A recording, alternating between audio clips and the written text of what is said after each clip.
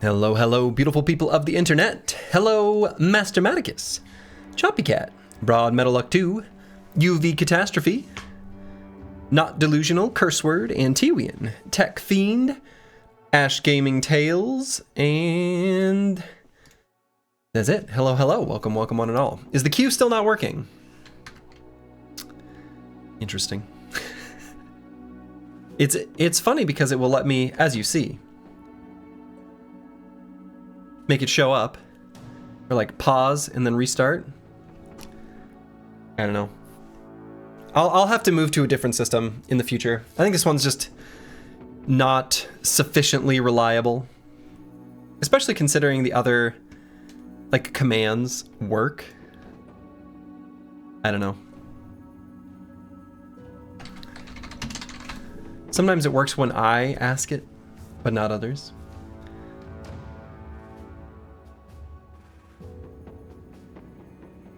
Lang Anderson 8311, hello, hello. Hello to you in YouTube land. Yeah, the bot is being a little sassy. Hopefully it'll just wake up midway through the run. Or midway through the stream, I should say. The run, of course, is already midway through. We're here on day 42. The answer to the life, universe, and everything, as is known. We were in the middle of a contract, just beat a combat so that we could deliver some cargo, an armed courier to Grossenkug, when I was interrupted by some of my D&D group that I was late for D&D. So I had to cut the stream and head on over there, where it was a very nice session. How was the D&D sesh? The D&D sesh was really nice.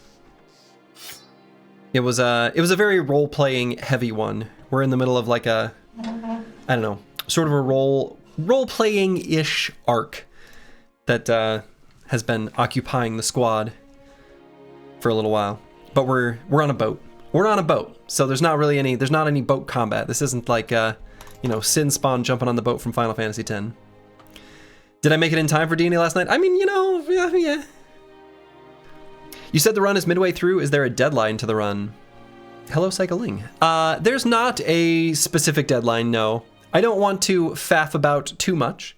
I do want to try to push the team to accomplish great things when they're able, just because I think that's a fun way to play the game. Not acting as though we have endless time, even though technically we have endless time. The other thing, too, is that, like, since I'm only, at the moment, able to level up 10 brothers at once, and half of these brothers are, gonna get the axe, it's in our best interests to try to be efficient with our time. Want to tell us about it?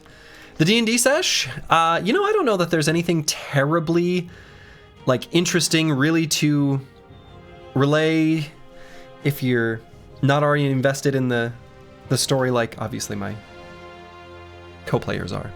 We're on a boat investigating a murder kind of thing. A murder mystery style thing that our DM set up. Pretty cool. You missed yesterday's stream, what happened? Let's see. Did anyone die yesterday? Or any of these deaths from yesterday? Probably. Why is the limit 10? So Hardened changed the amount of men you can have in formation from 12 to whatever the max is for that origin, -2. So we are able to increase that by upgrading the cart. So now, I suppose it probably says it in the description too. Right, so if I look at the donkey, you can see gain plus 18 inventory slots, gain +1 formation size. So, you think you remember someone dying to a Reaver yesterday? They didn't die. Yes, that's right. Plaguebird did not die, but did have a Reaver knock his eye out. But he's all right. Investigating murder on a ship reminds me of Oberdeen. Yeah, I've not played that game, though. I did watch someone play it. It's like a beautiful game. Random inquiry, you've played Battle Brothers a bit, and occasionally it would randomly crash and corrupt the save file, ending the run. Any ideas? I think I know what you're talking about, Lang Anderson. That never happened to me. However, I have heard about that happening to other people, and I think that is no longer, if that's like a historical thing that happened to you, I believe that was fixed in the memory patch that was like half a year ago or so, within the last calendar year. So if your memories are old, I suspect that you won't have that issue anymore. I think it's been fixed, actually. And again, this never happened to me, so I only saw screenshots of it, but people would have like weird pink squares and stuff. If you see that, apparently the prevailing advice is like save and quit right that moment. Don't keep playing because there's like a memory leak or something. Again, I never actually had that happen to me, so I don't know. Happened about half a year ago? Okay, I think it's been fixed then, probably.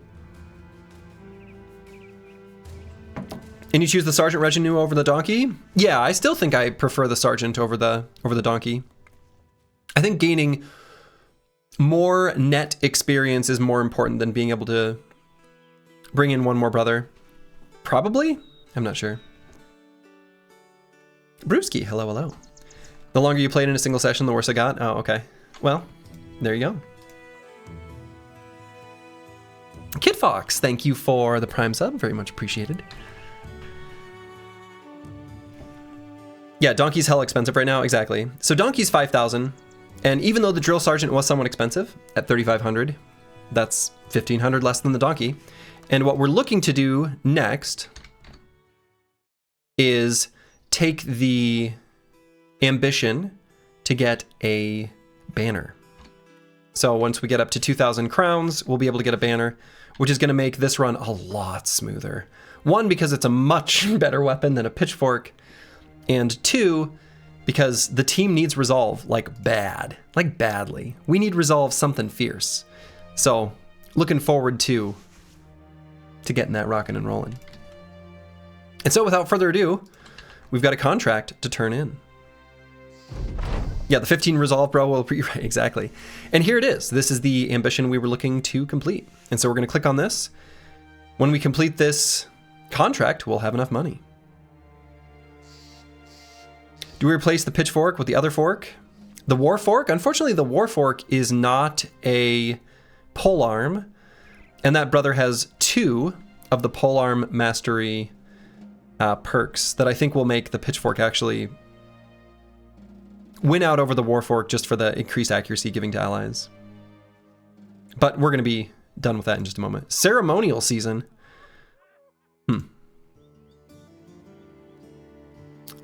I wonder if it's worth buying the amber here and maybe selling that down in Azim Shab.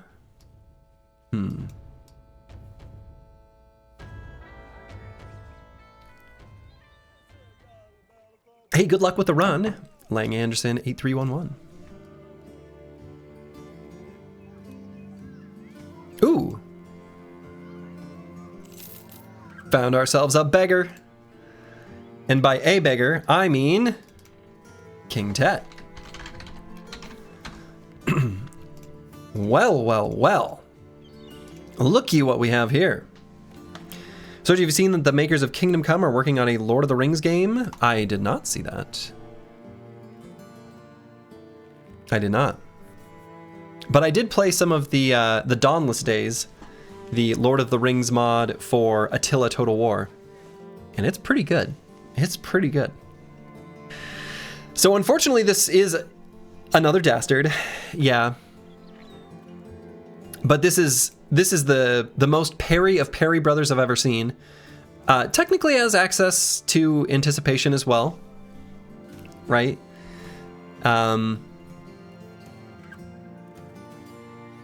There's maybe a case for going the anticipation route just so that we can, let's see. Yeah, no, I don't think so. I mean, Hammer Mastery is of course still great, but we're, yeah, so we're gonna have probably just parry. Could do parry or dynamic duo, but I think we'll probably do parry. Squigs, hello, hello. So yeah, it looks like the Q's still not working. Whoa, whoa. Do I know how to spell Q? Yeah. Annoying. Anyway, whatever. But yeah, we'll probably go parry one-handed hammer. Like this brother is really good. The nice thing is that like even if I later decided for whatever reason to do like anticipation instead of parry, for whatever reason, right? Like so let's say we reach level 11, he reaches his realized potential, we get our reset. The way we level him up is still going to be basically the same, right? We're still going to be taking melee skill, melee defense, range defense, almost every level. So, yeah, you'd think that one exclamation mark command would just make it work. I don't know. I could try kicking out the chat bot and bringing it back in again. Because I am running low on brothers in the queue. Okay. Anyway. I don't know that we need to hire any new brothers. Maybe I'll get up to like... Maybe I'll only hire refugees if I see them, but hold off on beggars and cripples. Now that we're at 14 brothers, I think we've got a deep enough roster. At least for the moment. To let injuries sit on the bench. Anyway. Oh yeah, that's right. I was going to decide whether I wanted to purchase this amber. I don't know that that's quite cheap enough. That might not be quite cheap enough.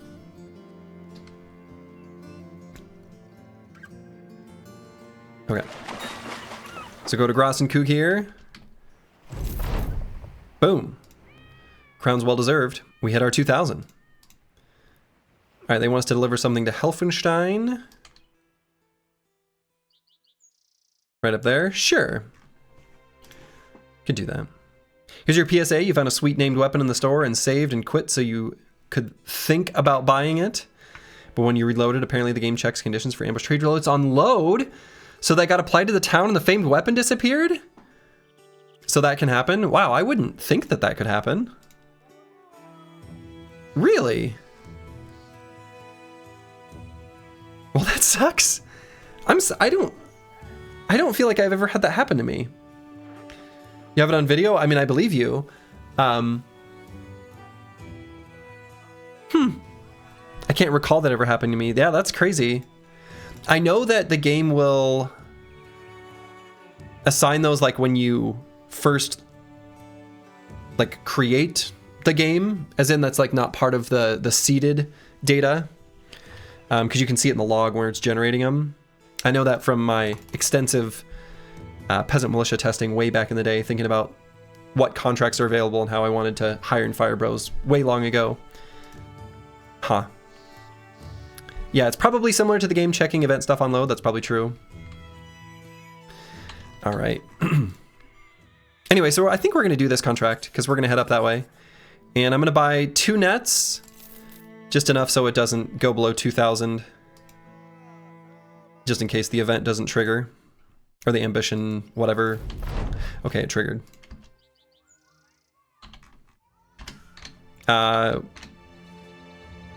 We don't need to go back for that net. It's fine.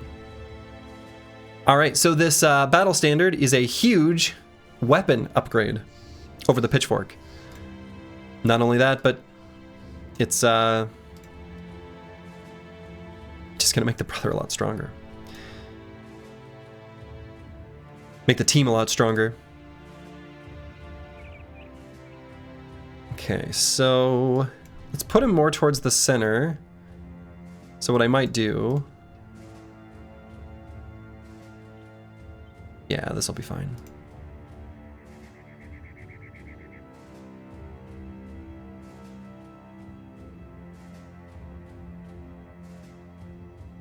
Five more resolve on the bros is huge, yeah. So notably, so the way the battle standard works, and this is the same in Reforged, Hardened, Vanilla, everything.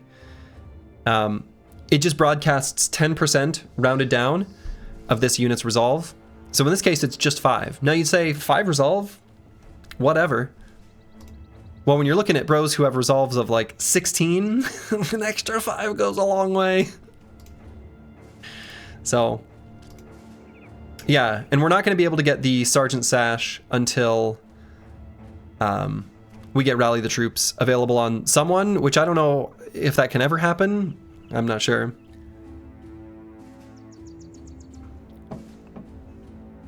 So, and yeah, the arrow magnet thing doesn't happen until you have the Rally the Troops perk.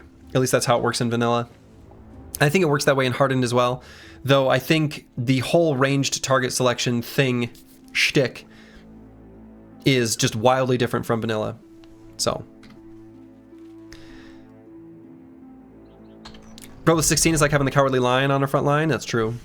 And it looks like we can get another retinue. Cool. Once we can afford it anyway. And what retinue do we want next? What retinue do we want next? I'm not sure. Let's see, do we want to chase these footprints? Well, they kind of disappear. I might just go with... So the scout would be a good one. We have to fight more beasts. How many... Let's see. Actually, I want to check that. Yeah, so we've won 2 fights against beasts. Scout's still an excellent choice. Doesn't work the same as it does in vanilla, but it's still really good. The payroll guy, you know what? I don't think we're ever gonna have to worry about that. Surgeon Scout or probably Cart. Yeah. Surgeon's not a bad idea. Scout if we can get it. But yeah, as you mentioned, the cart upgrade is of course huge. Bringing another dude into battle is of course excellent. Okay, I think this is a good fight for us. We do want to fight outlaws because we want their gear. They don't have any ranged units, so I'm going to go ahead and let them keep running until it becomes sunrise. Bingo. And let's put the pocket shields away. And God, we got all these dastards. It'll be really nice, actually, on Curse Word, I might go with Exude Confidence next level. And then we'll just put the dastards next to him, because, like, seriously, this is ridiculous. Is the Kingsguard allowed in this playthrough? I think we've decided the Kingsguard is allowed, yeah. It's like one of the only event bros. So, which is the higher tier unit, the Outlaws or the Vandals? I think it's the Outlaws.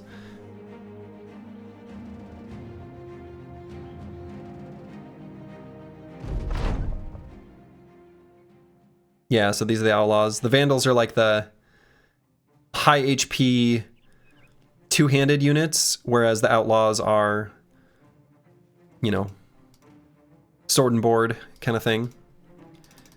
Weird terrain, so we can't get surrounded on the bottom because we've got like a mountain. Huh.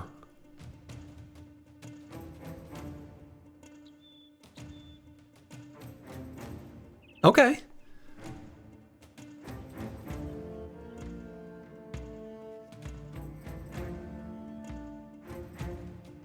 I kind of like exactly where we're standing, actually. Like exactly where we're standing.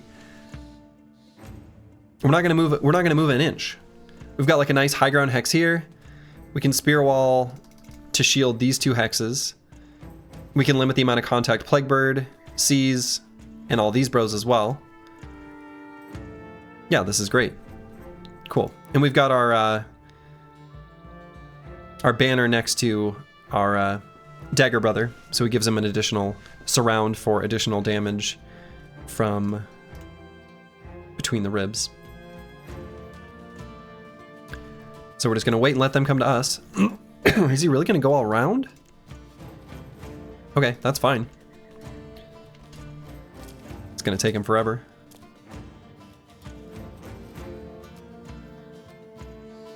And let's just start throwing. What? And JSF MPGH, depending on where they move, may end up pulling out his shield.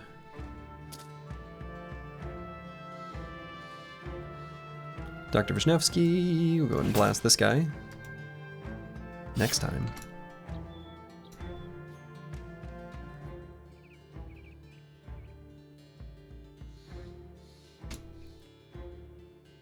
In Bronkar, I mean, I guess I'm still gonna do a spear wall.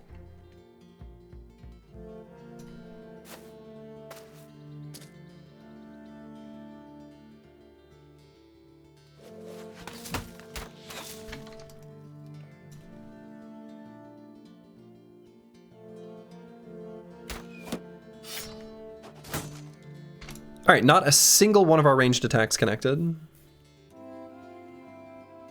Yeah, I guess that's not true. One of the ranged attacks did connect with the bush. Otherwise, we missed literally everywhere. Oh, and Cruiser Complex should not even have the shield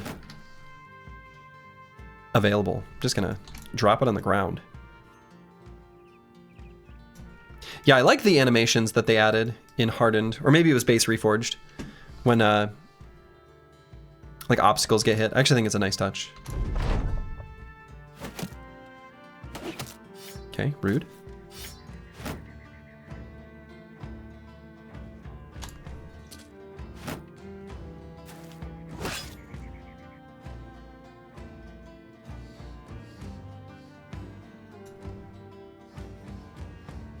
Let's see if we can soften this guy with someone else before we hit him with trash comms. I don't know, maybe trash comms can eat the counterattack though.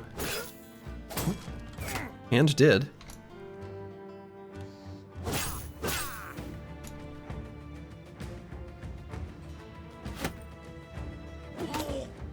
There we go.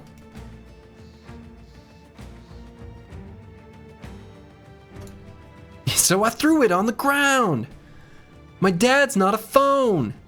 Duh. If you know, you know. And if you don't, it's probably better.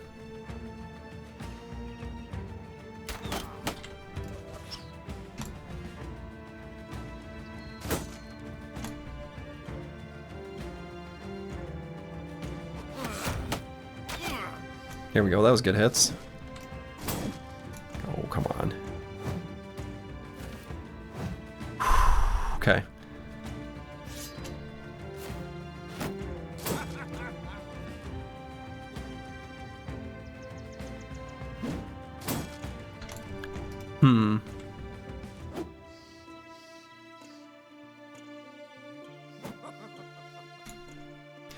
We're doing a lot of missing. And honestly, I don't like it.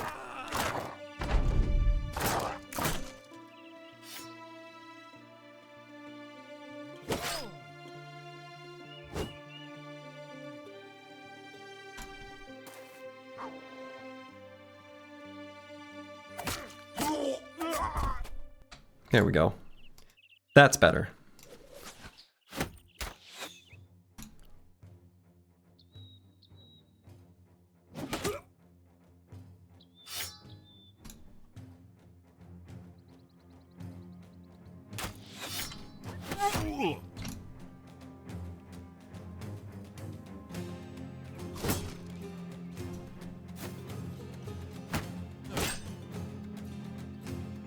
Oh, this guy's faster than... Shoot, I thought J7 MPGH would be faster than both of these Vandals. I was gonna have him pull out his shield. Just wait until the start of the next round. Well.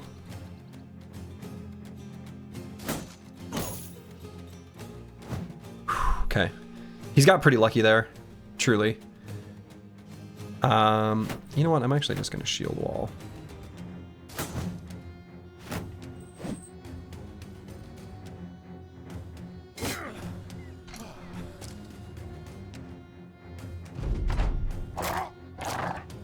Good boy.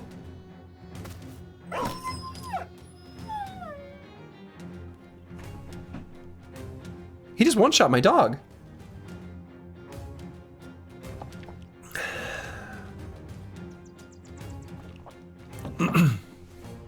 Yeah, I hit him in the head.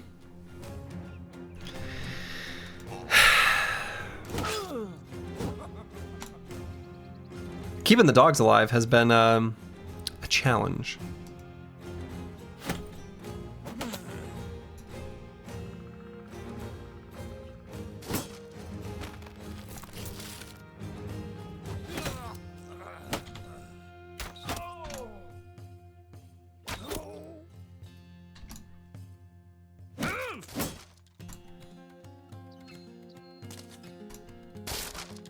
We need hats for doggies? True.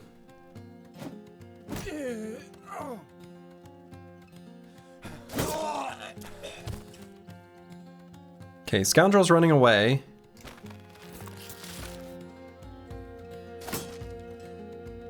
Oh, come on.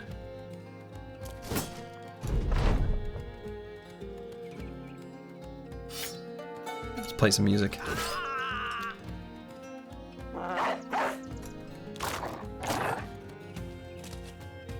Yeah, I guess he's getting away.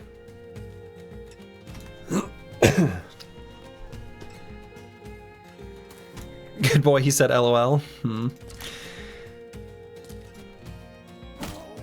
Really was a good boy.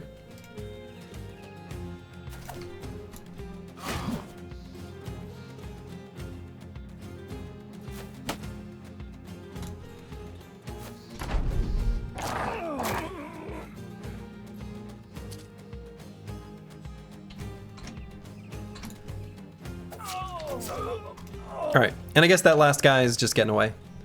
He's already practically off the map. And it's over. Lost our good boy. Got a reinforced wooden flail. It'll be a handy weapon. Dogs have better melee skill than the bros. That's actually true. That's true. They do. Alright, so we got a little bit of an ouchie. So we'll go ahead and swap in a new bro.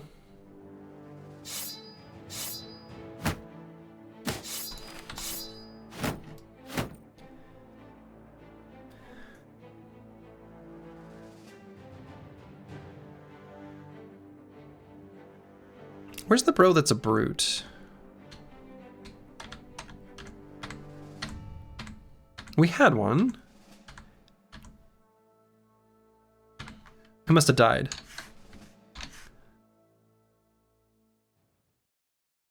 Oh yeah. Yep, Rhinoc good flail. Damn. I was gonna say we had a bro that was a brute. I was gonna give him the wooden flail. Well, I guess there's that. What perk tree do you need for Backstabber? Yeah, which one does come from Backstabber? Looks like the Vicious perk tree provides Backstabber.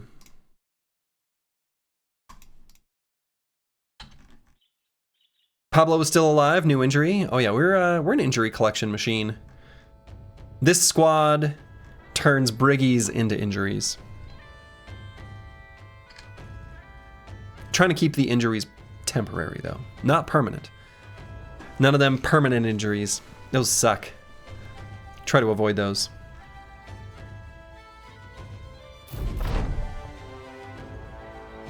All right. Win a battle against 12 or more enemies? Sure. Find a location. Rotten Lodge not far from here. Seems good. Karskin, hello, hello. So the command is !Q space join if it's working. Give it a try. So type this. Be curious what happens. Choppy cat. Sassy response.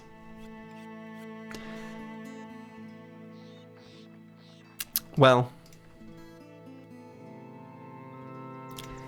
it's not working.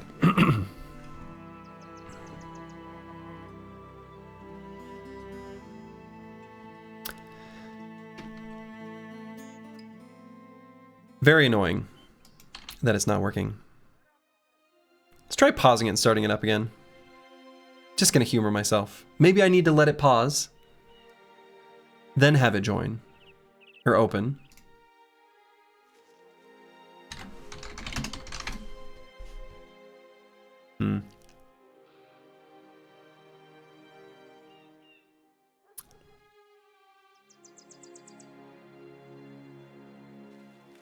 Here's what I might do. I'm kicking the bot out.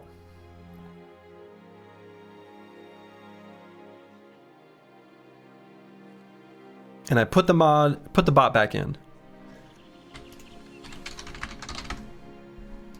The bot is back.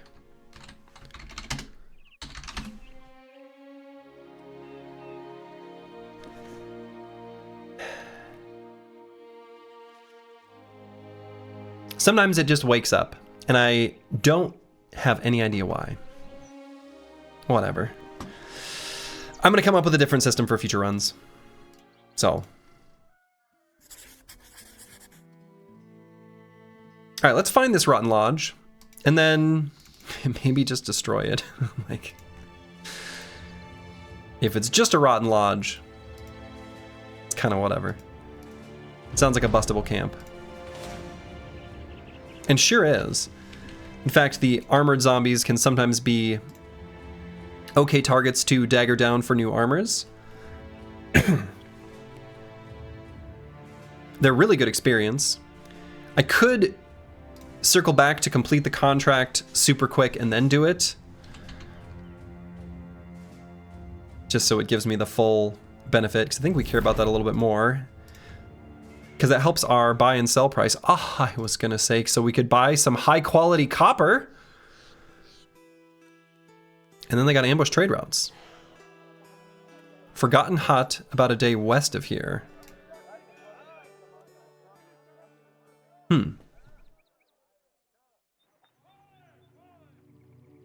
What would be your apocalyptical scenario of choice? I don't think I understand the question.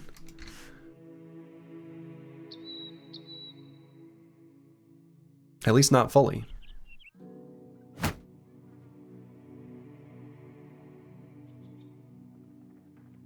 Let's see, who's the brother that... Yeah. End of the world? But what do you mean by scenario of choice? Like, are we talking real life?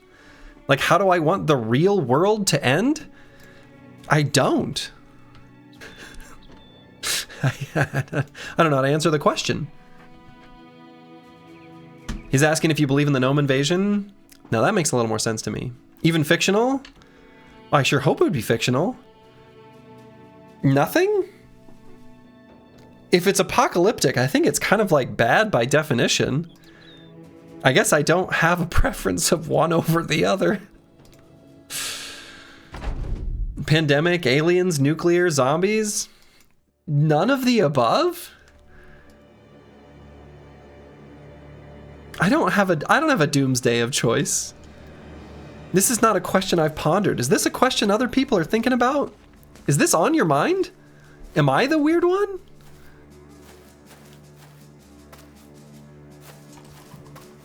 I don't know. None of the above. Doomsday preppers exist? Well, sure. Ooh. Oh. Well, we saved fatigue.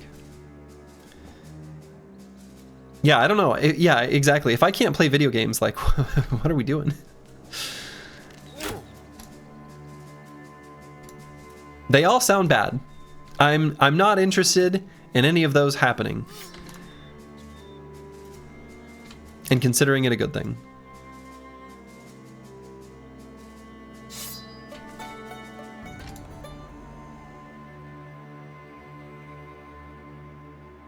I have no preference.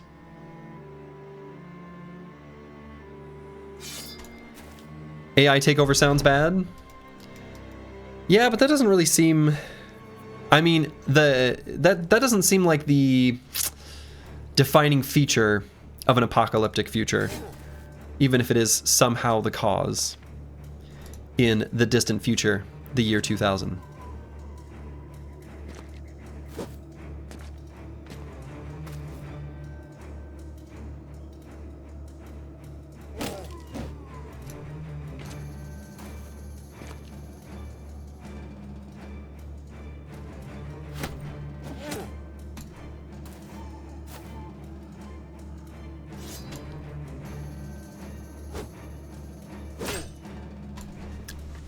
No preference. Dog revolution it is. Oh, that seems like a good one.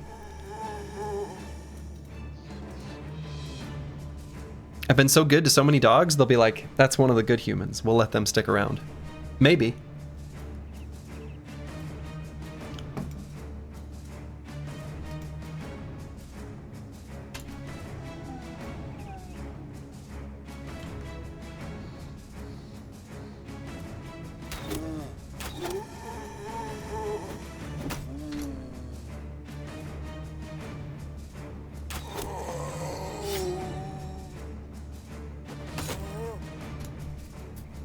Okay. It's like picking your late game crisis. Like picking your late game crisis. They're all fine. I have no particular preference. None of these zombies rose up.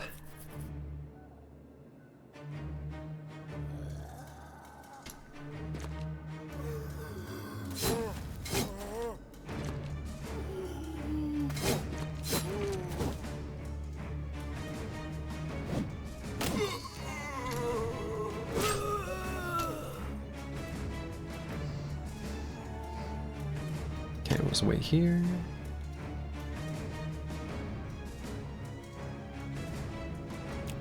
Cold Age, you'd hate it? Like a future Ice Age? Yeah, that doesn't seem good.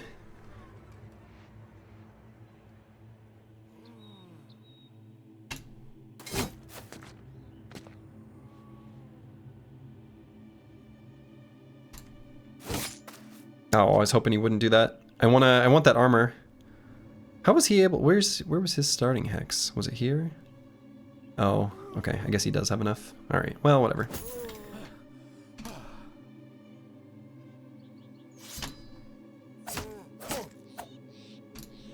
A lot of these zombies are going to rise up next turn.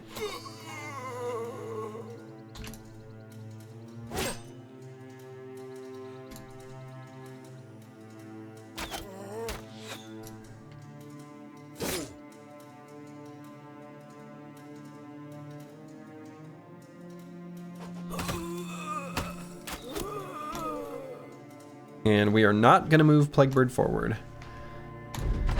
Got to be careful about moving bros forward against zombies. You don't want to get pushed around by a rising corpse.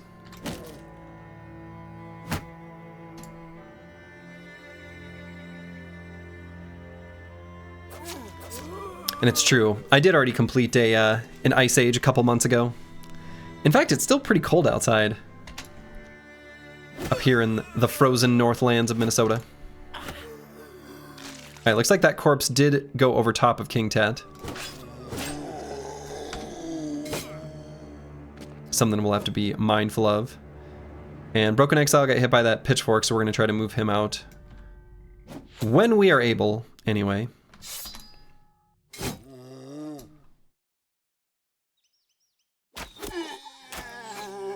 Looks like we can probably do it here now.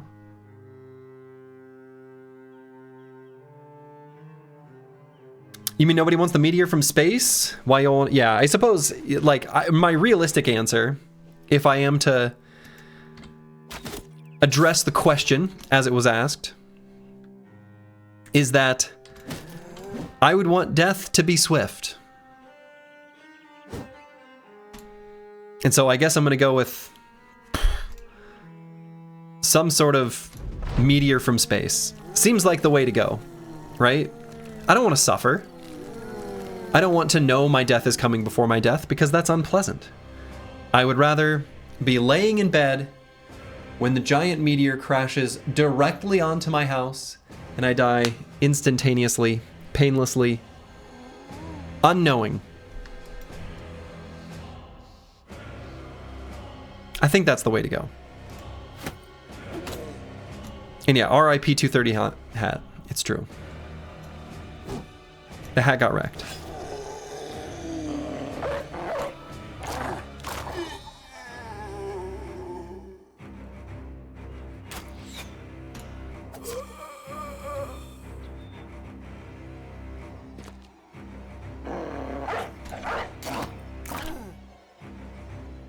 Waterworld is an underrated apocalypse. That's probably true.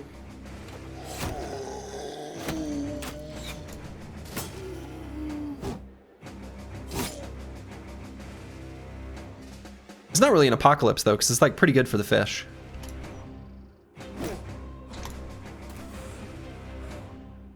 They might consider it liberating. Now we might still be able to get this body armor. Bronkar does have through the gaps, so he'll hit that guy in the head.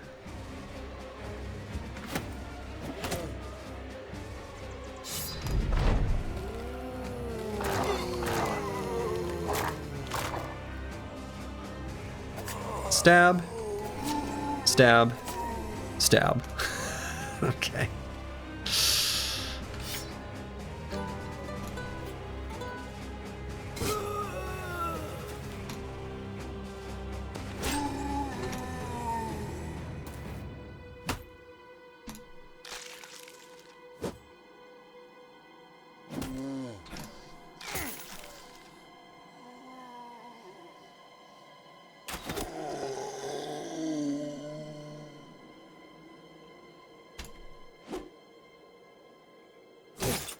There we go.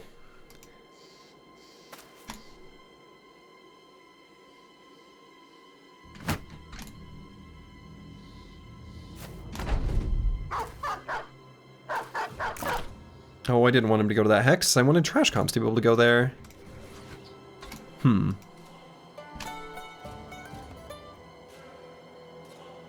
Yeah, screw it. Let's just kill him.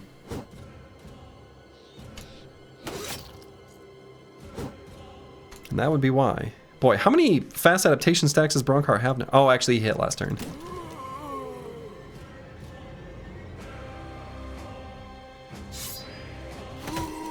There we go. All right. Not much for loot, but lots of experience. Those undead fights, especially against the zombies, are excellent experience. Excellent experience. And we didn't even collect any injuries. Wow. Amazing. So we'll go ahead and get Promised Potential here on King Tet. And this brother's going to level up almost the same every single level. We're going to choose these when they high roll, definitely. And I could take the +2 melee skill, but I'm sort of tempted to grab the juicy +4 in one of the secondaries. Yeah, failed the injury collection mission. That's okay. It was just a side quest. The primary objective was to take out the camp. Actually, I might go fatigue. I think that'll be something that starts to go up in value as we get better armors available to us, so we're not so stricken by encumbrance. And then on Curse Word, I'm thinking I'm going to grab Exude Confidence. And what I'm going to do is take some of these dastards. Let's see. Yeah, this will be fine. Let's put him here. No.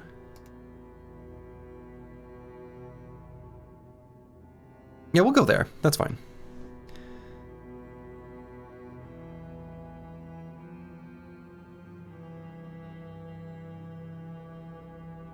Yeah, we'll put him there. We'll put him there.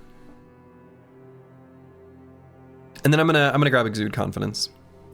So at the start of your turn, if you have at least steady morale, improve the morale state of adjacent tiles by 1, as long as their morale state is lower than yours. Now this one is especially good on a brother who has Determined. Gosh, it's ridiculous. But it's also good if you need dastards to perk back up. So I think we're gonna grab that for now, and who knows, maybe we keep that long term.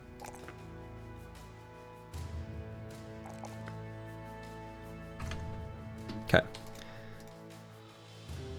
So we're gonna return to Helfenstein to... Oh. Yeah. Sure. Cool. And I don't want to gain too much renown too quickly. The reason you don't want to do that is it makes contract scaling go up in Hardened. I don't want to, you know, increase it too much. But I do like the mood boost here. I like how the bros are euphoric and such.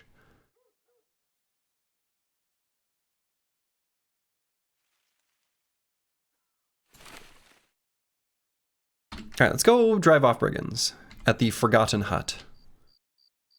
Then we'll return to Helfenstein, get some high quality copper, and then probably go somewhere to sell that high quality copper. Whoa. That is a lot of enemies. 16 to 23? Does that seem excessive? It's at most 17. So realistically, it's probably exactly 16 enemies. Oof. We do want to fight marksmen, but we want to fight like one marksman.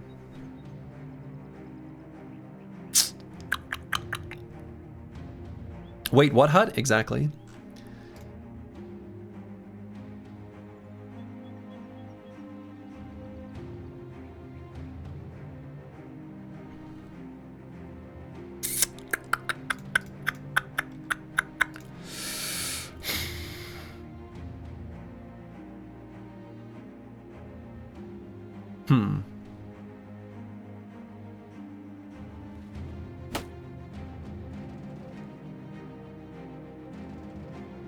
Oh, we don't have any. I see.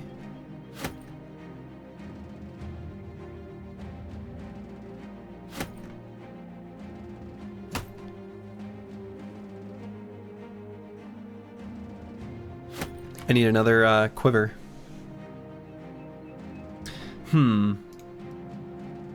Some of our armors are a little bit scuffed. We don't have backups at the moment.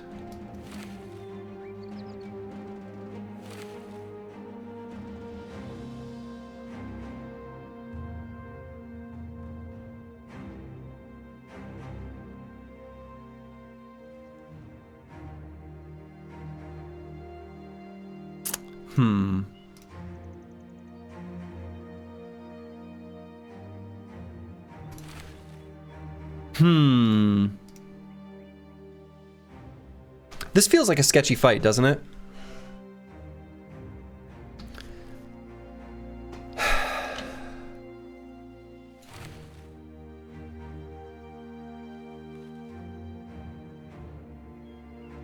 I mean, it does.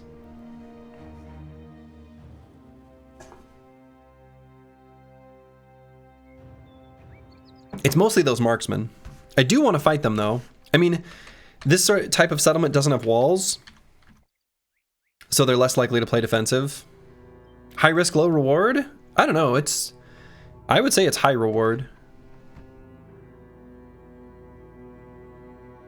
If the zombie apocalypse ever did happen, joke's on them, we've all seen that movie before. It won't be an undead invasion, it'll be undead turkey shoot. It's true. The shotgun is apparently the best weapon. Everyone knows that's how you beat zombies.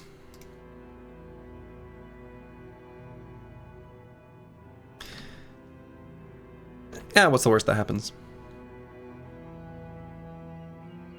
It's high reward. High risk, high reward. So it's 17. Good lord.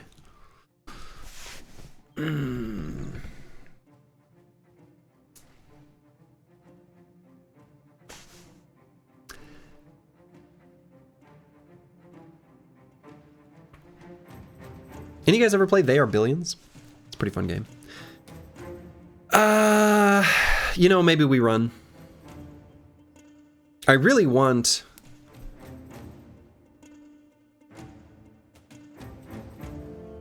the weapons from these marksmen. Now, luckily, looks like there's only 2 marksmen. I mean, it doesn't look that bad. Yeah, third dastard not getting any love from the banner. Yeah. Third dastard not getting any love from the banner. Actually, I should probably just move like Sir Kells up to here and put him there. He'll fill in the gaps.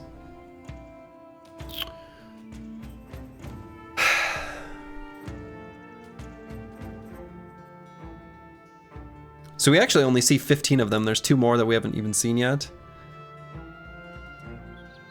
Yeah.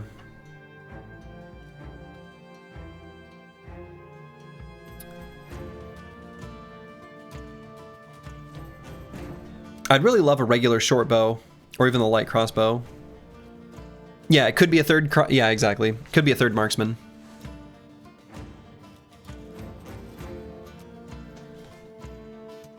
I think we're just gonna run away.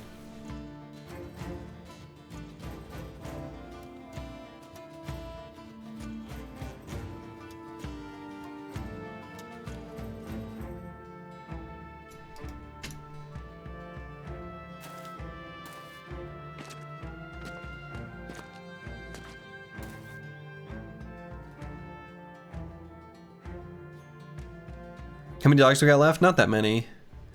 We've got 1, 2. The thing is like a lot of these thugs are pretty non-threatening. VOD friend's gonna wonder why this one was so short.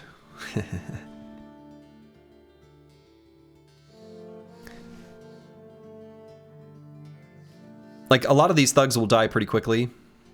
They came with pretty weak armor in a lot of cases.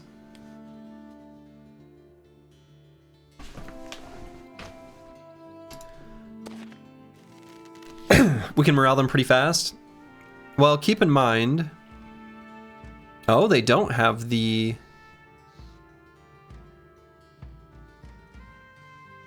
defending location buff. Thought maybe they would, and they don't.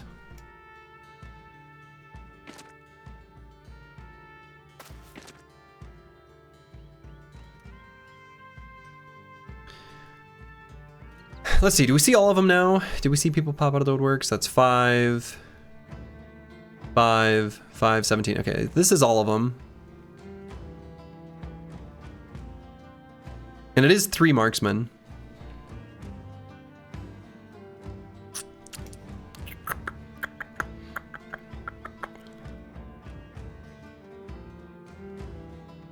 I don't know. This is like on the verge. Like, this actually isn't so unreasonable. Yeah, they don't have bullseye. Like, I think if we scoot and shoot this, actually might be okay.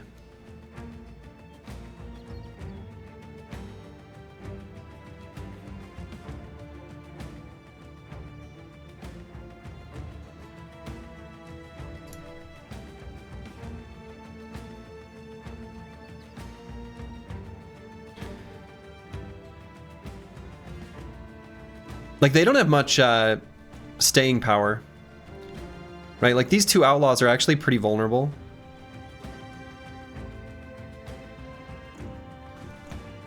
I kind of think this is okay.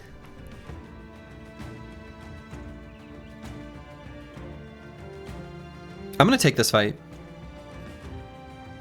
And if you're watching this on YouTube and you look at the video length, you'll already know.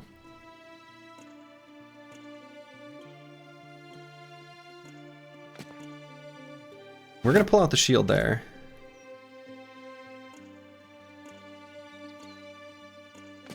And I'm not going to spear wall, I don't think. I don't think so.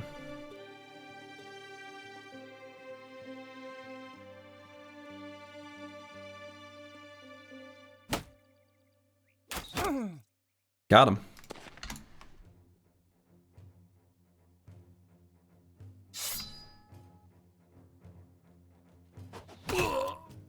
Got him.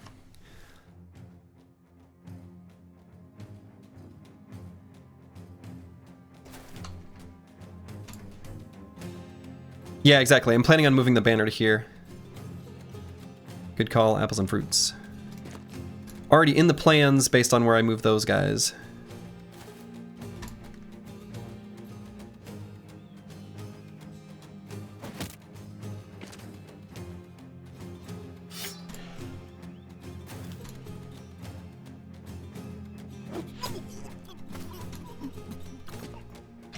One enemy down.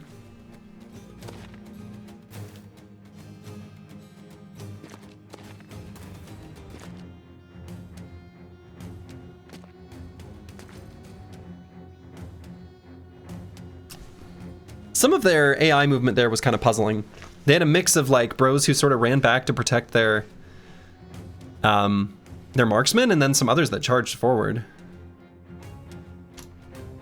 This is decidedly a good thing.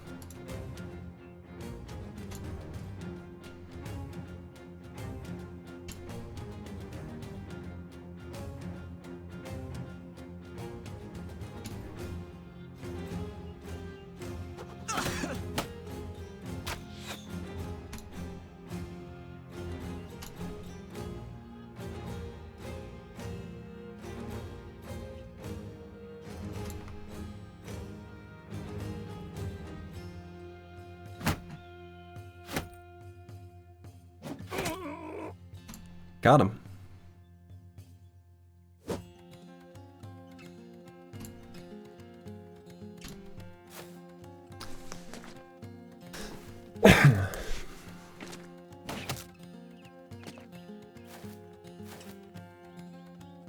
Okay. Honestly, we're off to a good start.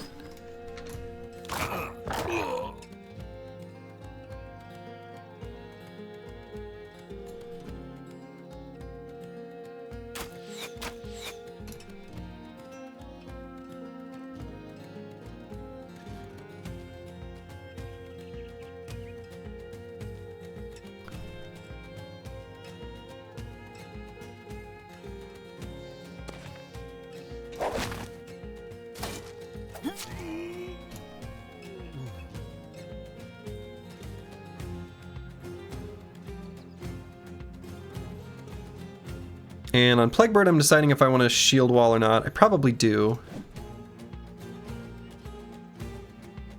He'll get hit at least 4 attacks on him next turn. Seems like a good idea.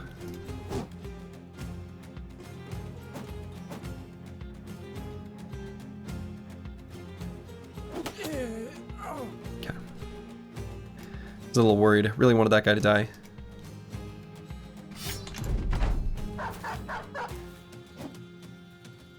Witherfang, that was a little brave.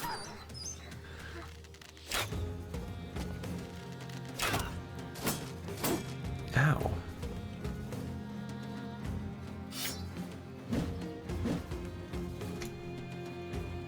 Missed 284s.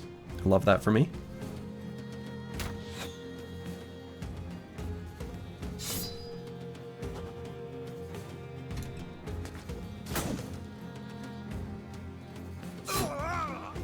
Okay.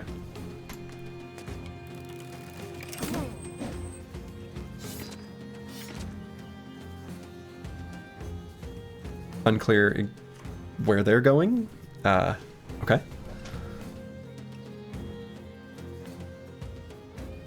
Let's wait on Cruiser Complex for a moment.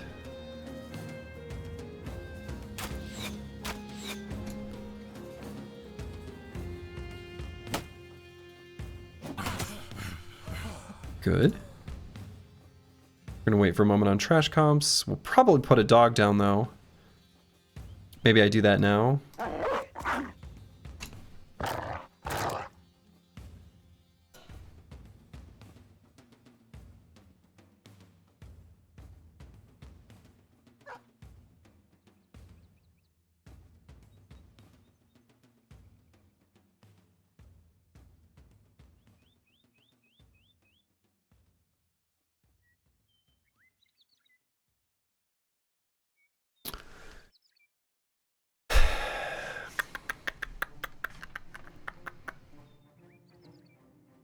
If any of the bros have access to Backstabber, you might want to take it for now.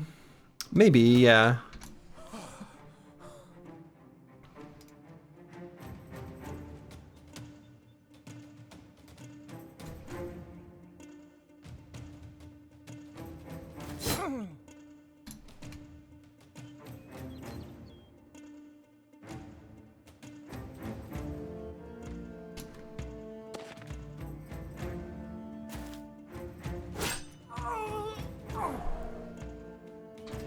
That was a very good headshot.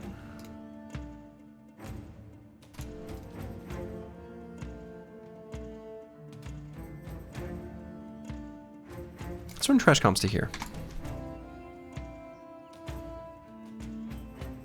And Plaguebird, I might just save fatigue. I think we may end up needing to go for a stun back here.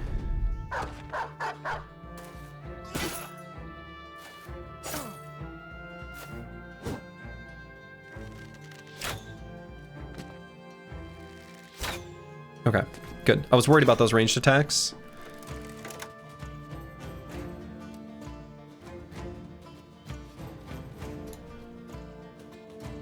You know, actually, let's get more surround on this guy. Pull out the spear.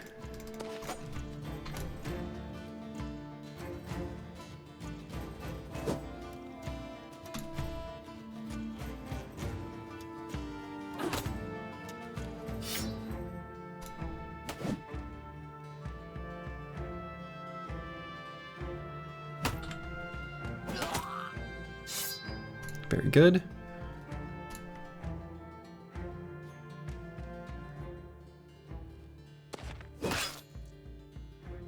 Okay.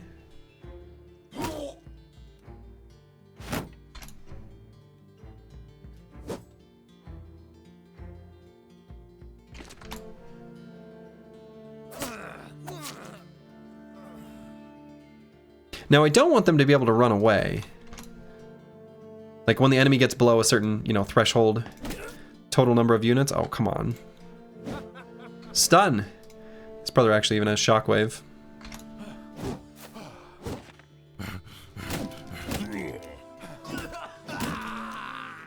Okay. Speaking of shockwave.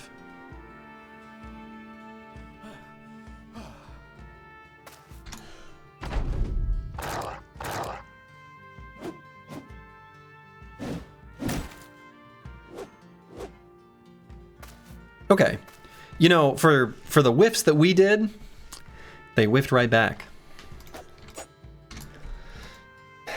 Hashtag grateful.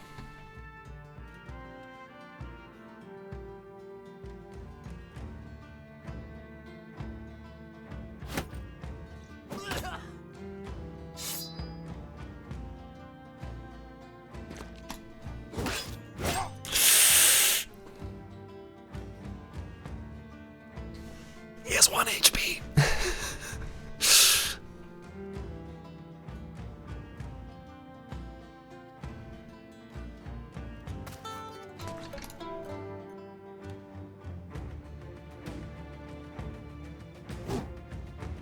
Couldn't push him.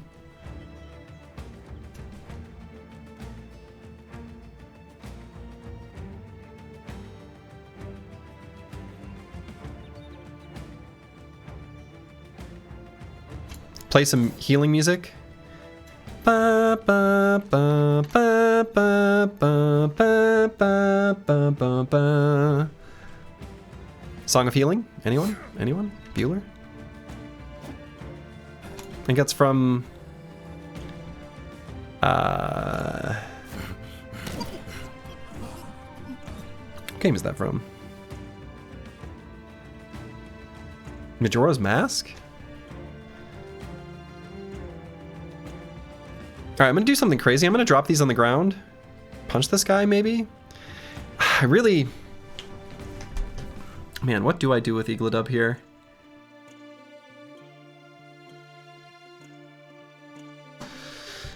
It's from Ocarina of Time? Is it really? I thought that one was maybe only Majora's Mask. Shield push? I mean, we could push this guy, I guess. You went to a wedding recently and there was a harpist that was playing all the Ocarina of Time songs. It was great. Yeah, I used to play music at weddings somewhat frequently. And if I was like playing during the processional, I would just play a bunch of my like fingerstyle video game music. And the nice thing about that is the people who knew what it was appreciated it for what it was, and the people who didn't know what it was like, this is a very nice piece of classical music. Is that Brahms? And be like, Uematsu.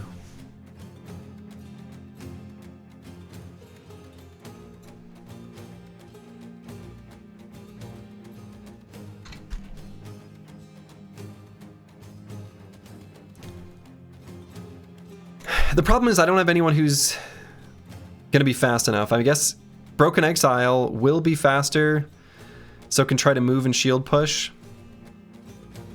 So let's try to create resolve cascades. I'm assuming the dog will go here. I'm gonna need the dog to go there.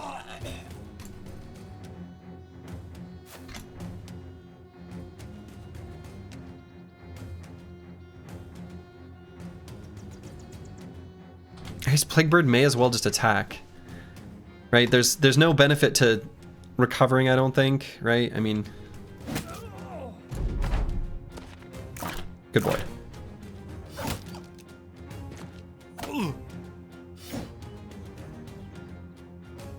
Okay, so we're gonna have to disrespect Zone of Control here on Broken Exile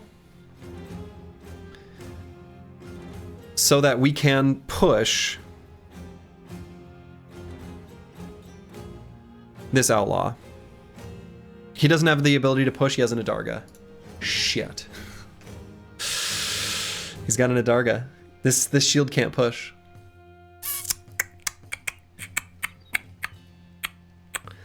Yeah, stun it is. It's gonna have to be the stun. Stun in a dream? I think that's the only choice.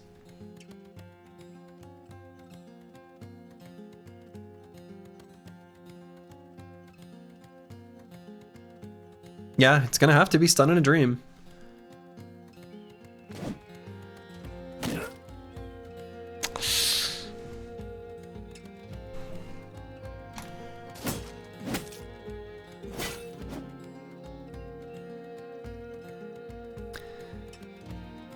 All hope is not lost. Yeah, the throwing axe could finish him, exactly. Actually, I don't think it'll do enough damage. No? It could, well, no, I don't think so.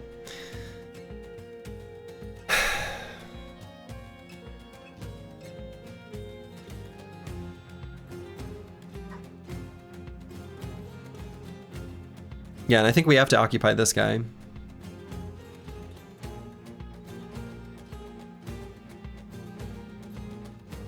Throwing axe plus step to make him flee.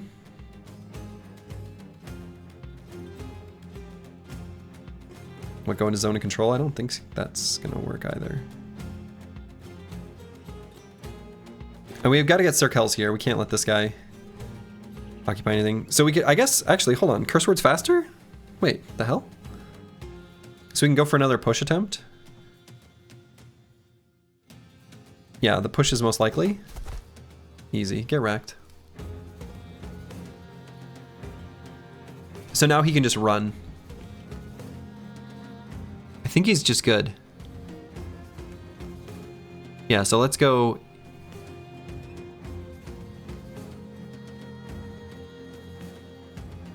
Here, I think that's actually fine.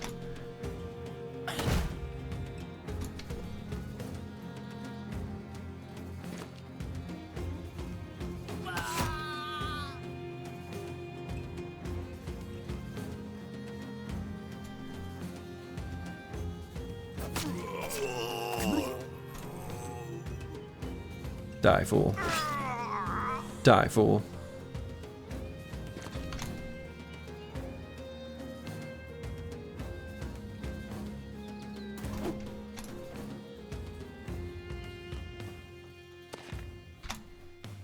All right. No problem.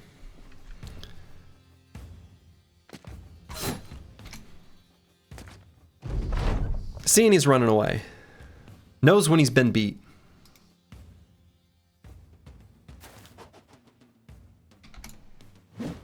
One HP is all you need? 1 HP is all you need.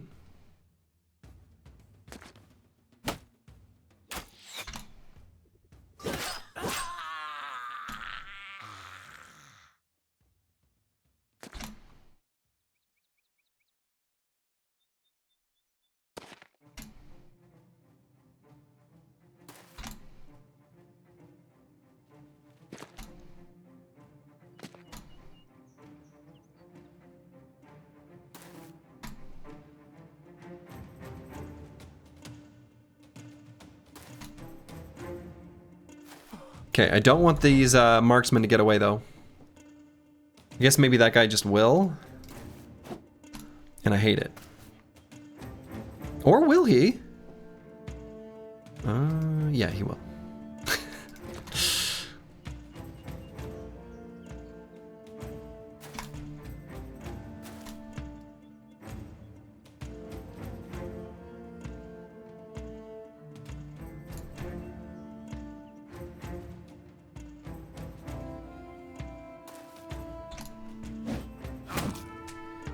Maybe he'll run in a stupid way.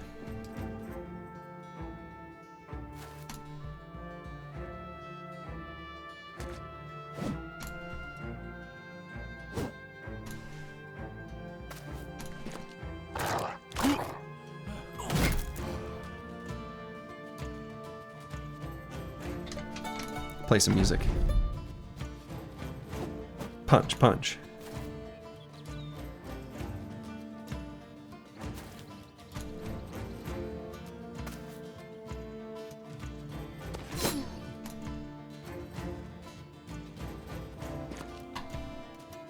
I guess he's gonna get away, huh?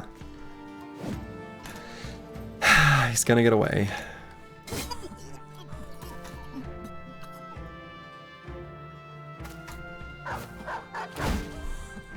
Nope. Luke got destroyed. Yeah. He got away. Which... I don't know. Maybe there was a way to prevent that. I think by the time we were in the situation we were in, I don't know that there was.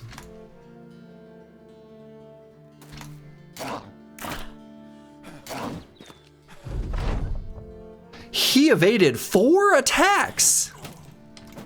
That's incredible. What the hell?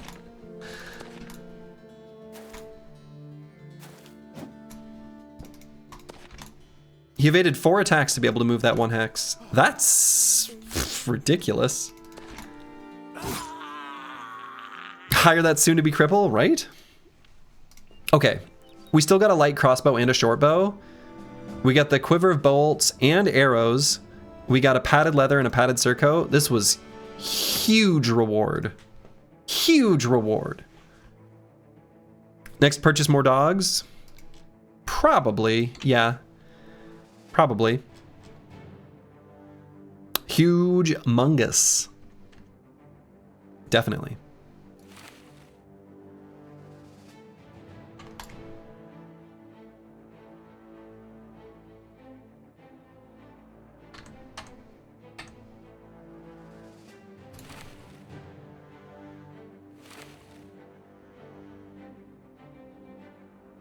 Okay, so let's replace this wonky bow straight away.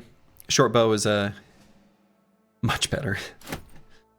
And we can equip a crossbow on someone as well. Guess we can just do it on Sir Kells.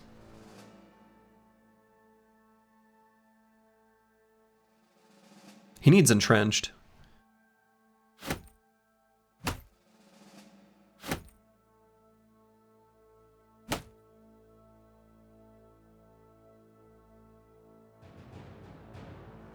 Cool. Are we out of ammo? We are out of ammo. If only you hadn't been fired, that crossbow would have been yours. Yeah. That's true. That's true.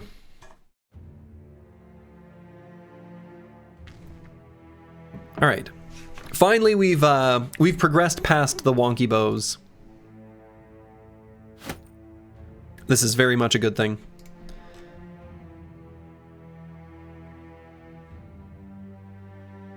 All right. Cruiser Complex. We got a high roll of Resolve. Let's go ahead and grab that. That was a very good level up. Let's see.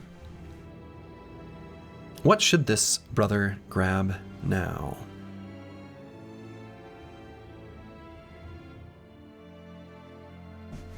This is one of our few brothers that's actually quite accurate, already at 75 melee skill. I don't think I want to grab Backstabber on this brother. The way you're understanding parry in this mod is that it's a Giga OP as a perk. That's correct. It's pretty good. I don't know that it's Giga OP. So one of the things to consider about parry is... well, there's a few things. One, you only gain that extra melee defense from your ranged defense against enemies with weapons. So none of the beasts, none of that's going to work, right? So parry does not give you additional defenses against beasts. That's point number 1. Point number 2 is does not work while disarmed, stunned, or fleeing is a big deal. When your extra defenses are taken away in these conditions, usually that bro is in a bad space anyway, like a bad state, and so it makes a bad situation worse. Another thing to consider about that is that most one-handed weapons have very low reach, and reach is a mechanic in this mod where when 2 units are facing off against each other, the unit with the more reach gains an additional 15% more melee skill. And they're rarely going to have reach advantage, even if they have duelist, if they're against like a big two-handed weapon. So all that is to say, is parry great? Yes. Absolutely great. Is parry some sort of magical thing that will make your brother invulnerable in all situations? Absolutely not. So. Surely our company of 20 resolved bros will never flee though? Surely. That's alright, we're just relying on our realized potential for our final stats. And if a bro doesn't realize their potential, they hit the road, and we hire a replacement. Anyway, what do we grab now on this brother?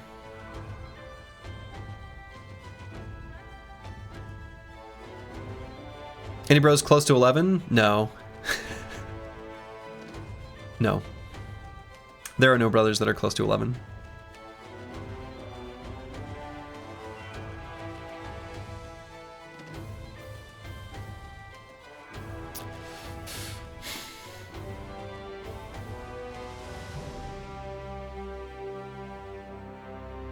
I might just grab like small target.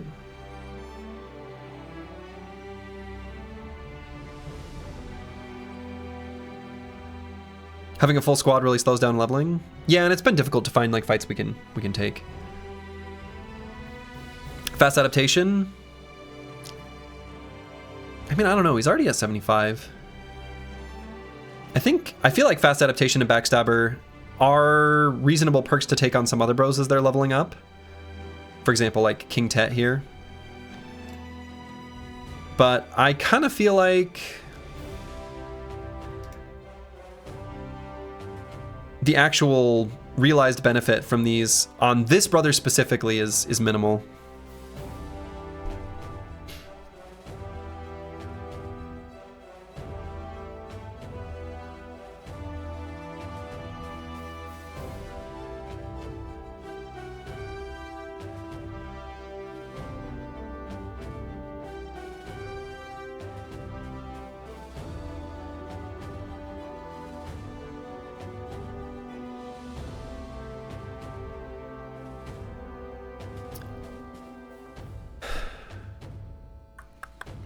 Wear down is interesting.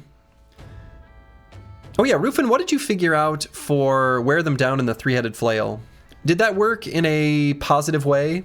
As in, it was 3 hits? And do you know if that was changed in all the interim patches? It did work? And you don't know? Okay. That was my recollection, is that it did work. And that, but I didn't read through the patch notes in any super detail. Used to work when you tried it? Okay, thank you. What does Double Strike do again? After a successful hit, deal 25% more damage until you miss an attack. Move, wait, or end your turn. It's tricky because it's only the extra damage on the second hit. So your first one has to hit, and your second one has to hit for this to give a net, like 12.5% more damage. It's actually more than that, but whatever. I don't think that's quite good enough. I think I'd rather just take small target. It's fine. It's just good value. Seems interesting with daggers. Oh, definitely. I think double strike with daggers is good. Double strike with daggers is good. I agree with that. Absolutely. All right, and King Tet. So this is a good example. Like this brother, I think I will actually grab fast adaptation. And that feels like a pretty good idea to me.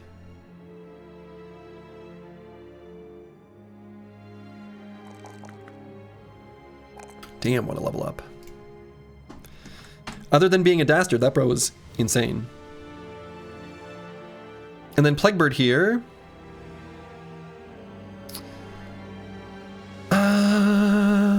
He's got this terrible injury, so let's just bench him for the moment.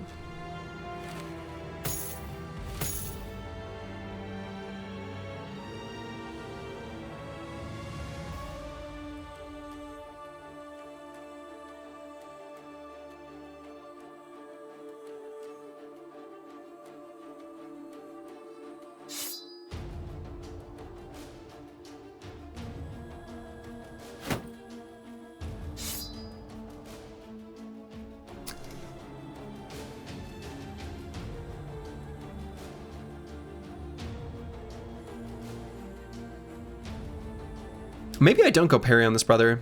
I don't think I do. Considering how he's leveling up in range defense. I wonder if this brother does... Yeah, I don't think he's going to end up doing parry. He's just keeps leveling this +2 and we've not taken it. I think I'd rather do something else with this brother now. So I'm going to plan on not grabbing those. So I'm going to kind of change his description. He has the shield perks. He does. The tricky thing is we don't have anyone else with shield perks. And yeah, it does seem fine to go that route. It does. Sword and shield is totally fine.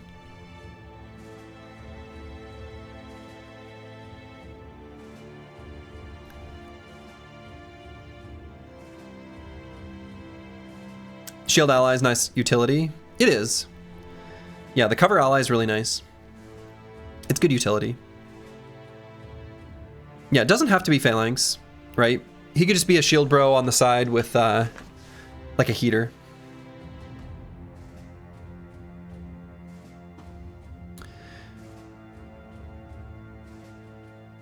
And even with all that said, he doesn't need to do it now.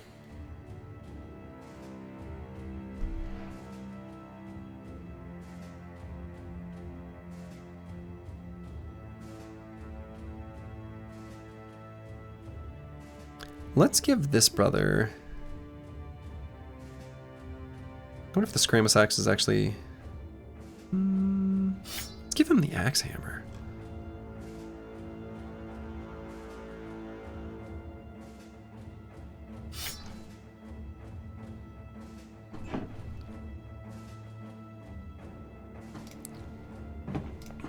Just grabs sword... Sword and board? Question mark. But yeah, one with a shield is a great perk. For sure. I agree with that. And I think I think sword, it goes pretty well with medium armor as well. I don't have a great explanation for why that is. Or my explanation is incomplete. / lacking completely. But it feels like it makes sense. So let's do melee attack, melee defense, and... If I truly am going to go sword long term, I kind of want initiative. Because he's got the medium armor perks. Have him be sort of a on the sides swordsman sort of deal. Protects HP after armor is destroyed. Yeah, and it kind of helps protect the HP. Letting you get away with a pretty low amount of HP maybe is a good way of thinking about it. Like, you're not going to get injured hardly ever. Like, the fact that you take less... Like, you reduce the amount of penetration and then you take less means that that remaining armor is protecting you, like, practically 100%, even for really big hits. And then having 9 lives to protect the head is like, this is a pretty good like defensive package that this brother has, where there's very few like worst case scenarios that can really get him. And especially if he goes sword and shield, then there's even fewer, right? Because parry has ways of being taken away from you, but shield is a lot harder to take away from you.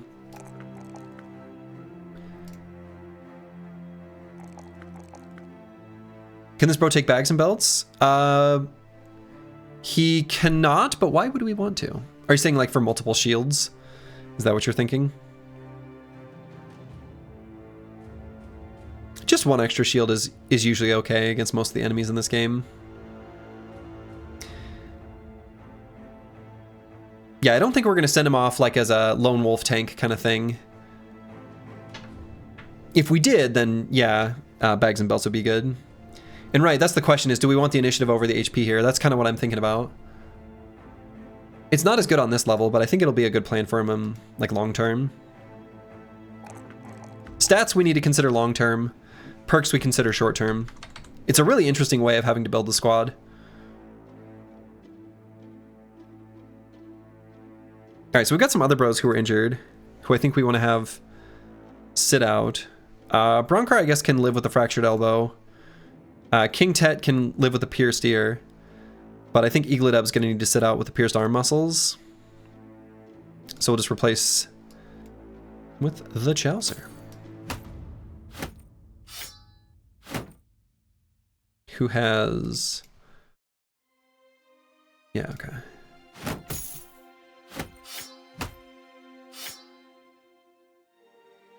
Let's give him a Warfork.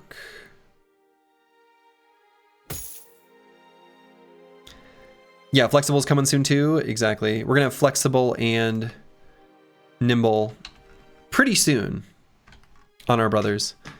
And once we get Flexible and Nimble, we're pretty happy. Apparently, King Tet, the former beggar. Former beggar? All right. Moving up in the world. Needs some help. He's come to you begging for a few crowns to help him get by. The man looks like he's in a poor state, but he's had plenty of practice of actually being poor, so it's hard to tell if he's being honest or not. We'll give him a boost of mood for 10 crowns. That's fine. Level 7 is always the point where you get a big fighting strength increase. Absolutely. I like how that was kept in the modded version of the game. Because on one hand, it's like an overpowered level or imbalanced or whatever word you want to use. But sometimes things that are out of balance are like fun. They're fun to find as the player. So I'm really happy that this mod still has its level 7 power spike. I think that's like a good thing. I really do. All right, so we're going to buy some of this stuff. Let's buy some food and we'll buy some high quality copper. Power spike at 5 is a little less pronounced than in vanilla. Yeah, that's probably true. What are these big footprints? Okay, spooky. Let's stop by these towns down here to see if they've got any contracts for us. Right now, we're still looking to just make money. We're looking to make money so that we can get our card upgrades, so that we can do our next retinue, stuff like that.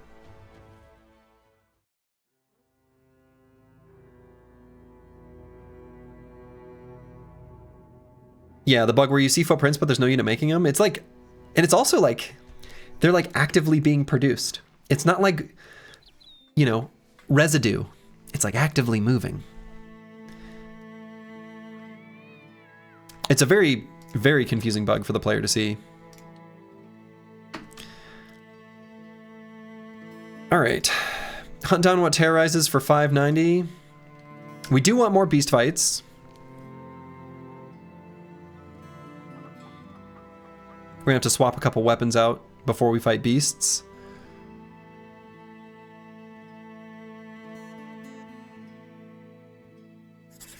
But let's do it.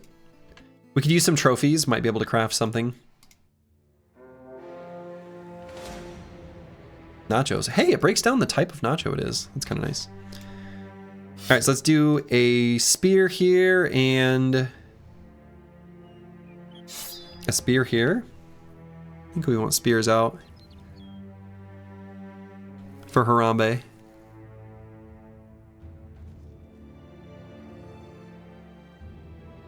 Okay.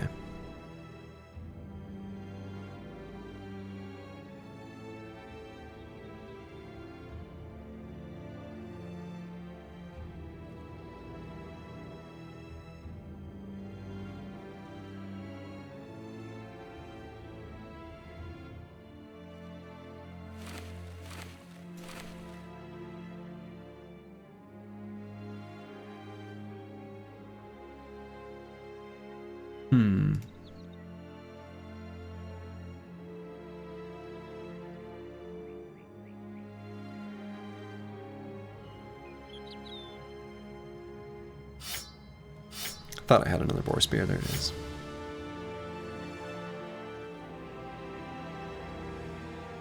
That is one of the stupidest things about the game. You can do an arena fight against 3 nachos, and it's either easy or totally impossible, depending on their sizes, and there's no way to tell.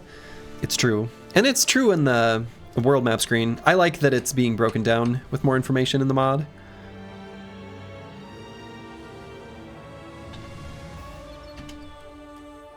Oh, they want blood.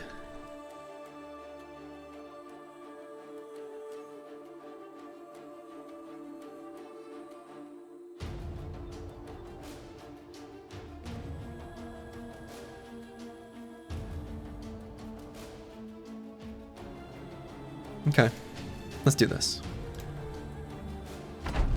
For right now, the skirmish axe is decent. Oh, it is. Yeah, I should have put the skirmish axe on. I should have put the skirmish axe on. And I was gonna scoot and shoot, but maybe I like my cute little high ground hexes here. I think I do. And if they want to try to take this one against 2 different spears, I guess that's fine. I think I'm just gonna stay exactly where we're at. The XP bar not being cumulative is such a good change. Yeah, yeah. There's a lot of changes that are like how the game just should have been from the get-go.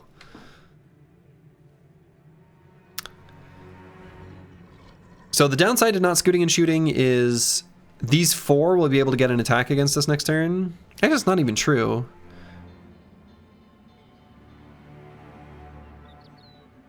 Because of the spear wall.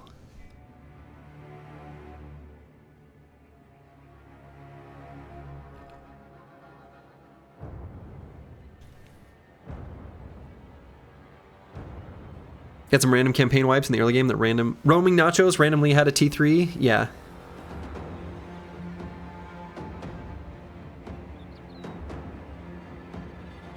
No, I think I'm gonna fight him right here. I'm not gonna scoot and shoot.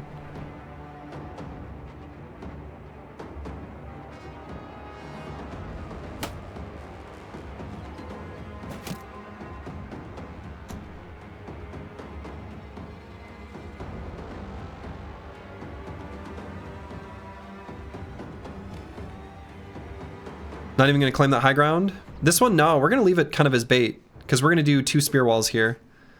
And if an enemy makes it through both spear walls, well, they deserved it.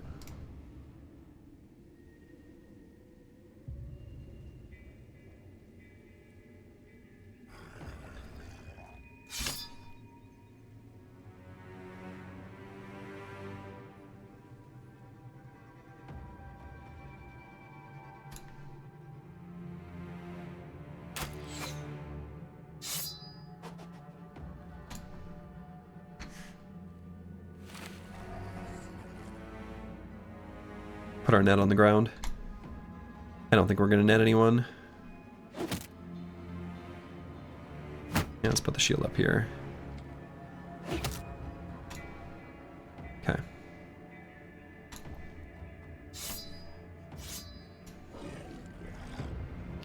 And I was thinking about maybe backing up on Cruiser Complex to leave that hex open, but I don't think so. And GCF MPGH, I might preemptively pull out the shield. He's gonna want it.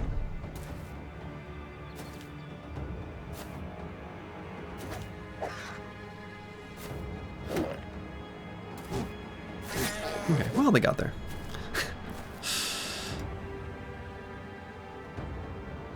Okay, I'm gonna wait for a moment on a lot of the ranged bros. Ooh, didn't get our kill there. Weapon swap, but wait.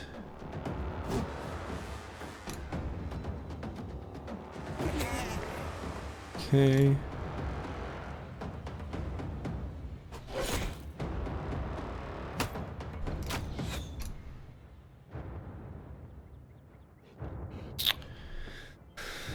So, probably...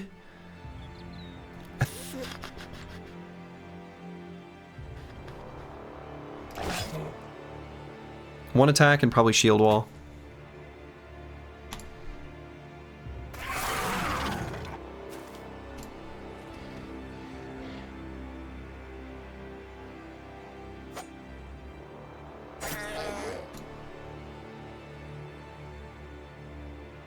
Yeah, I'll wait just a moment on Bronkar.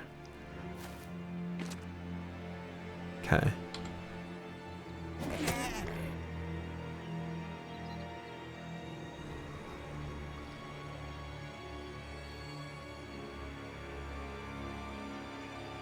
Wait right there with Circles.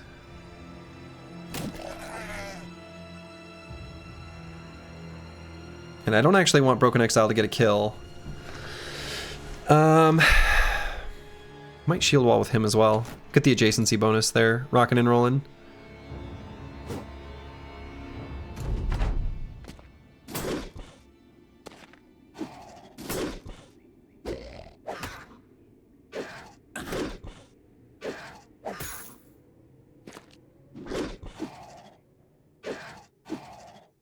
Okay, we got pretty lucky there with the rolls.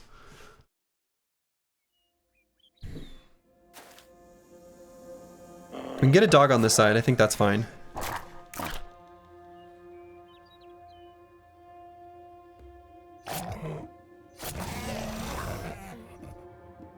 Okay. Yeah, the nacho groans are kind of a sad sound. They're a very weird sound.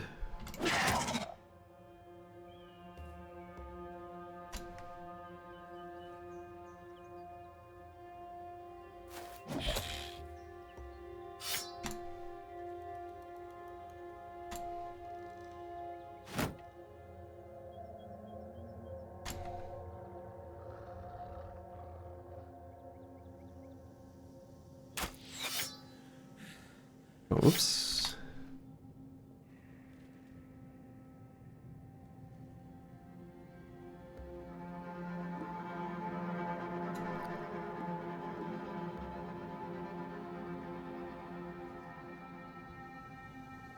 Yeah, we'll put King Tet here. Pull out our shield.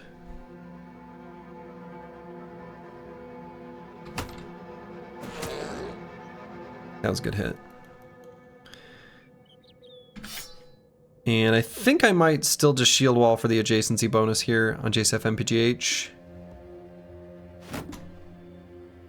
It's pretty important.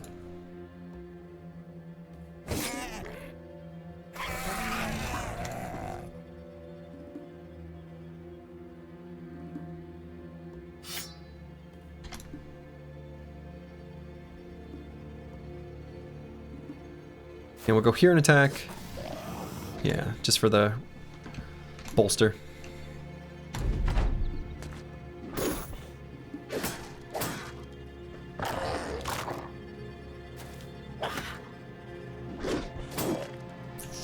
Okay. Worried about King Tet, but he's okay for now.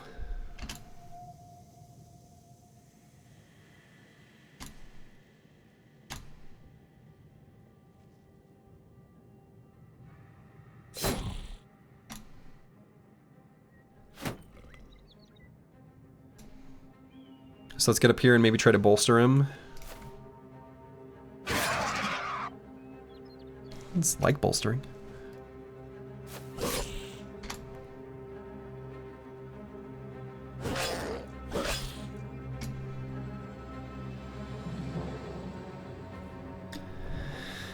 And should I just throw a jab? Probably. The damage is good. And we could move here for a resolve check. I think the resolve debuff while his allies die is going to be pretty important as well.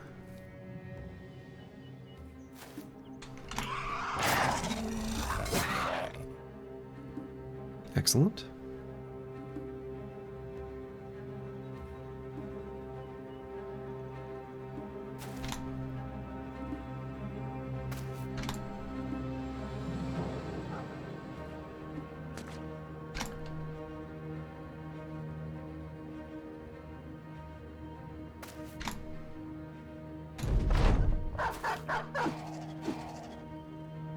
Okay, change the target anyway.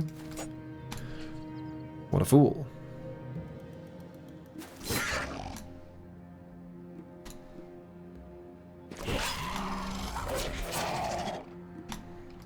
Okay. Those fights are always like a little bit spooky. You just gotta be very careful with how you execute them. And be careful not to execute them too early.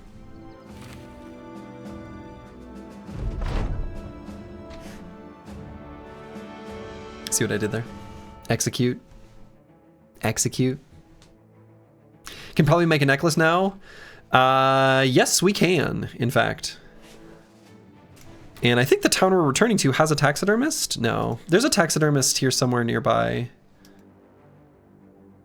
Is it just back here where we were? Yeah.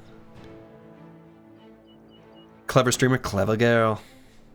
Why did we get a net there? Because we dropped it on the ground. So, Trash Comps had one equipped at the start, but it was unlikely I was ever going to use it, but since the big nachos were on the bottom, I definitely knew I wasn't. So I just threw it on the ground. Duh. Anyway. Okay. Sir Kells, our drunken crossbow. Let's get entrenched.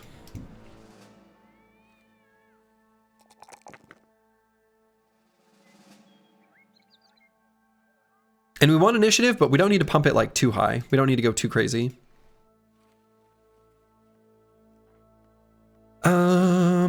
And let's just maybe grab hit points. Probably hit points. Fatigue. We could do fatigue. The nice thing about medium armor is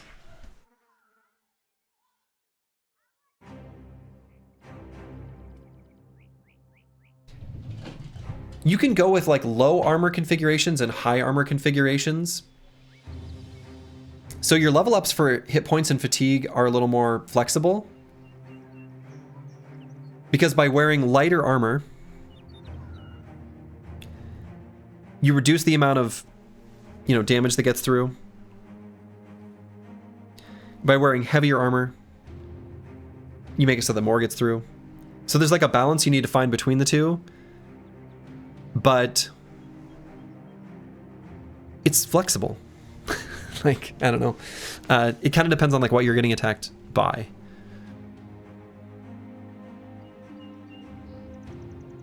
But I think that we're still okay pumping up the hit points. We do want some fatigue as well. And crossbow brothers do run into fatigue problems. The danger with the lighter armor is that once the armor is destroyed, you have nothing, you instantly die, sort of. Yeah, I mean, that's true. Right? Once that armor is gone, you go splat pretty fast. Yeah. Funny enough, Sir Kells hasn't triggered the drunkard event yet. Yeah, no, we've basically just seen like beggar related events. Surprise, surprise.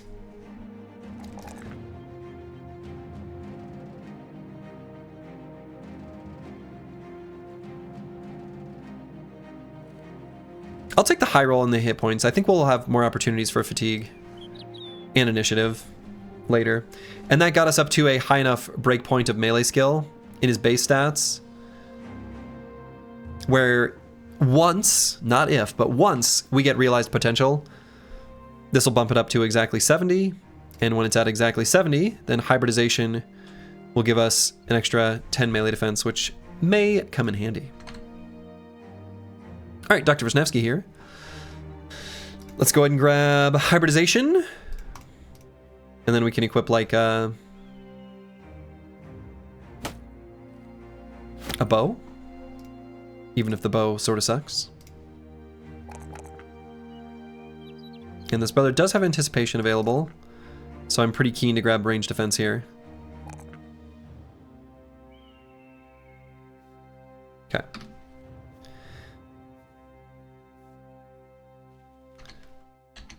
So there's probably nothing else we want to do here. I do want to craft a nacho necklace.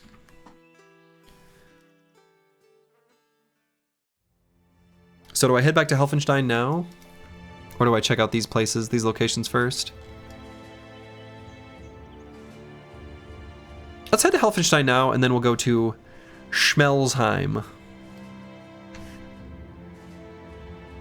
And our inventory is getting pretty full, so we will want to find... Oh. Hi. Okay.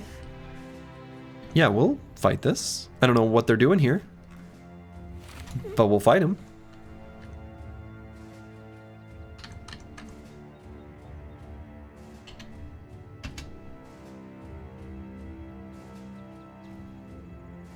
What is going on here?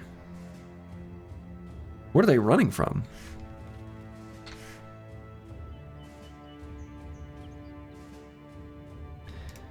Yeah, they're running from something, but what they should have been running from was me! Alright,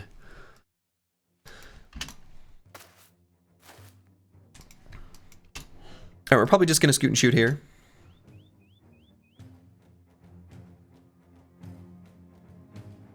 In fact, we're gonna scoot and shoot here.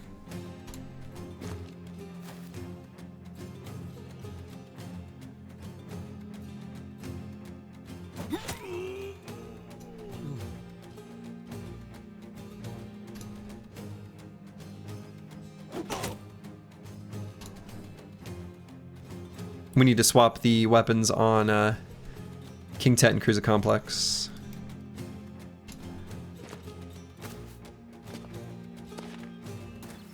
Yeah, we be scooting, we be shooting.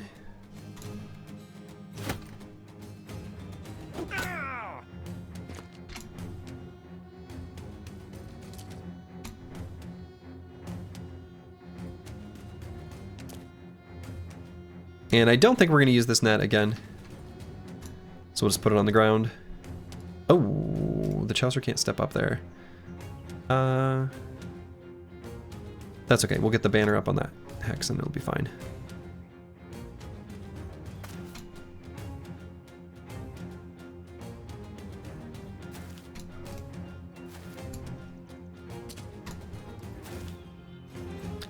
And do I want a spear wall? I don't think so.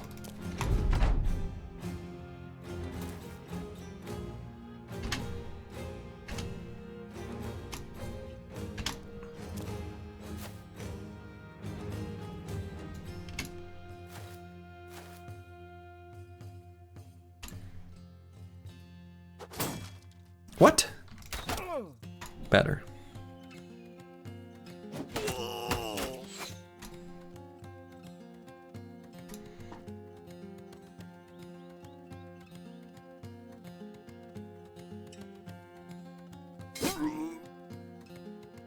And we're going to move up here. I'm confident in the team's ability to finish off these fools.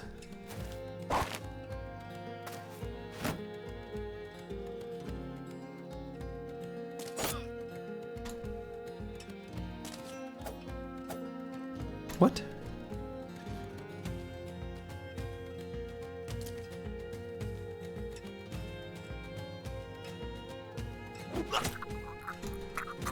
Got him.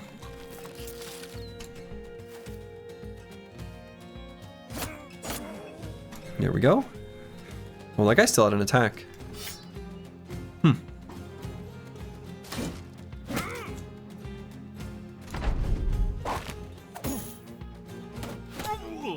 Ow.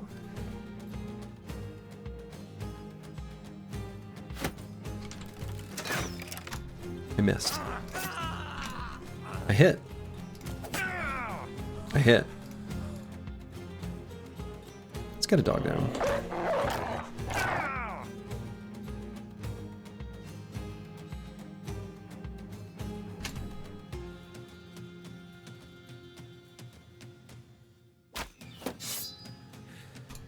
Ooh.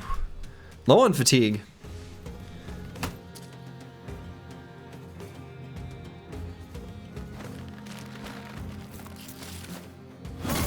Ooh. Okay. He hit. He hit. We didn't like that. We didn't like it. And he does have 9 lives, so I guess... Actually, we're probably going to need to push this outlaw, so we're going to wait here. Yeah. And... wait on Broken Exile. Wait on King Tet. Excuse me.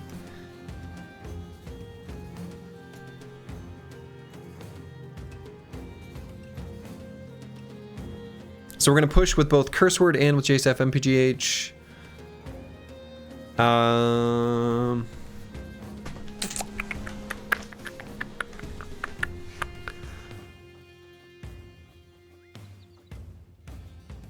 Is that even true? Actually, maybe I just attacked this Vandal twice. Is that crazy? Feels wrong, actually. F2, pull out the shield. I mean... that's probably correct.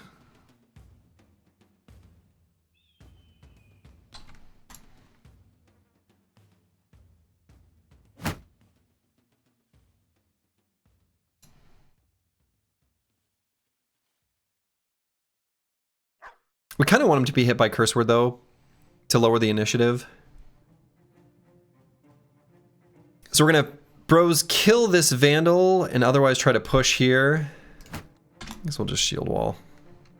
It's fine.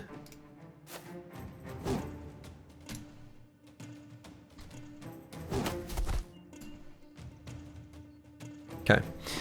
So then we could go here and throw out the Vandal. Yeah, then our goal is just kill the Vandal for JSF MPGH's turn. That was good.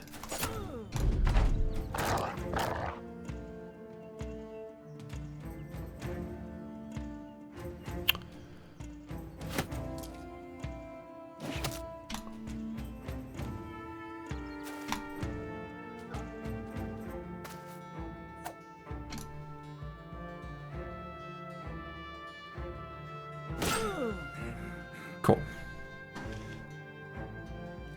So actually we can just finish him off.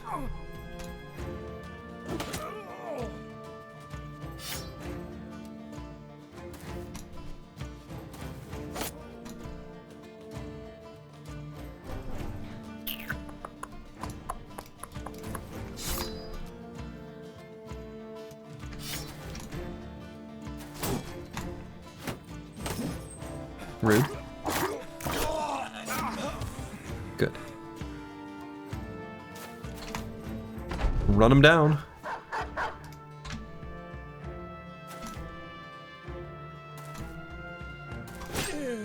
Okay. Nice little fight. Our inventory is basically going to be full. Oh, it's completely full. Yeah, we need to go somewhere to sell stuff.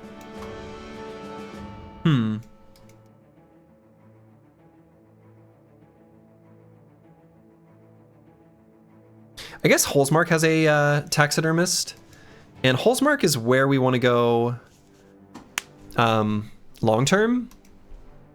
I think when we want to like sell trade goods and stuff. So maybe we head up that way. Maybe that's our line. Because we just run back this way. I know that's kind of where we were earlier at the start of the stream. So we're sort of retracing our steps, which I like to try to do new areas for all kinds of legitimate reasons. But you know, just heading down there seems good as well. All right, Bronkar gained a level, and let's just go ahead and grab Hold Steady, I guess. There are probably already going to be situations where this could be good. I think our team is getting to the point where we could fight small groups of orcs.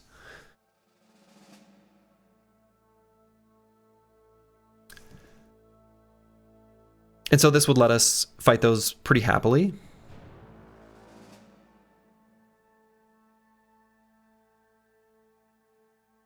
Could also let us step on the corpses of zombies. A number of other things. Basically just, it's handy, it's handy.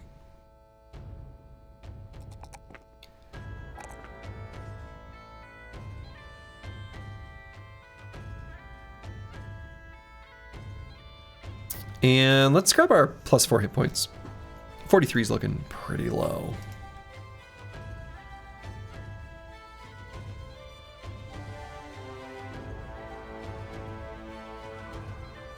All right, let's see if there's anything like small we want to sell here. Don't you get better prices with higher reputation with the individual settlements / cities? Yes. Right? So we actually have pretty good relations with Holzmark. They're one of our higher reputation.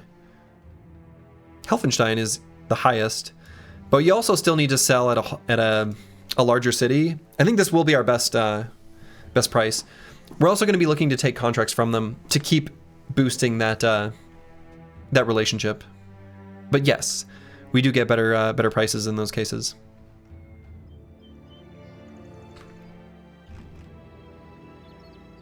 So let's sell some of the small, meaningless stuff here, just for our little baby pittance.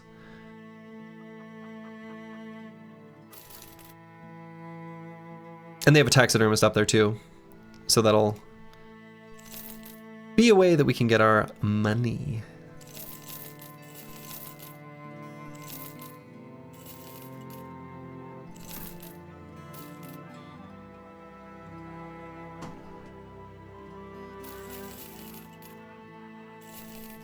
That's probably good enough. And we can equip a real knife. I think we just got that a moment ago. A couple of them. We've progressed past butter knives? Wow. This is exciting. Could buy another paint set if we wanted. Put that on one of our pocket shields.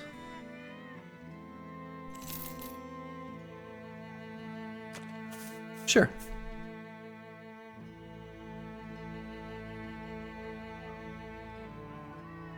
Oh, let's buy some ammo.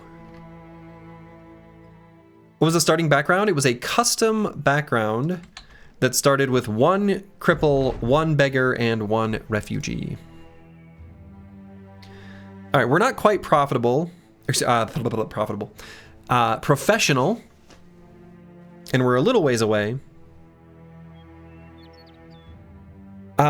We don't have anyone who even can take Rally the Troops, which is sad.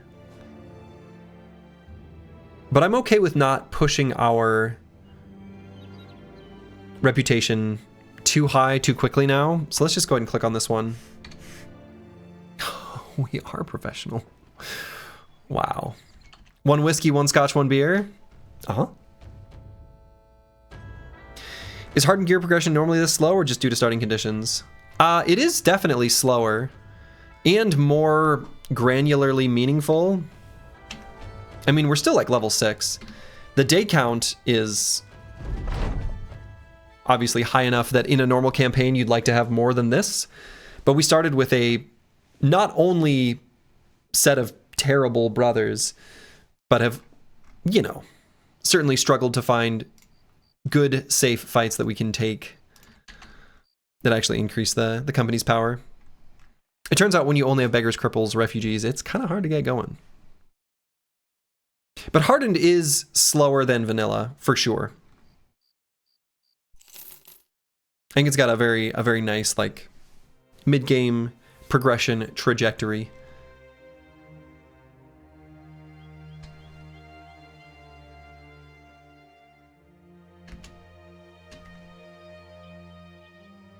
Okay, pretty sad empty road.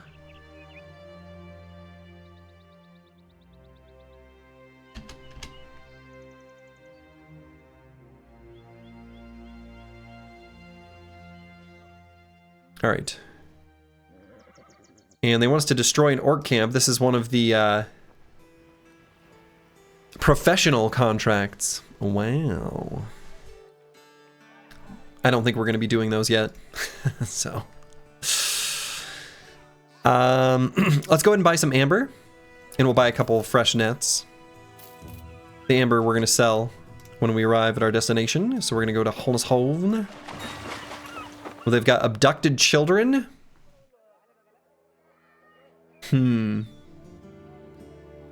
Interesting. There are 2 cripples for sale here. You know what we could do? I mean, they're cheap enough. I could just hire them and then decide if we want to keep them or not.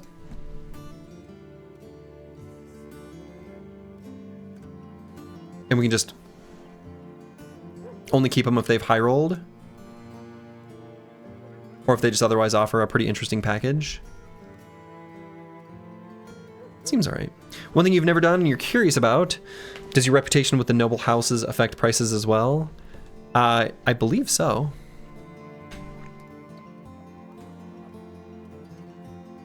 And we've got a potential fight against Hexen, which is interesting. I don't think we'll take it. All right, let's hire these 2 cripples. Whoa.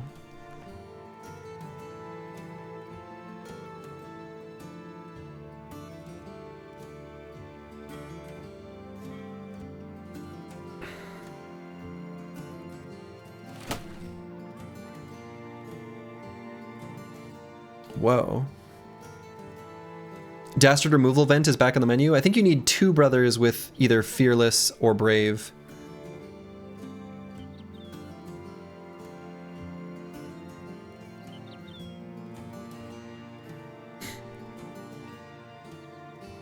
But yeah, this brother actually has some pretty good resolve, huh? Now, the tricky thing is that does not otherwise have the tools to be a banner.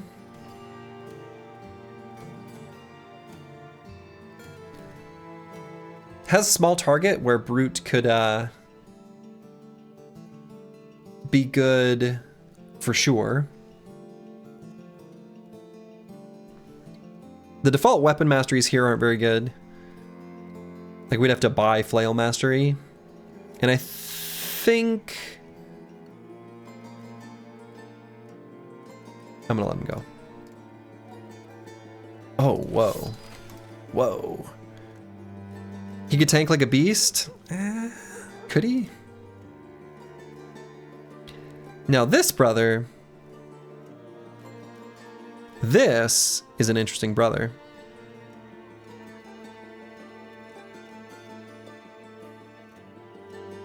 This is a fascinating brother.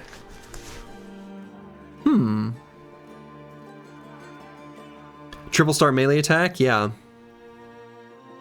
Triple star melee attack. And almost a max roll. Really good secondaries. Like super good secondaries.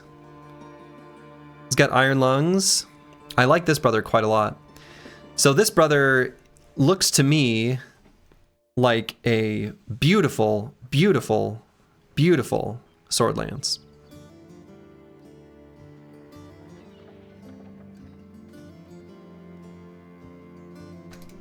Misha Twitcher.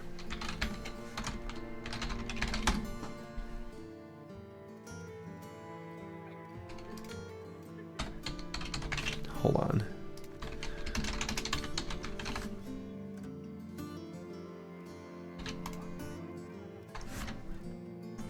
There.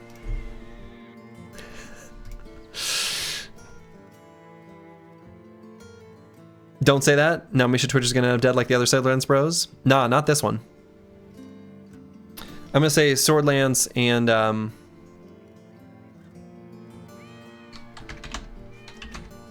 Anticipation. I think this brother actually can basically level up melee skill, fatigue, and range defense every single level and become an absolute monster. Absolute monster. We'll have access to battle flow. Yeah, this is good. And we will be able to be a dynamic duo with someone. I like that a lot. This brother's super good. Anticipation also nice for a backliner. Yeah, exactly. Exactly. And it's really nice on a brother with dynamic duo because you can, you know, intentionally eat like one attack or something like that in certain situations. And then make sure they're not able to be in a position to be hit later on in the fight.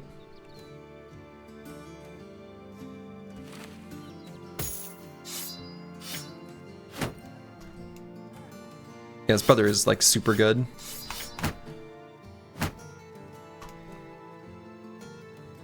Change his title to Don't Die? Nah, we just know he won't. We just know that he won't. Because we believe. Alright, so let's get up here and sell some stuff. In Holzmark, and we'll see if they've got any contracts for us. And then otherwise, if they don't, we're just gonna wander around some. Find a location. Yeah, we'll do that, but I think we're gonna sell things before... Just in case the settlement situation changes. I don't want to get bit by that again.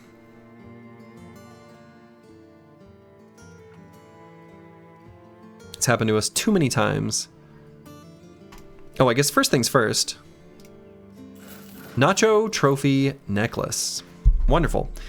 And we're actually going to give that to Cruiser Complex. Oh, and we're going to change what he has equipped. Same deal here on King Tet.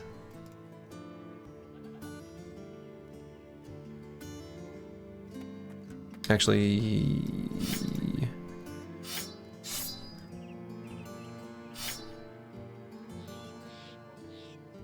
Okay, we'll go like that.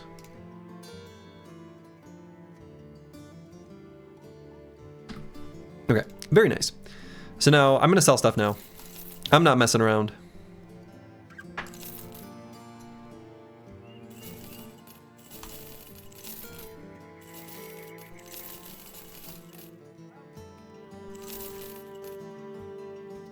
keep a flail. And I might actually even keep the Scramus axe. I think we get rid of the wonky bows. Probably have a home for that regular shield. Yeah. And let's keep the extra auxiliary shield. Wonderful. We're rich. We're rich. You could use the Guten Dog. Nah, I don't really care for the Guten Dog. I think it's yeah. I think we'll be better off without it. All right, this guy's wanting us to find the Plunderer's camp.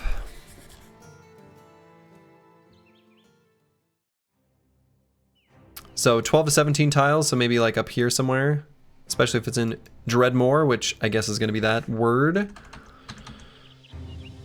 We can equip this padded leather that we were fixing up earlier. I guess these are identical, right? Oh no, this is just lighter.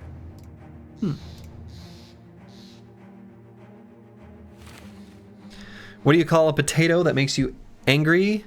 An agitator? Love it.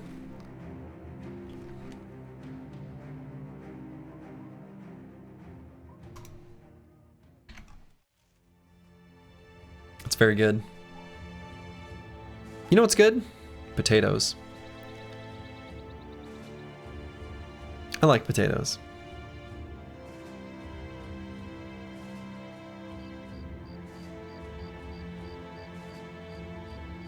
Okay.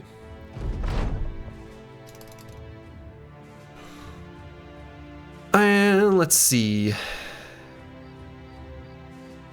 There was a cheap padded armor in Hallsmark. There was. It wasn't too bad of a price.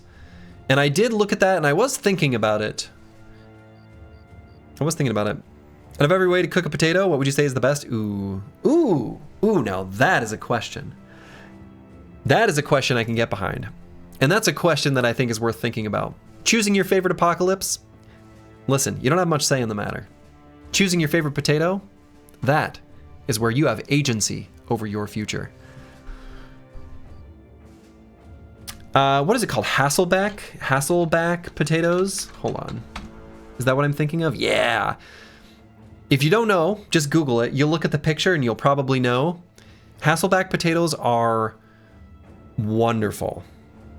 They're just a thinly sliced potato that you fan out. Now, the beauty of the Hasselback potato is that you can get whatever level of crunch or essentially like mashed potato, baked potato type soft potato flavor. You can find the balance and you can just stuff them full of butter and cheese and whatever else. Oh, Hasselback. They're wonderful.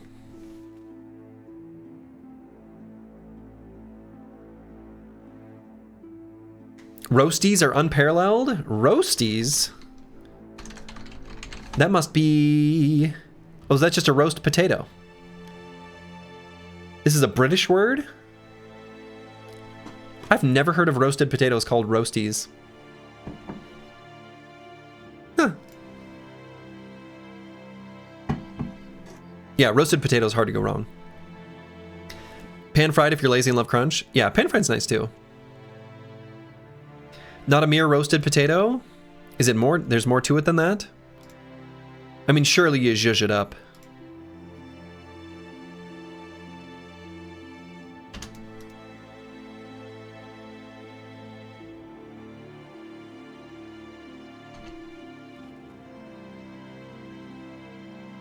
Honest answer, Kartoffelpuffer? German potato cakes? Oh, these are like latkes.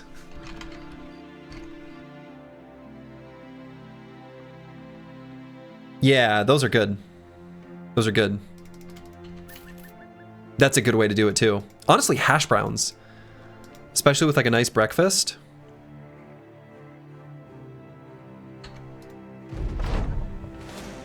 All right, we found it. And we're gonna return.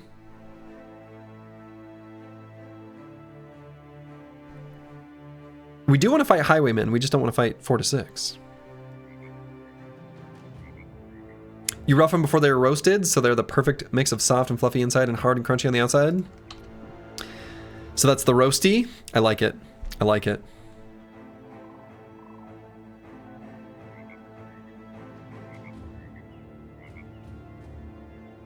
I do enjoy a mashed potato with cream cheese added into the mash. It's very decadent, very good.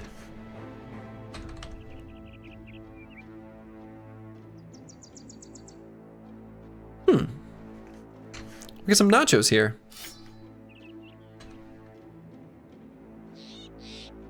Let's beat them up.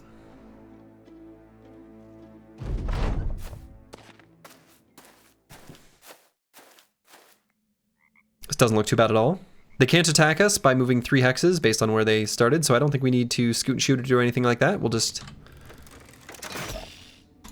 stick right here, and we'll spear wall on the sides, force them into 3 hexes of death. Seems good to me.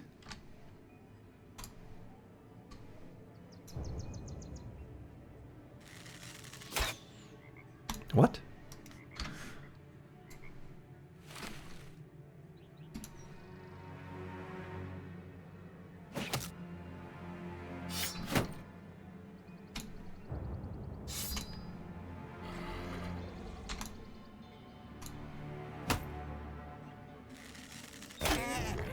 Oh, got one.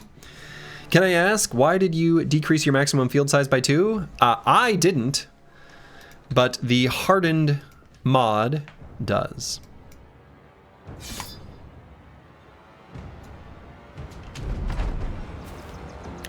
So, I mean, I guess I did by choosing to play it, but you would have to ask the developers of the mod for their rationale for that.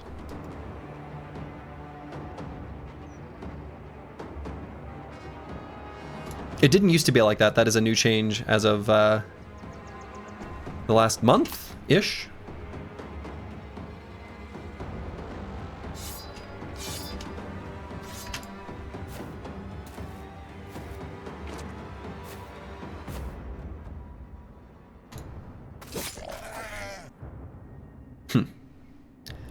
They're apprehensive. You can increase it by getting the cart upgrade. Yeah, you can only field... You can field your maximum size -2 at the start. And with the cart upgrade, it increments it by 1.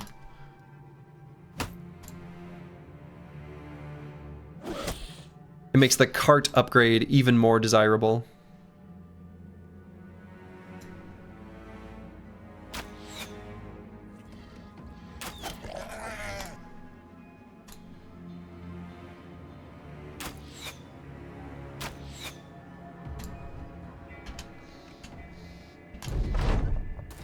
Totally ruins townless runs.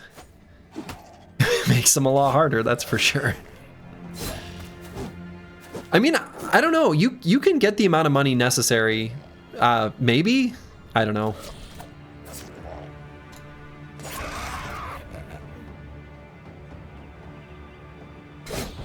Yeah, definitely makes it harder. That's no doubt about that.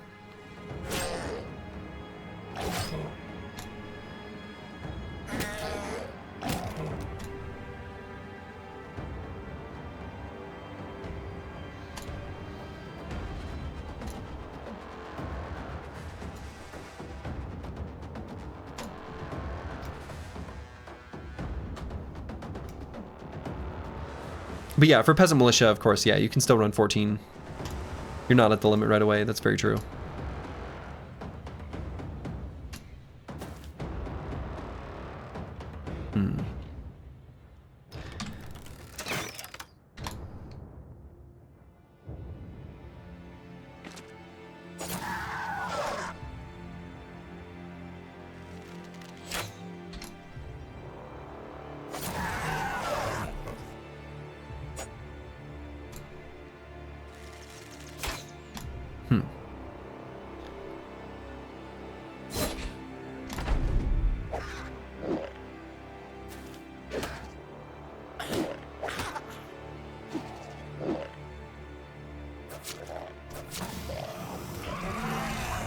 Lovely.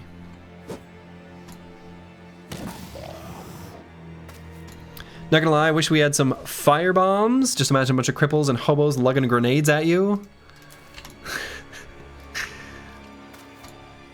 Imagine a bunch of cripples and hobos lugging grenades at you. That particular sentence is art.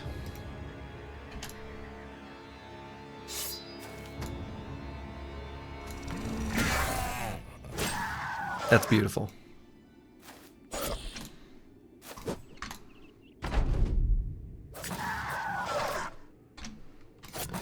Okay. Good experience from that fight. Did not get the supplies to make another nacho necklace. That's too bad. I would have liked for that to have happened, considering we're returning to a town with a taxidermist. Dirty Mike and the boys send their regards. Dirty Mike and the boys. Oh yeah, speaking of. Do we want to get another follower? We'd really like the scout. I guess we're one fight away. Maybe I just hold off and get the scout. Oh yeah, the brigand was changed. The brigand was changed. Travel yeah. I remember seeing this. I didn't even click on these yet. I only clicked on the minstrel thinking like it costs less. It does less. Yeah, okay. Let's look at all these options. Travel 20% faster while following a visible enemy. I assume what that means by following, it means like you've clicked on that enemy and you are tracking them. I actually kind of like that. It's not that much of an overall movement speed bonus, but it is a movement speed bonus when it matters most.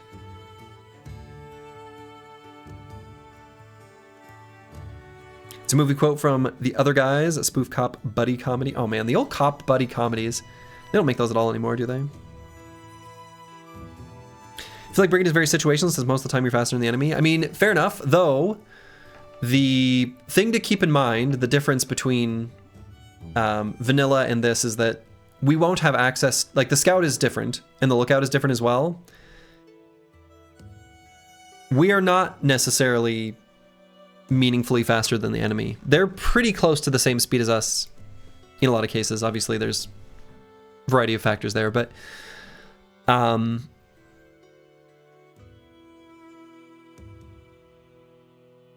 this isn't bad.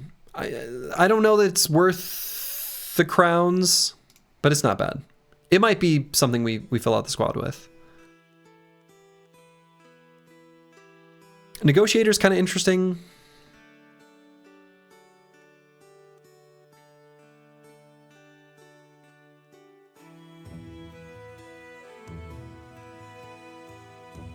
Don't think we'll do the trader.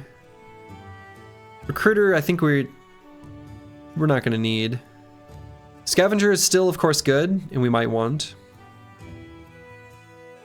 What does the minstrel do? 15% increased renown gain.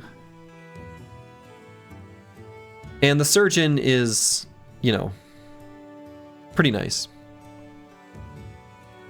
The one thing that's nice about the surgeon, too, is that if a brother is guaranteed to be struck down, then one of the features in, I think this comes from Hardened and not base Reforged, is that when you dismiss a brother, if you pay them out, they'll redistribute some of their gained experience onto the rest of the team.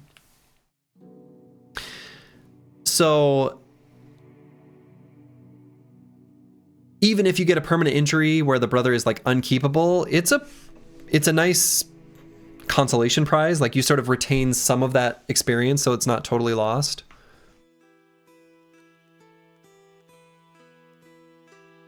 And some permanent injuries in certain situations aren't a big deal. Like we've got one brother with a permanent injury and it's not a big deal at all. We've got, let's look at their eye patches. Yeah. Like Plaguebird here. He's missing an eye. We don't care. We don't care about that at all in this brother.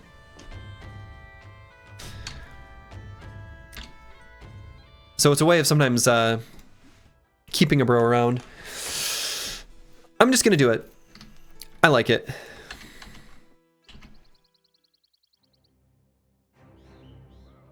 I think it's a safe pick. Eat a bunch of brain damaged grenade hobos. True. So true.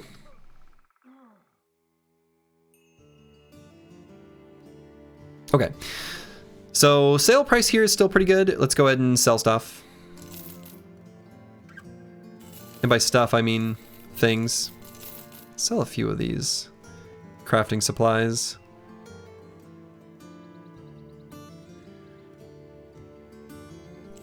Natural brains aren't so useful. And we're gonna go on a little expedition, I think.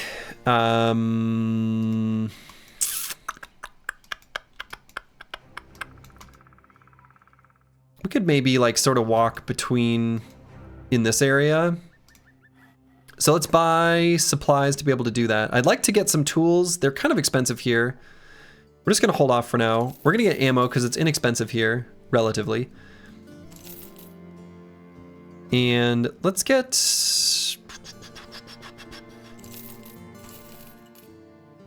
that much food.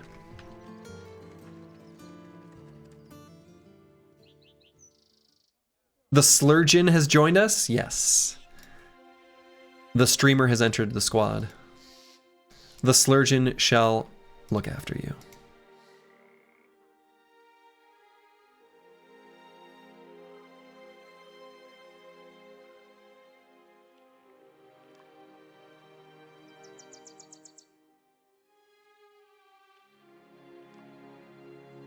It'll also make our medical supplies burden less. We're just keeping it at 0. Whatever. The bros will get over it. Oh, and we leveled up here. How did you come up with your little mascot? Mascot. What is my mascot? What do you mean by that? He's here to look out for you just enough so he can fire you. Unless you meet your potential. All right, King Ted is awesome. Let's go ahead and grab Perry now. The little Slurpee guy. It is based on at some. Yeah, I should hold on. It is a evolution of. Can I open this in Paint? I'll put it in the Discord. It's my very, very, very OG. It's an evolution of, I guess I'll put it that way. An evolution of my OG avatar that I'd have on like forums back in like before the year 2000.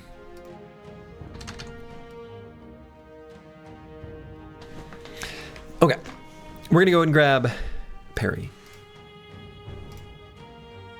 Because he's going to get really good use out of it already. The Dark Ages. Y2K, baby. Yeah, this brother is so good. And let's go ahead and just grab the melee skill. The Slurgster. Nah, I was able to get Slurgy on a lot of platforms.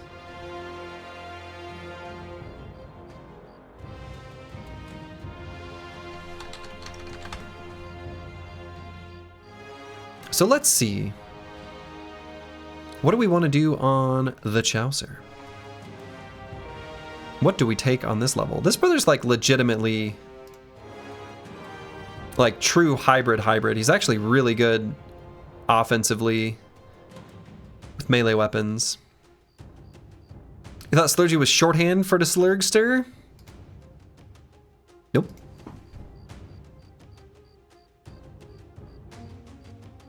Could just do bow mastery.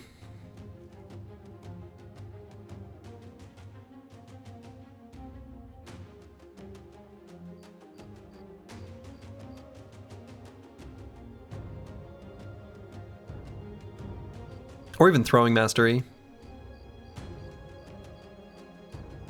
Eventually we can get weapon master so it doesn't matter.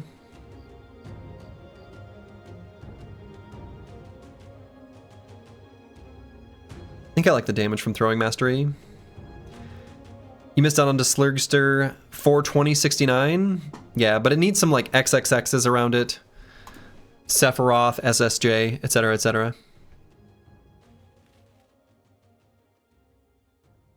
Let's go in Throwing Mastery. And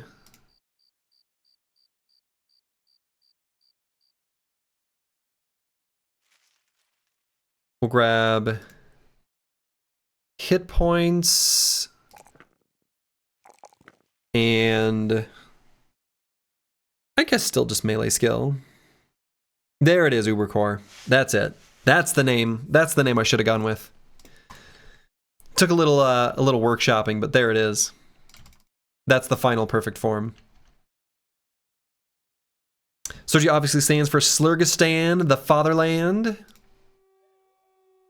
There are many interpretations, and that is certainly among them.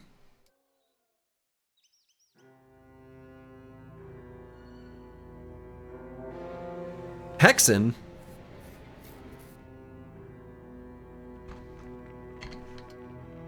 Nah.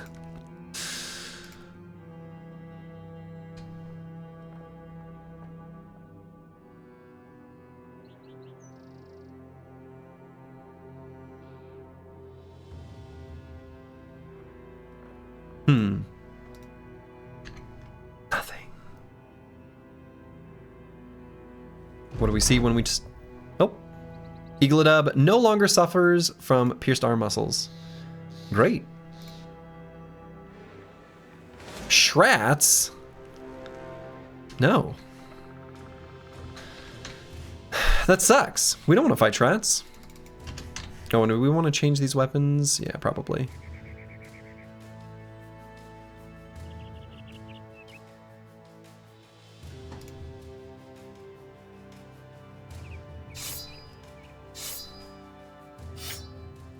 You know,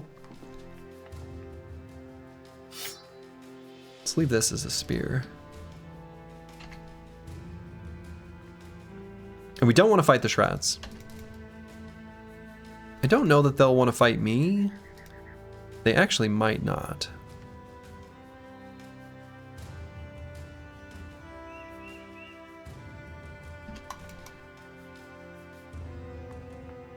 Could head up to Ebenvocht here.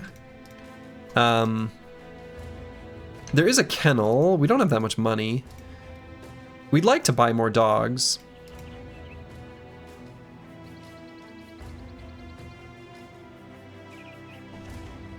Wages are still practically zero.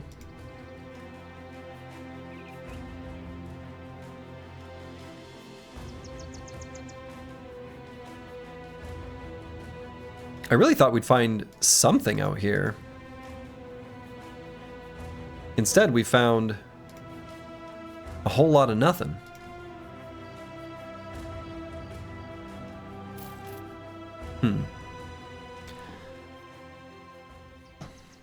Big game hunt? We don't care about those. You love a Battle Brothers campaign where you're like a cohort of goblins or orcs? Yeah, I do think that would be really cool. I do think that'd be really cool. You could have a whole, like, Battle Brothers inspired leveling system, but really do its own thing. I mean, I think such a overhaul is definitely possible. You just need to, like, I think the key to making that good is actually to have a very narrow scope and like a sort of clearly defined design. But I do think that could be really cool. Well, the price for the dogs isn't so great. Still kind of tempted. Let's just get one, and we'll get the one with the armor.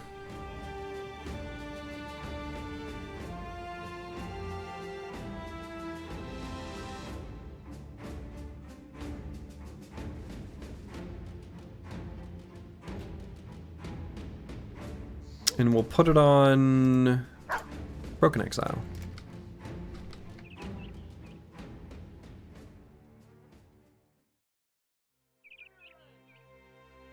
And we're going to look for more fights. I mean, we're still hoping to get fights. Yay? Yay. Broken Exile gets a pup. And you get a dog. And you get a dog. We're gonna follow these footprints. Ancient Outlook. So it's gonna be Briggies.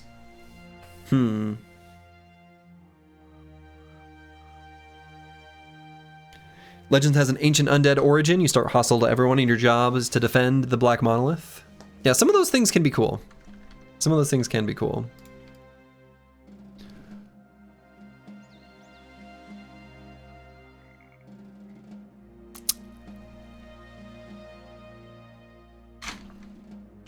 It's in the swamp, so it'll be hard to run from, but it'll also be hard for enemies to give chase.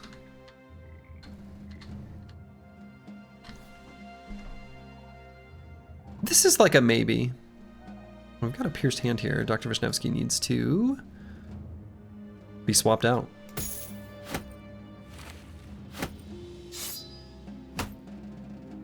Eagledub.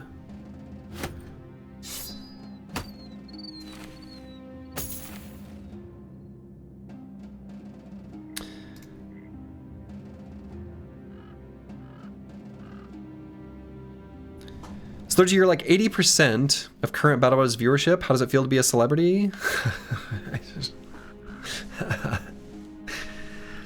Celebrity's a pretty strong word. But yeah, game balance gets to be pretty difficult when you've deviated from the core battle. Like the core Battle Brothers game works so well because the balance is so good and so interesting, and deviating from that to create like an interesting experience that you can truly get like replay value from and play over and over again and like find ways of improving, which is how I like to play games, is much more difficult when you really change things up.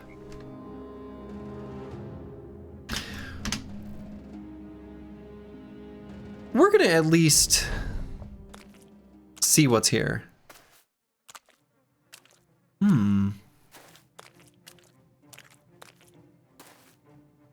This looks reasonable.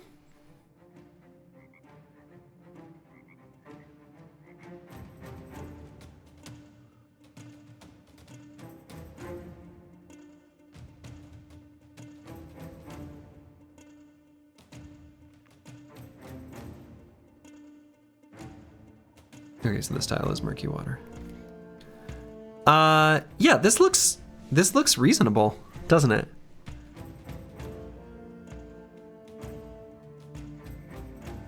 Yeah, the Battle Brawls are fun. I do want to do something for the Battle Brawls that... I've got an idea for the Battle Brawls that I need to spend some time on. That will, I think, be a pretty interesting idea. That will be a little bit more truly customizable. I've got an idea. Won't release more information until I have an official plan, but I've got an idea of a plan. Okay, so there's 3 enemies we don't see yet. We're standing in murky water. It's extremely taxing to get off of it, and there's not like a good place for us to go to get off of it. So what I think I'm gonna do is actually just sit still. And even though this also, you know, makes us more vulnerable, when they move forward, oh, come on. I think it'll be fine.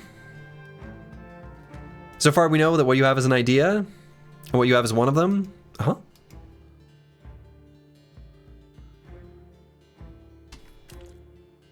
Aha.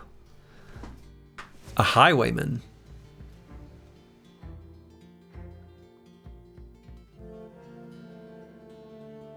We want that armor. Will we be able to get that armor?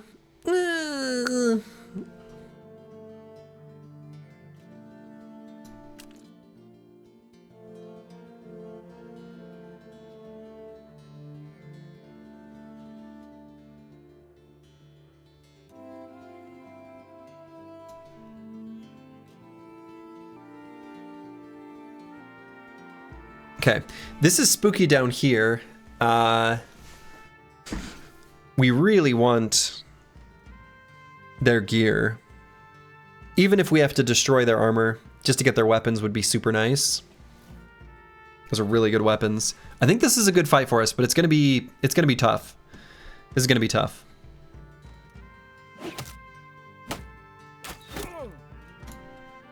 Luckily, all they've got is just these like dinky slings, and then this bow here. What we really want is trash comps down here. With the terrain, there's not a good way of doing that, though. There really isn't.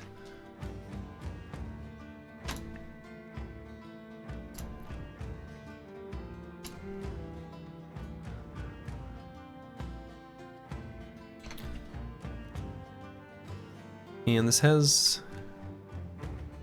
yeah, so we are in range.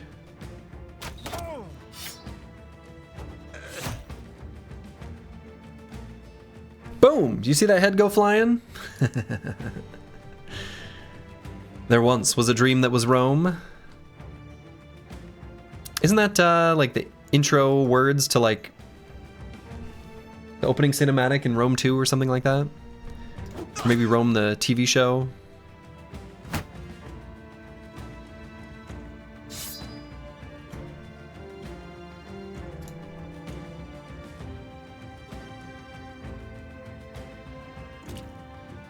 It's from Gladiator? Okay, there it is.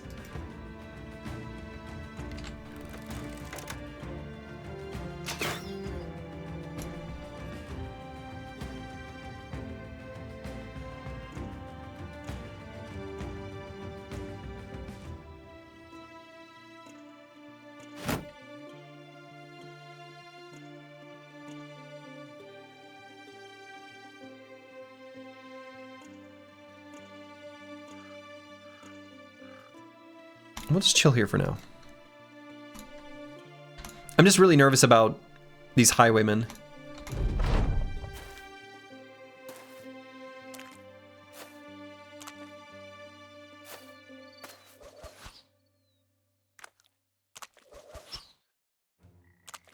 Okay, very good that those missed. Nice shield wall, nerd.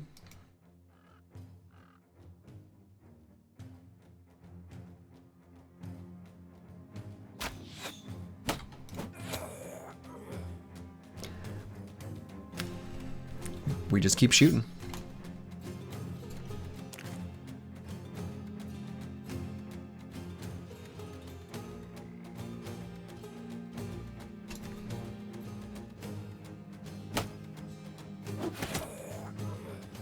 Shooting and throwing. They keep dying.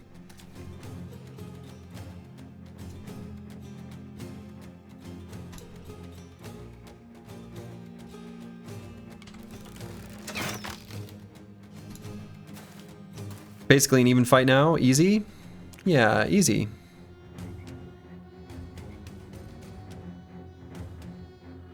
So what I don't want is for him to be able to fight on plushy grass. He won't be able to get an attack, but I also don't want enemies to be... I might actually just go here with Cruiser Complex. Actually, I think that's fine.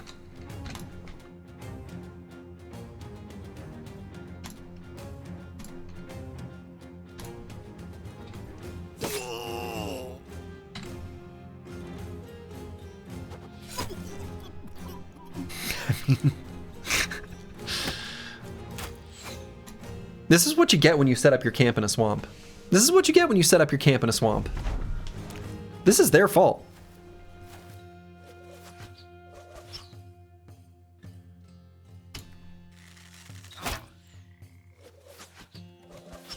Okay, we've gotten pretty lucky against their ranged attacks.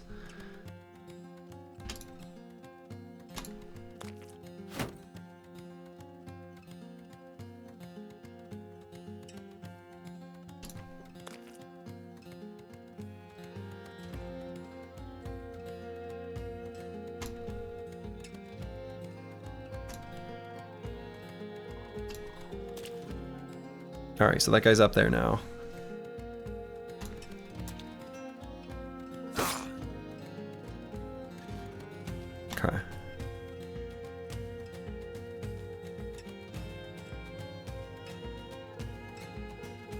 And I'm going to do the aim shot against the poacher back here. Haven't been able to hit them, though. The, like, poacher and stuff.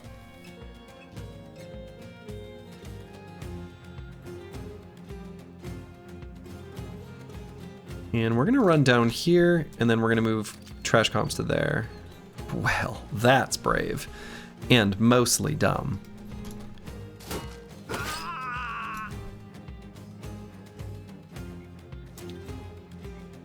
And we're going to keep that net handy.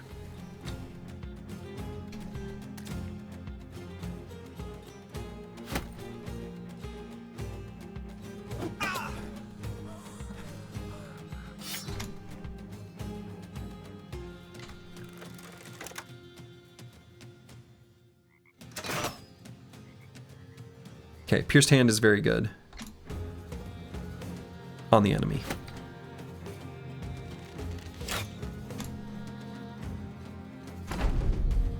I don't know why I needed to add that qualifier.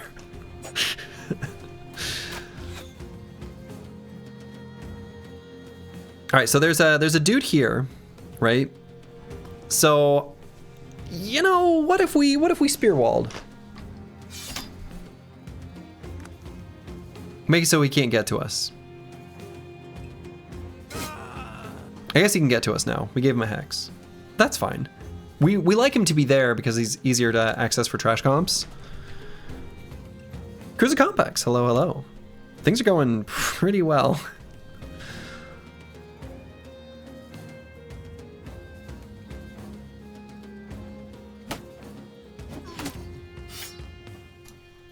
Now we're running out of ammo, but they're running out of units, so I think it's fine. And they've got a unit here too.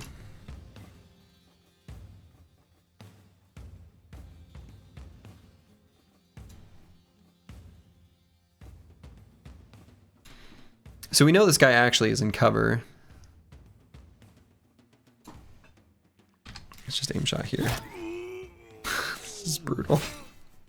Ow!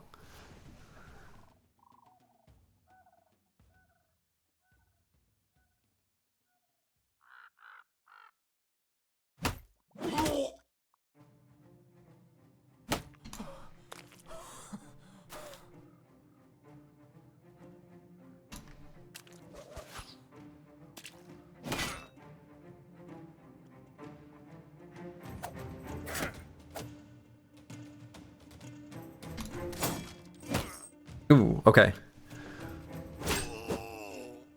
Danger, danger.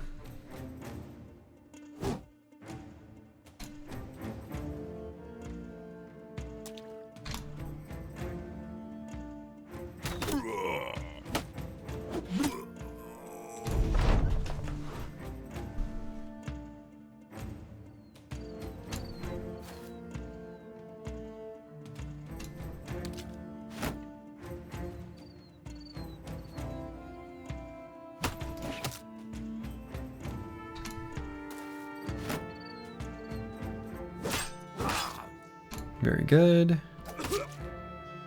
Very good.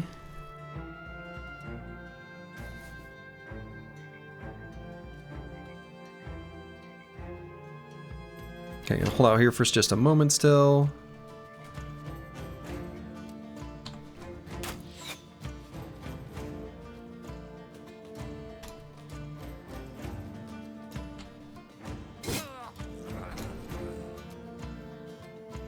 And let's actually just push this guy.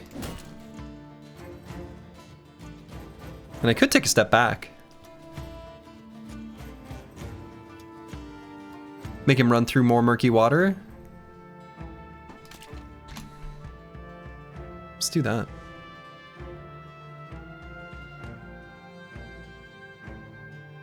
Cruiser Complex will probably just recover. This has been something. Okay, so they're running away now. Because they've run low on units. I think that means it's time to get in and dagger this guy. This one's gonna get away. That's fine.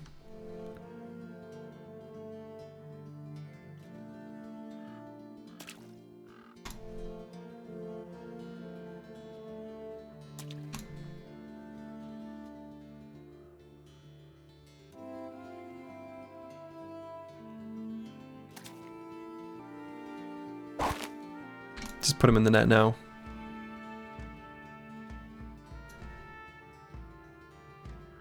And we'll go here and swap weapons so that we can jump to that hex next turn.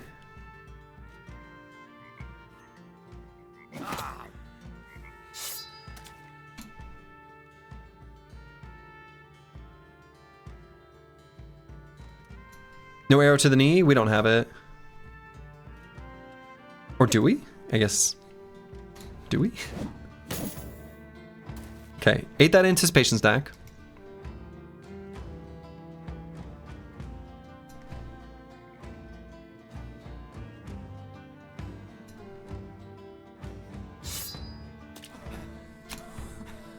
He's fleeing. So let's just get the full surround. You love to see it.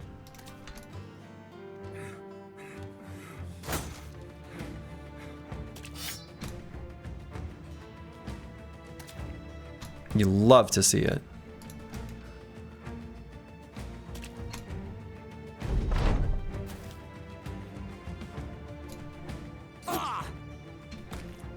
This is wonderful. This fight went stupidly well.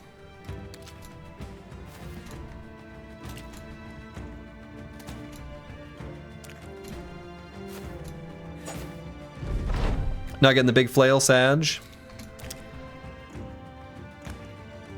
That's okay.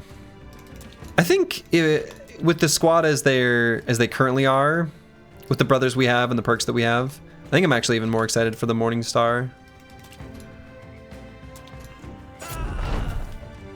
There it is. All right, we got him. And it's over.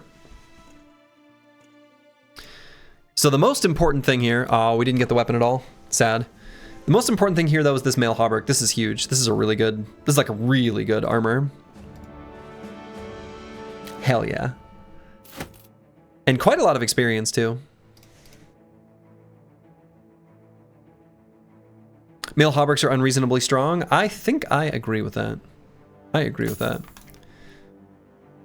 They're really efficient, too. They're like the perfect flexible armor for the mid game. And like they're always like fine. They're always fine even later. Yeah, they really are. Yeah, exactly. Like other armors around this weight aren't quite as efficient. The mail hauberk could use a little baby nerf. It could use a little baby nerf. I agree with that. I think that's true. What a great fight. Misha Twitcher's leveled up. So of course we're gonna grab Promised Potential. Yeah, it's a pretty common armor too, absolutely. So this brother's levels are gonna be pretty easy. We're gonna be doing almost the exact same 3 every single level, and we are practically not going to deviate from that at all. Like that's just how we're going to level him. Pretty much every single level is those 3 stats. I think that was a tools positive fight too, which is pretty cool. Not as big a deal as it is in the No Towns runs, but still pretty nice.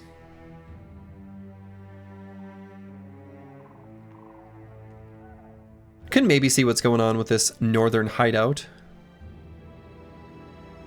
And then loop down after that. This swamp is huge. This swamp is huge. The Desolate Moor. Although I suppose if I can't see what's there, I'm not going to wait till daytime.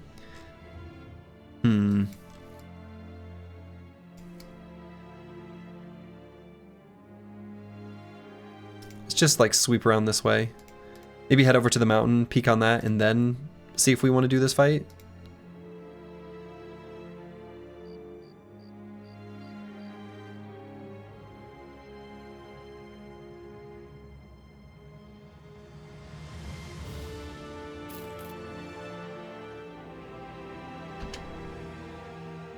Oh, that's easy. Okay, great. Yeah, let's bust this camp.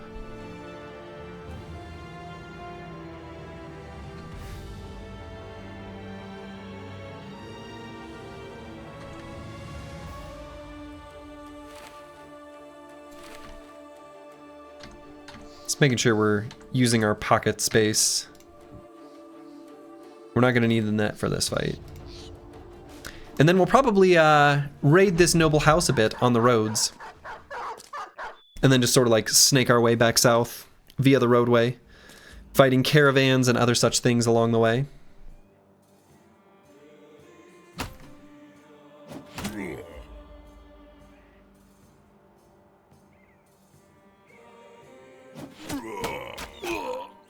Get wrecked. I guess this weapon's kind of bad for this fight.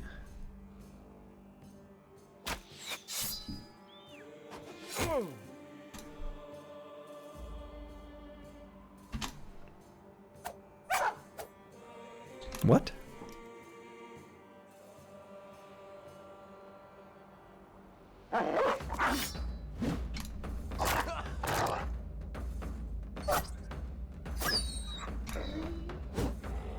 What?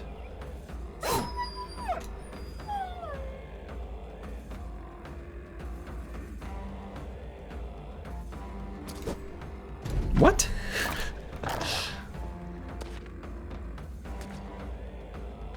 Where's that guy going?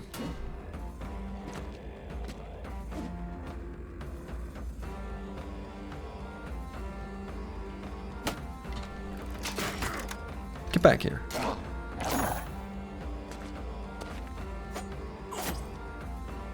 Tactical repositioning has a lot of that going on.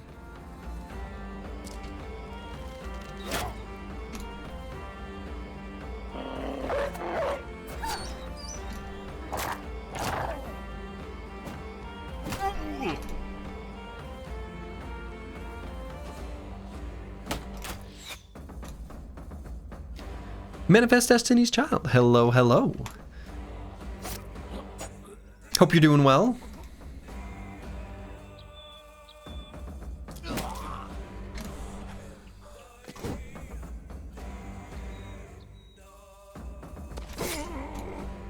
Okay, we're gonna get some adrenaline here. Oh, I was hoping to kill him so that his adrenaline was to no benefit.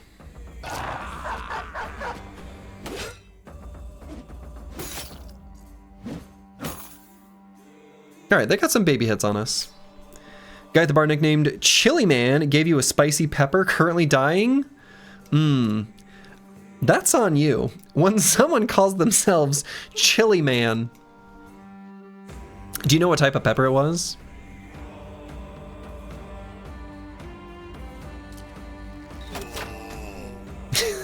Chili Man. Black Cobra? I don't even... What is that? Also known as the goat's weed pepper, is a stunning, highly ornamental, hot pepper native to South America.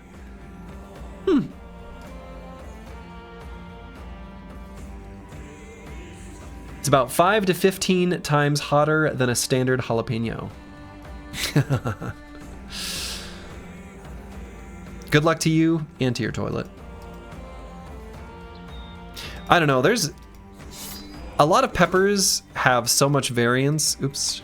Sort of messed that up. Didn't matter.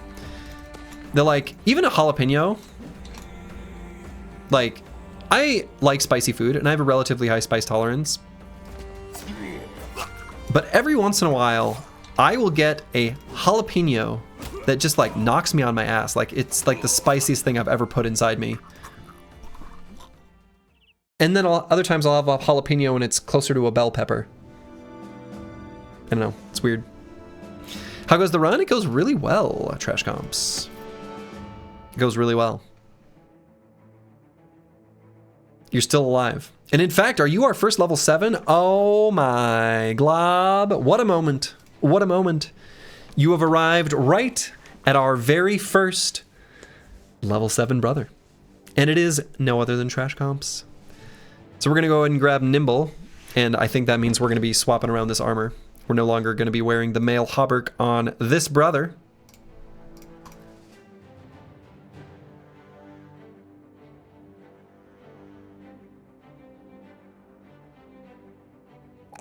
So we'll grab melee skill, melee defense. I think we'll skip the melee attack of 1 and just take a fatigue roll.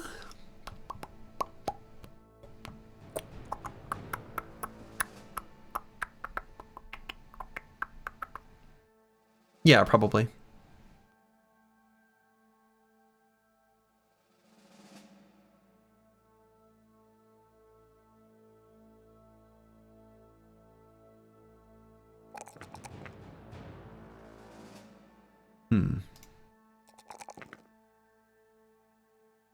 I wonder how we're going to level this brother up in the end. The tricky thing is, like, only having shield per group.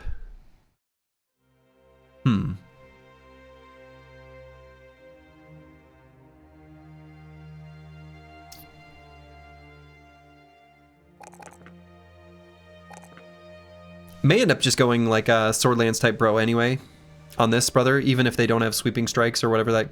What's that perk group called? Powerful strikes. Even without powerful strikes, I think it's still okay.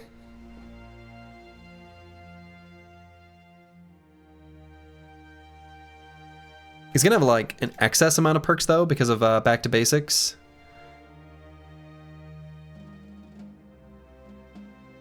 Which will let him do something. I don't know. Certainly can do things like battle flow and combo, which are pretty crazy. Can of course take all of the... Yeah, I don't know. Yeah, there's some things we can do. Some things we can do. Cool. So let's swap this armor and this. Did anyone else hit level 7? No. And we'll move this over to... Just put it on Misha Twitcher. There on the edge of the formation. And we can wear a lighter helmet too. On trash comms. I love that guaranteed potential mindset, right? We're thinking about it as though it will happen. We're manifesting, as the youth say. Manifesting abundance.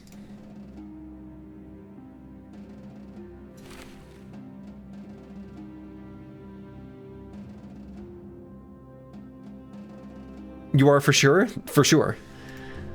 It's in the name. Manifesting ulcers. Yeah, just keep the ulcers to like neck up. Ulcers neck down, ooh, that's no good.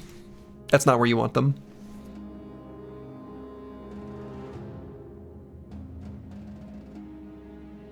All right, so this is our trained hybrid. So we're gonna have the option for like Weapon Master, some pretty cool stuff here on Broken Exile. Very cool stuff. We have Hammer Mastery. Oh, you love to see it. So we're grabbing these offensive stats for sure, and then do I just grab Fatigue? Or maybe the range defense, because it'll have anticipation. It's a high roll in that. It's also a high roll in Fatigue. Man, these brothers have just turned out so good. They're going to be excellent.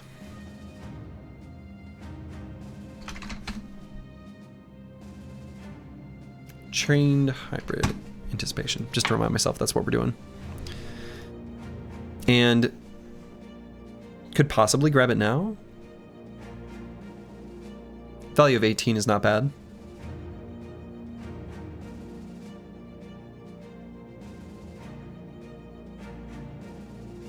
Yeah.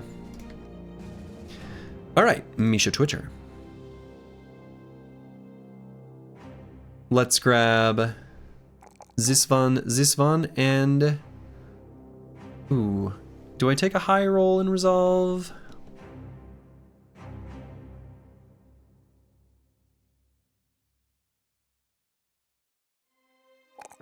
I don't know. 37 is actually not bad. And when we realize our potential, it'll go up to 52. And would I keep leveling it if it were 52? Probably not.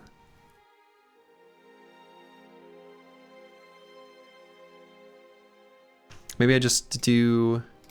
Oh yeah, we're gonna do this one. Maybe I do the melee defense. And probably just Colossus on this level. Sure. I like how 37 resolve isn't bad for the team. Yeah, and in fact, isn't bad is understating it. Like it's quite good, actually. Ooh, we got some more barbarians here. What do we got here? That's a big no. That is an NO.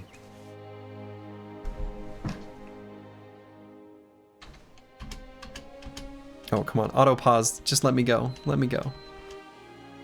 Auto pause, no. I'm moving 1 pixel at a time.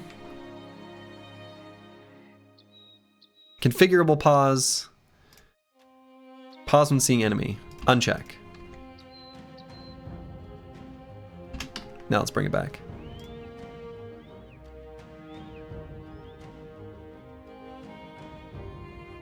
Is Promised Potential still a coin flip in Reforged? Yeah, in Hardened it is a 50-50. That's my understanding.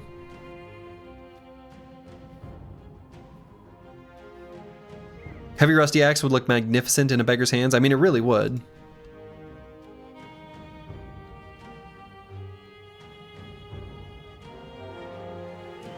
Ooh, we got some Undead up here. That's a really good experience.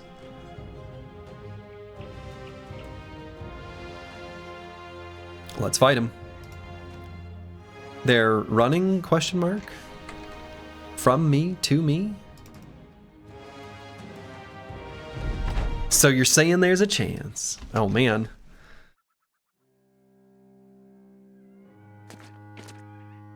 A cultured Dumb and Dumber reference.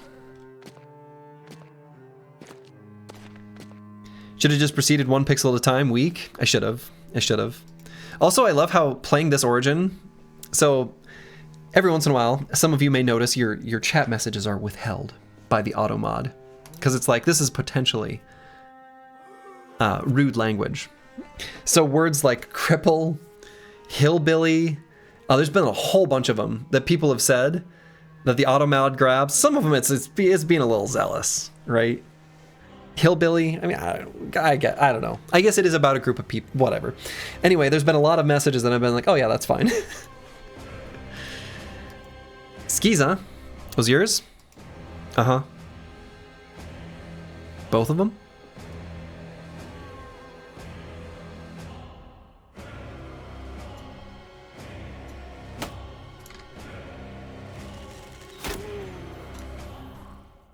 I didn't think it was a naughty word. Yeah, you're fine.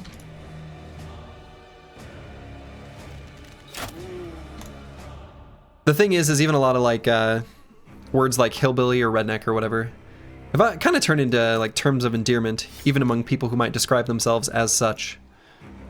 So, seems good to me. Way to self-report.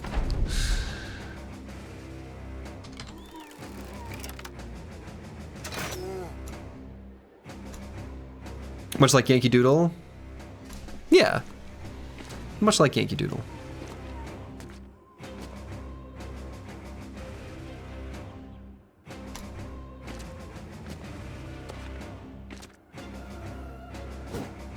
What?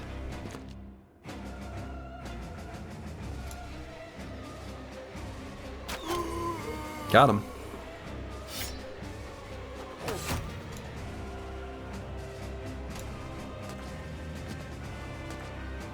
Depends on the context. Those used can definitely be used as pejorative. Yes, they can, right? Yeah, they absolutely can, which is why I think it's fine that the automat grabs them. That's what I'm saying. Like, I understand why.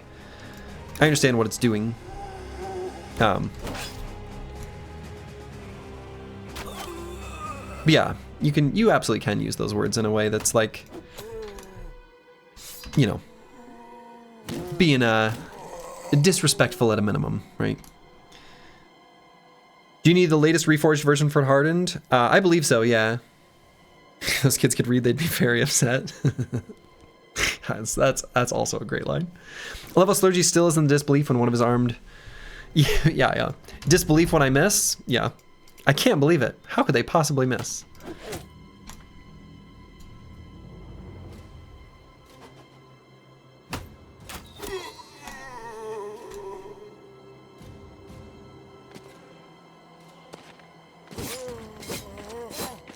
That's right, get spearwalled, sir.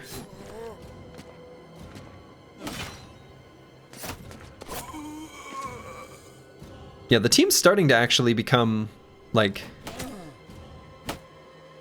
strong? At least a little bit. They're coming together.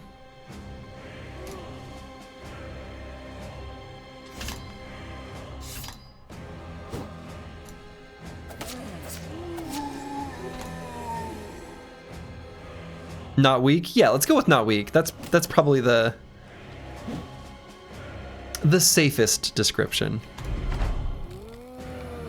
Don't want to give him too much credit.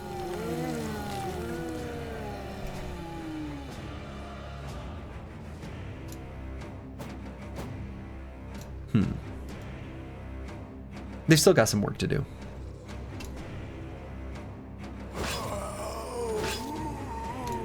But some of them are doing great.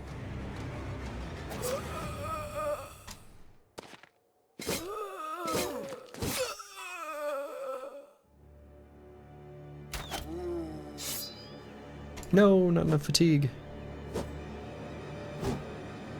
Okay. Very glad those attacks missed. Those are the spooky ones.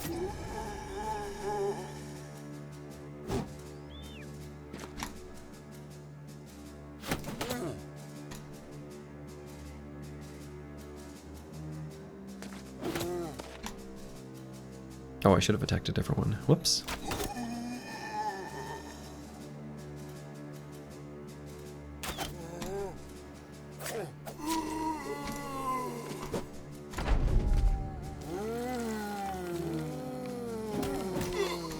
So despite how not difficult this fight was, this will be really good experience.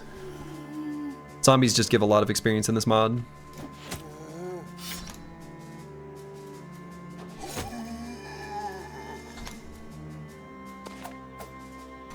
What?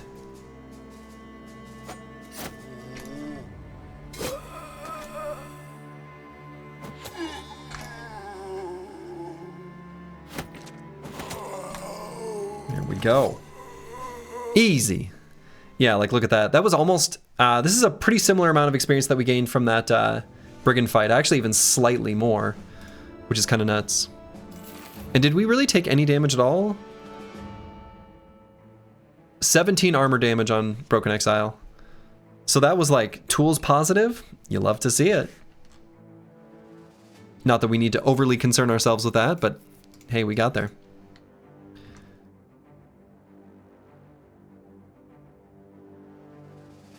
I suppose if Cruiser Complex has an injury, maybe we should let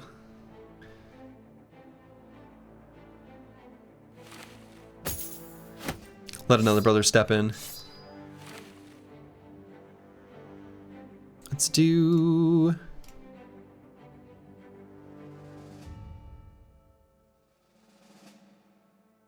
Let's do Decisive MGH.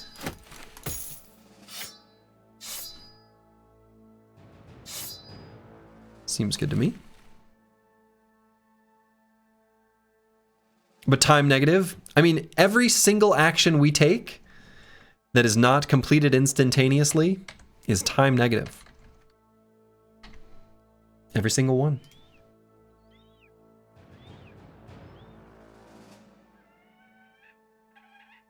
Let's see if we can trace this back. It's possible that we want to fight. Do a super quick peek over here. This might be kind of wasting our time. Maybe we should have gone this way. Time is an illusion, and so is death. Oh, okay. Forsaken Hut. Actually, this is great. This is exactly what we were looking for.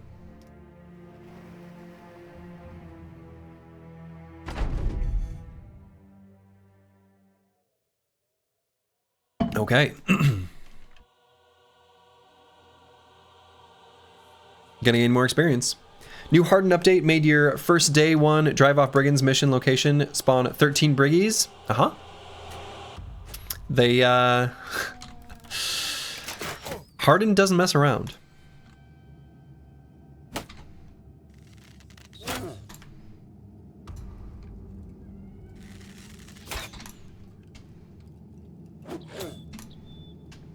Which is why it was pretty difficult for us to just get this campaign off the ground. Hand gestures and everything.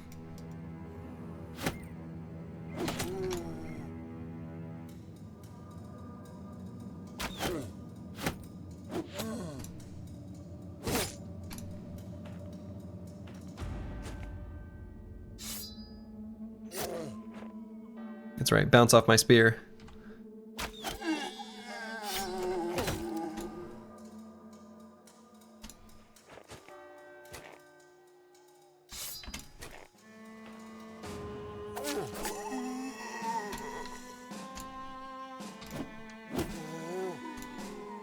Are we doing phrasing? Maybe that's how I wanted it to sound.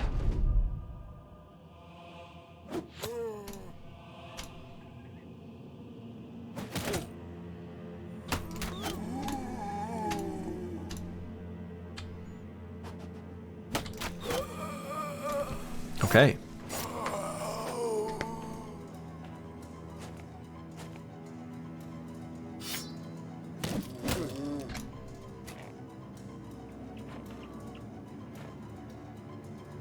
We got some slow zombies just hanging out in the back. What do we suppose their deal is?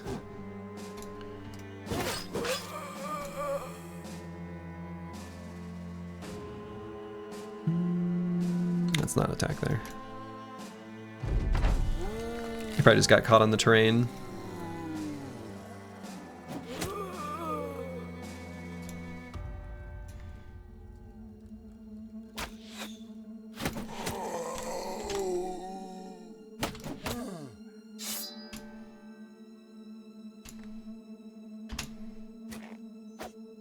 Good. Miss. As long as the one with the pitchfork dies, I'm happy. It's the only one that like does like meaningful damage. And even then, meaningful's kind of in air quotes here. Have you fought the new enemy faction? I have not, so do not tell me anything. But I have not fought it yet, no.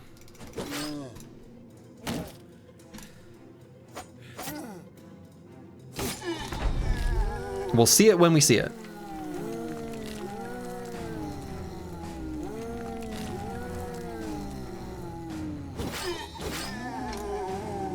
Off with your head.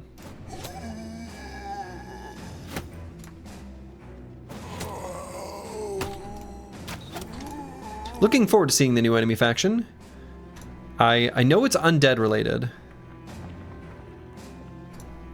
And that's more or less all I know. Glowing and blind will be quite the experience, yeah.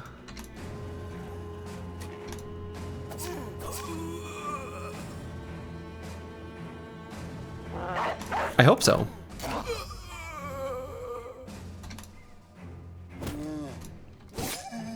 Okay. Pretty nice. Easy little fight. Not much to it. But good experience. Good experience.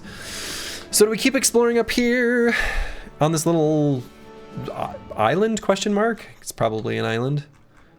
I guess we've got the supplies. From what you heard, they are higher difficulty, going to be interesting with the squad. Being behind the curve as it is, maybe it's something you have to do after getting promised potential. Yeah, and if that's the case, that's the case. That's fine. We'll see him eventually. I'm looking forward to it, but I don't feel the need to rush it. What is this? Is this a vanilla event?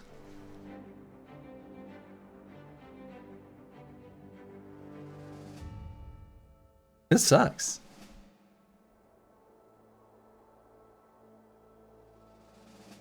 Bros caught in the plague?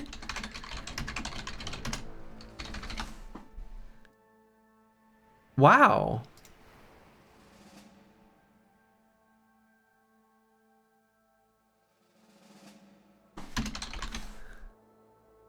I'm not even able to find this event.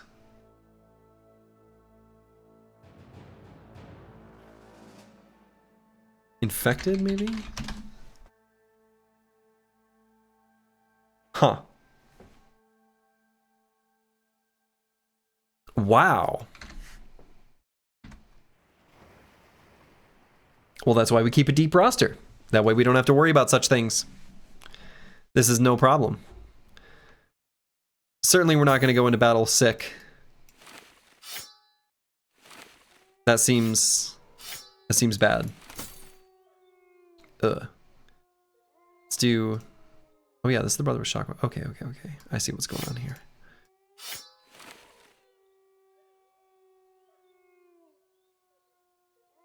Now we're leading a group of lepers. True.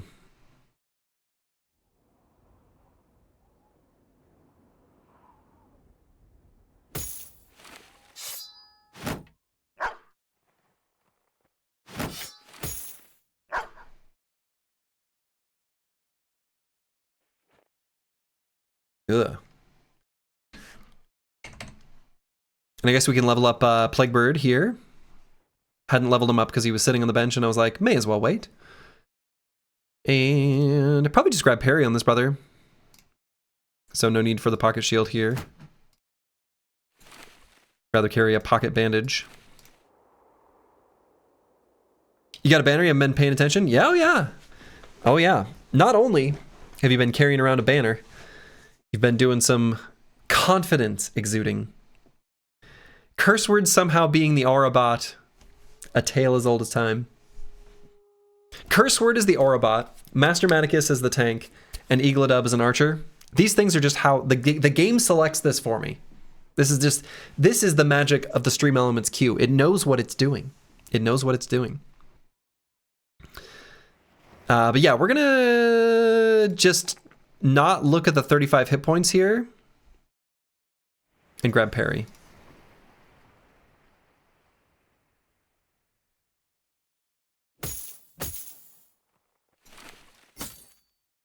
We'll just give him plenty of armor. Easy, problem solved. Clearly the stream house doesn't know. Well, let's check something. The queue is still sleeping.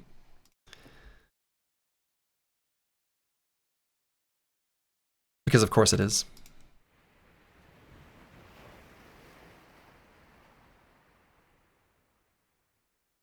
Should I even be going this way? What am I doing? This is stupid. Just exploring this like random island. Finding the icy cave. Maybe. Yes, that's true. Just checked, event is called Sickness and can be avoided with a scout. Okay. But apparently it can happen many different by. What's the score of it? It feels rare. Boy, is this gonna connect up? Yeah, we're not exploring an island after all. It's a peninsula. Huh.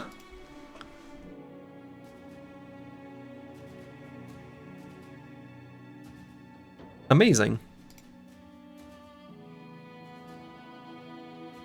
It was unexpected. Now we got some beasts up here. That's probably just like... Whoa, Dark Burrow. Is this one of the new locations? Hides Defender. Named item chance of 18%?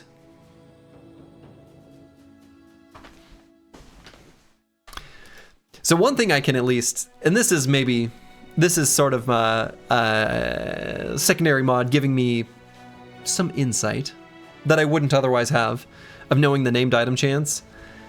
If this has a named item chance of 18%, that seems high. Now,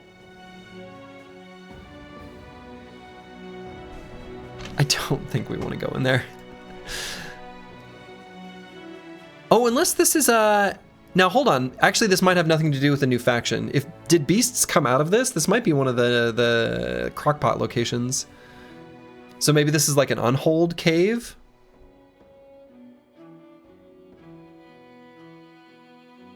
Yeah, this looks like an unhold cave. We're not going to fight a bunch of unholds. That seems wrong. Oh, yeah, see, this is more my speed. This overgrown hideout, that's what we're looking for. This is perfect. These zombie fights are exactly what we're looking for. This is great. This is the kind of thing that's going to get the company much stronger. It's exactly what the company needs.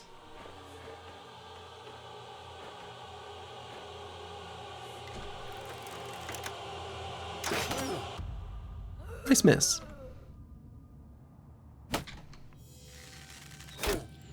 Nice hit. Don't think we're going to need this net, so we'll go ahead and put it on the ground. The men shaking in their boots while the captain is contemplating whether to take on the unholds, one of them frantically pointing to the T1 camp instead. Yeah. Did necros get removed from these fights? No, I don't think so. I think these are just like the small camps. These don't have necros in vanilla either. Whoa, my game lagged just a little bit. Ending turn there.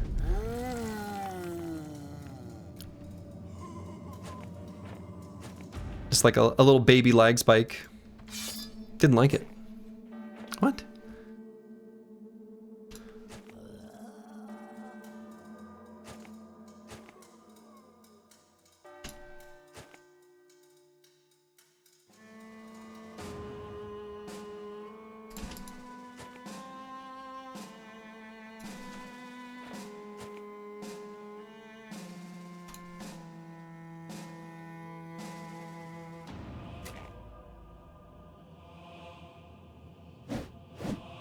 I missed. Beggars and unks. I see what you've done.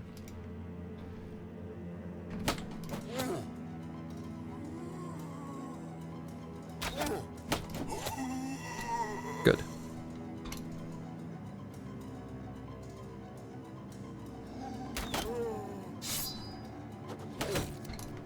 Get wrecked.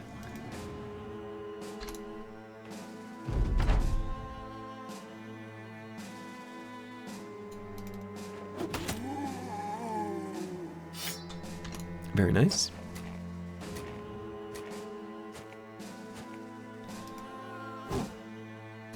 Misha Twitcher having a rough time holding him off with the spear down there.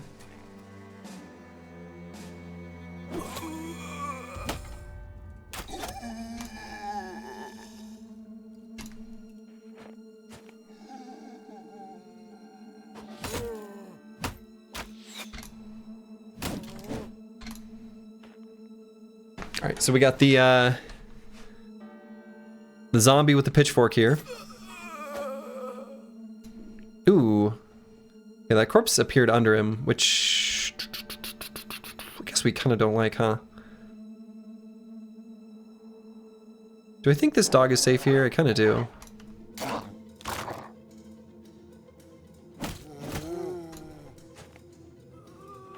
So do you know if Battle Brothers is getting new content or a patch? I know it's getting, well, I know they asked for beta testers, which I guess strongly implies a patch will be coming.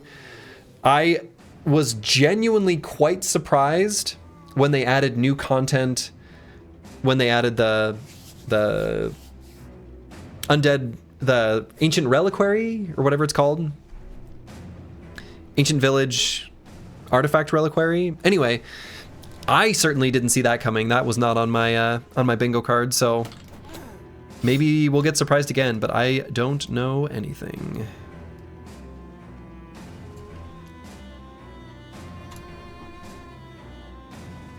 But we're gonna get something, which is very exciting. Battle Brothers lives on.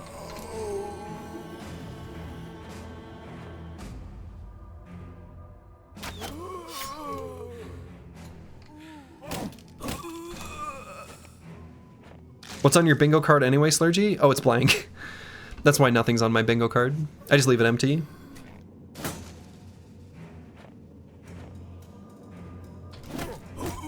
When I was a little kid, there was a program to like pair elementary kids, students with like a good temperament with old folks at an old person's home. And I remember they were playing, I got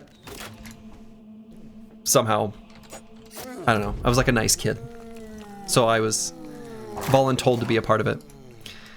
And I remember there was this like sweet old lady that I got paired with. And we were playing bingo. And I don't know how old I was. I was like really young, but I was old enough to know how bingo works. It's not a complicated game, but I don't think I was in like kindergarten. I was probably like 4th or 5th grade or something. Like maybe younger than that. I don't remember. But I just remember I think she might have had Alzheimer's, which is a genuinely like tragic disease.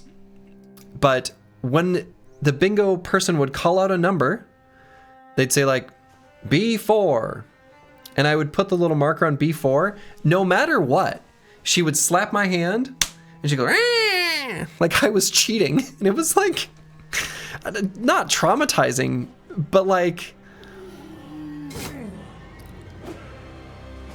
I didn't like it. This like old lady just like slapping my hand, and like she kind of slapped hard. I didn't like it.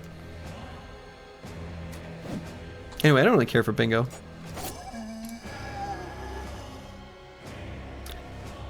Damn it, my Twitch went to commercial as soon as you started answering the question. Bad timing. Beta testers for what? Like a new Battle Brothers patch. She was metagaming? Yeah, she was metagaming.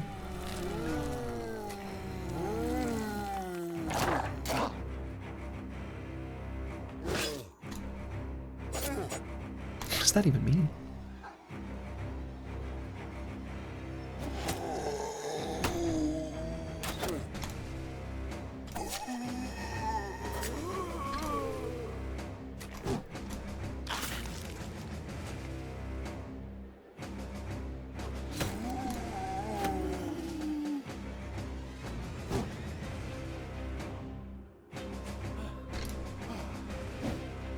Oh, I should have put the dog down there. Dog would have been clutch.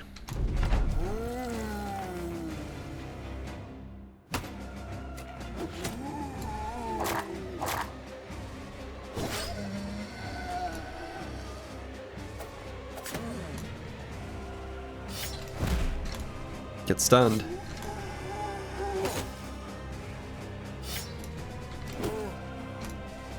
And we still gets an attack. There we go.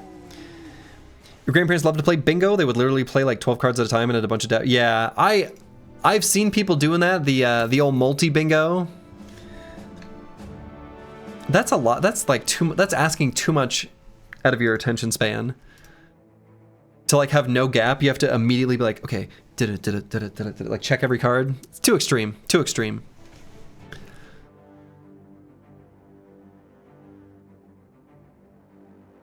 Okay, King Tet has leveled up. And what are we gonna do on this level?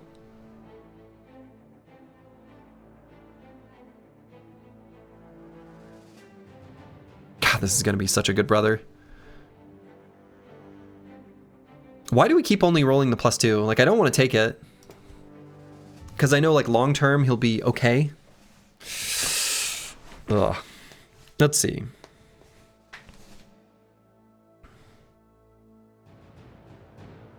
Multi-bingo feels like having infinite rerolls in D&D. Kind of does.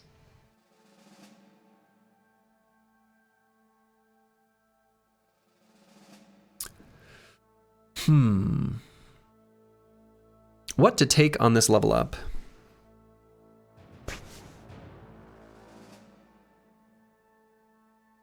Nothing here seems terribly exciting.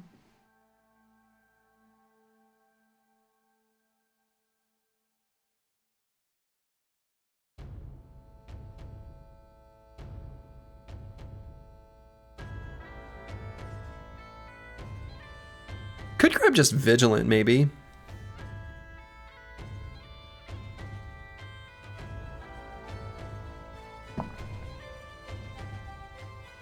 Vigilance not bad. Dynamic YOLO. Actually, I do have something I was thinking about. If you dynamic duo, and then you get realized potential.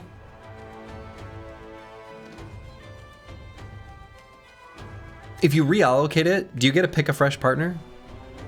Or does it like force it onto the one you picked the first time? That's why I haven't taken it.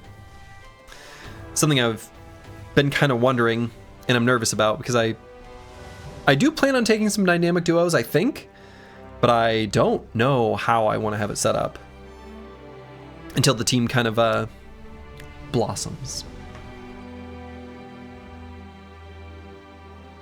I think I might grab Vigilant. I think this is actually like totally fine.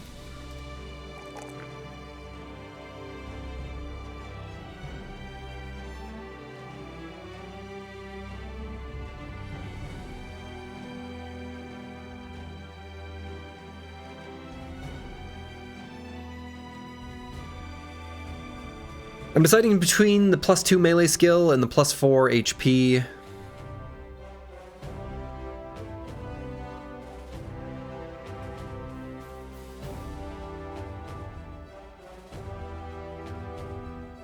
I'm gonna go with a melee skill.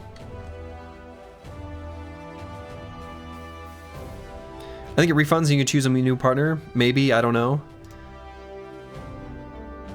Yeah, I mean, you're probably right, but I'd kind of, you know, kind of want to know. Rebuke, question mark, flail, question mark.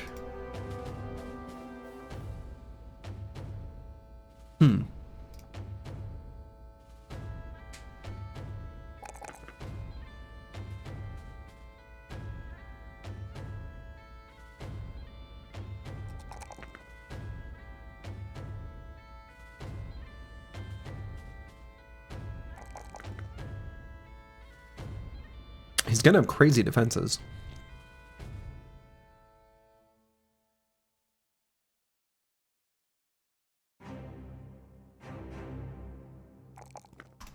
I don't know. Misha Twitcher. This brother's easy to level up. Ooh. Or is he?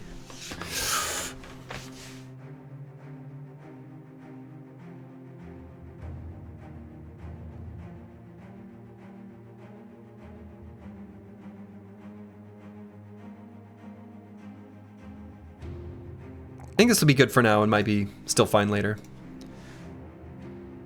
And on this level, let's go ahead and grab the anticipation now. I think it's kind of low value, but it's fine. And then Eagledub. Oh boy, another level 7. Kingsguard count? I think the Kingsguard is okay. We're going to count the Kingsguard as being allowed.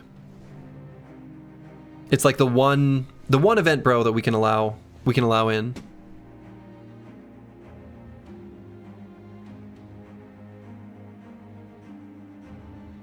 Good question, though. All right, so I think I'm just going to grab Bullseye on Eagledub.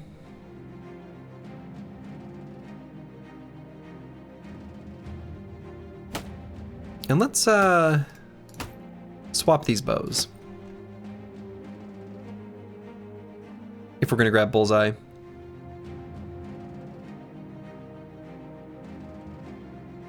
The new event, bro, from the legendary location is also a cripple show. Yeah, he's allowed. He's allowed too.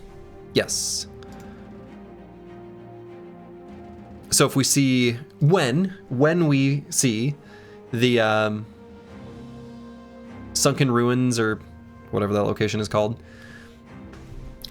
we'll bring on the Riddling Cripple or whatever.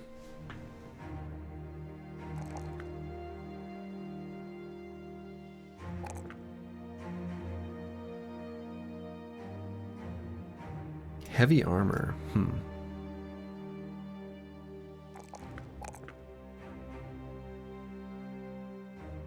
The Holy Water printer? Yeah, but we have access to Holy Waters without that location now. They're just like for sale, which is wild. So it's not such a precious resource anymore.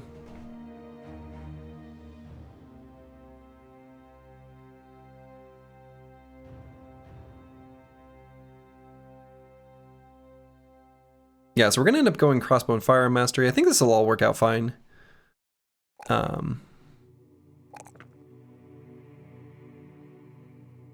Let's just grab the fatigue. Screw it. It's gonna be an interesting brother. He's gonna be good, actually. He's gonna eventually have a crossbow. Same here. And in fact, he could be like a frontline gunner kind of thing, especially with a heavy armor. And then if he ends up having a dynamic duo partner, could work out pretty nicely. Cool. The Riddler is a funny lad. I think you'll like him. Good. Isn't that a character from Batman comics / universe? The Riddler?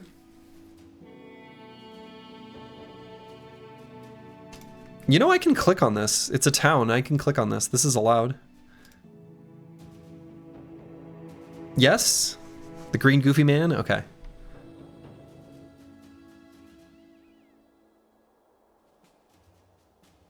I don't know that there's going to be anything we want to do here. They have ambush trade routes. I mean, the relations here are bad. But I'm thinking like I might want to sell off some stuff and then replenish on food.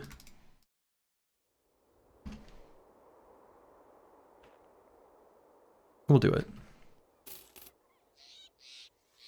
Okay. One of the green goofy men, there are multiple, as there are in many comic book series. So sale price here is fine. The wooden shield's not the same metric that it is in vanilla. Don't be fooled. Yeah, I think this is fine. It's good enough that we can like offload some stuff, but nothing too terribly valuable. We'll hang on to the higher value things. But we'll sell off the cheap stuff.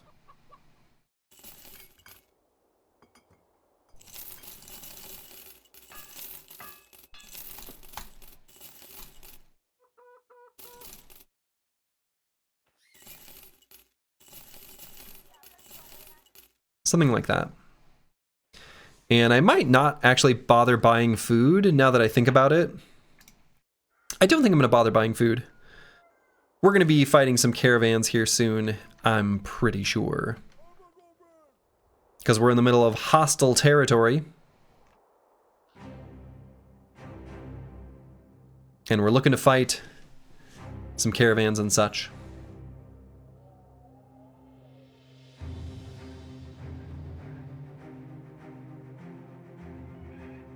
So I don't think we're strong enough for like a deep adventure out into the wilderness, but we are strong enough to beat on some noble briggies. At least they're caravans. Probably not the noble armies. Maybe a supply caravan though. Right, I think a supply caravan is within range. Yeah, if you don't find caravans, there's not a lot of other food options. It's true. But it's not like we're near starving. We've still got like a little bit.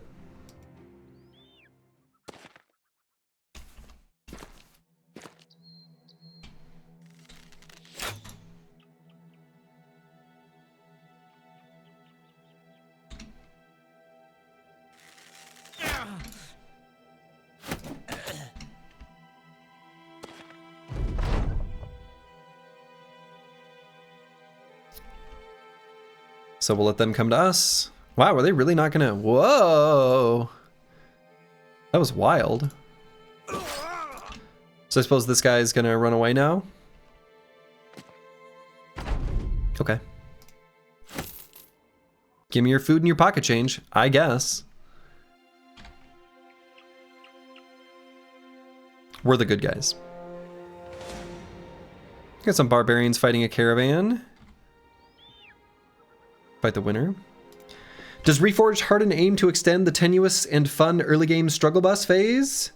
Can't tell how much of that is the bro quality and how much of it is the mods. It is definitely a combination of the two. It does extend it, but the mods are extending it further. Just tested the duo perk. It does get refunded and will reset your brother selection. Okay, good to know. Thank you, Lucid Tommy. Alright, so we're gonna fight both of these barbarians. When we start the fight here, they're still considered like in combat, so we're going to be on the far left side of the map, which is kind of annoying, but I just want to do it now so we can get over to this other group of barbarians. This doesn't let us like scoot and shoot is the problem.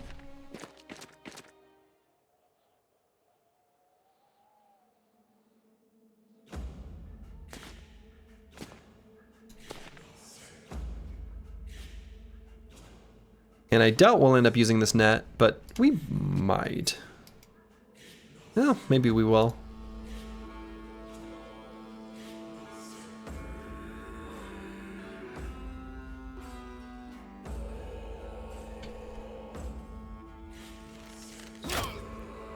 Got him.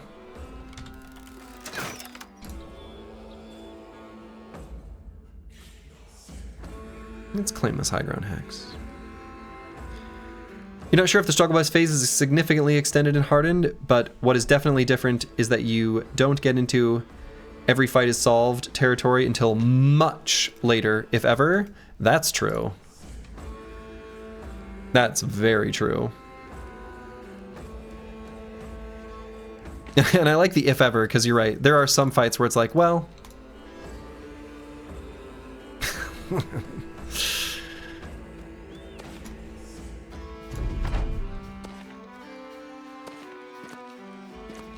Yeah, Hardened does a good job of always having difficult fights. Yeah, that's true. And of each faction, too. Which is cool.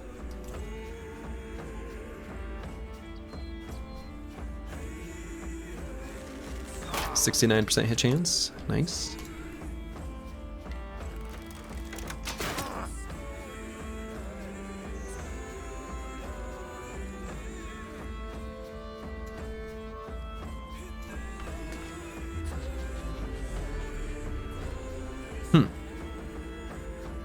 Okay, and we've got a Reaver back here with a big old two-handed skull hammer. We want that. We want that.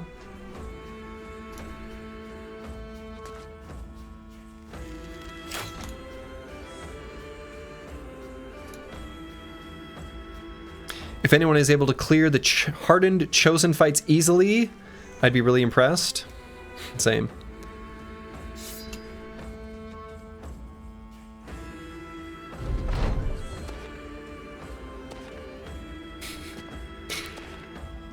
He adrenalined for that maneuver. Okay, and do they still have... No. The Reavers used to have... Formidable Approach? No... What is it called? Vigorous Assault, but no longer do. So. Yeah, getting close, adrenaline run away. It's one way of doing things.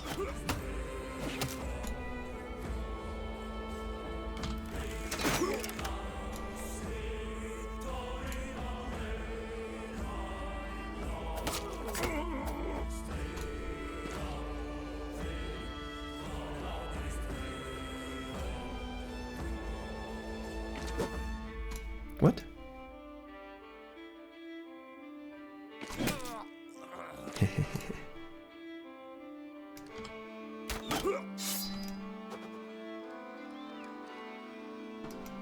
How's the run been going? It's going pretty well, Evil Twin.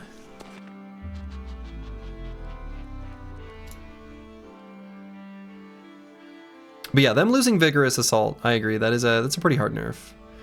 So King Tet just casually hanging out with like 1 billion AP. Thank you, Vigilant. So we could move forward and attack 3 times. Okay. Seems good.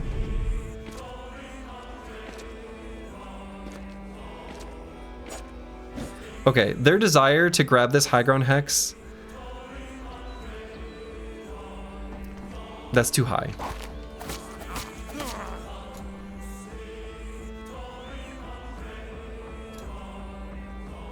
Okay, I don't want to kill anymore because I want to make sure this Reaver runs forward. There he is. Easy.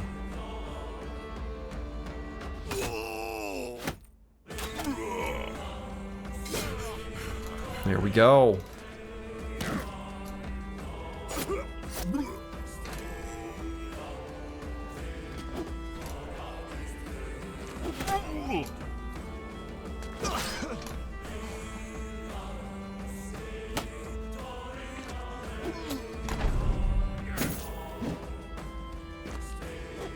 No, he still ran forward. Thought maybe they'd start running away.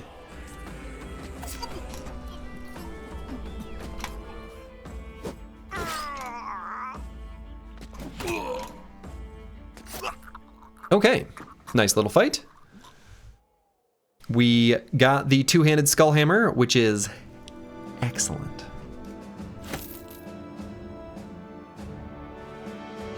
Does the Rondale dagger have 100 kills yet? Probably. No, I guess not, but it's got a lot. It's certainly got a lot. Now, do I want to just like equip this?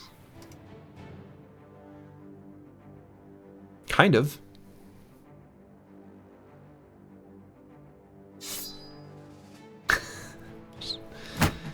Go ahead and put that on. Just a casual two-handed skullhammer there. Seems good.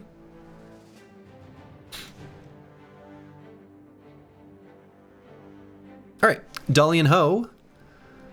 What are we gonna grab here? Take our +3 melee skill.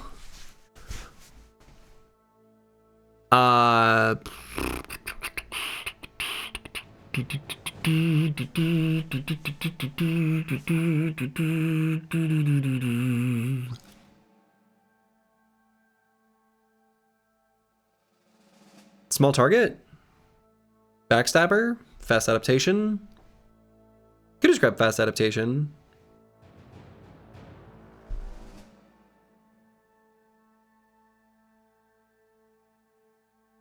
Exploit opening.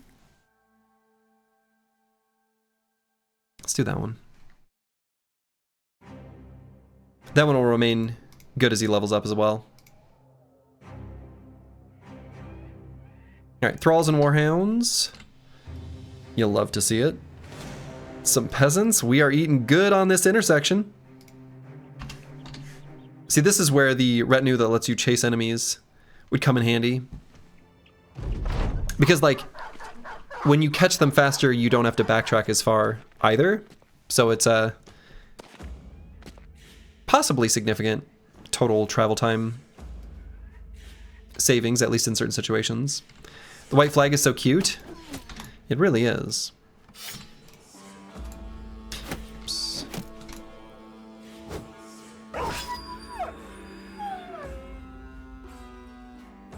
One shot.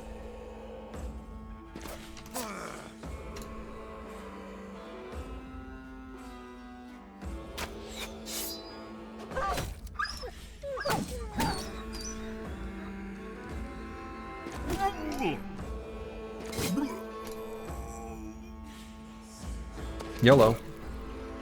Okay.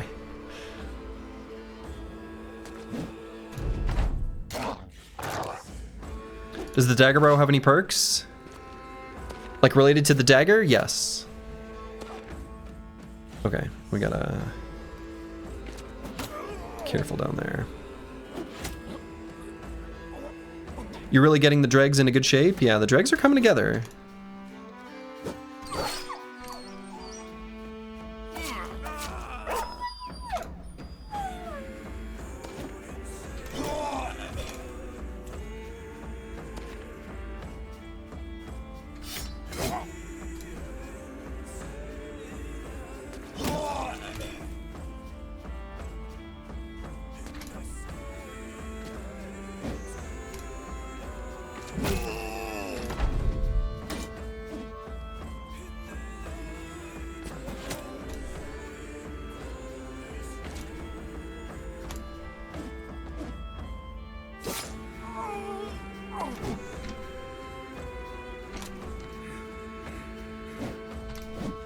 What? What? There it is. Okay. Weirdly good experience, too. Very nice. So we could go up and chase those peasants. And, yeah, I might. I might just do that. Okay. We got another brother who has hit level 7. Now, the ranged bros, we have a choice. where we can either choose Bullseye or their armor. For the most part, I think I'm just going to grab Bullseye. It is a huge, huge boost to their damage. So I'm just going to grab that. And they're not really being put in any super dangerous positions. So like this brother has 9 lives. If something weird happens on the battlefield, 9 lives will be enough to keep him safe.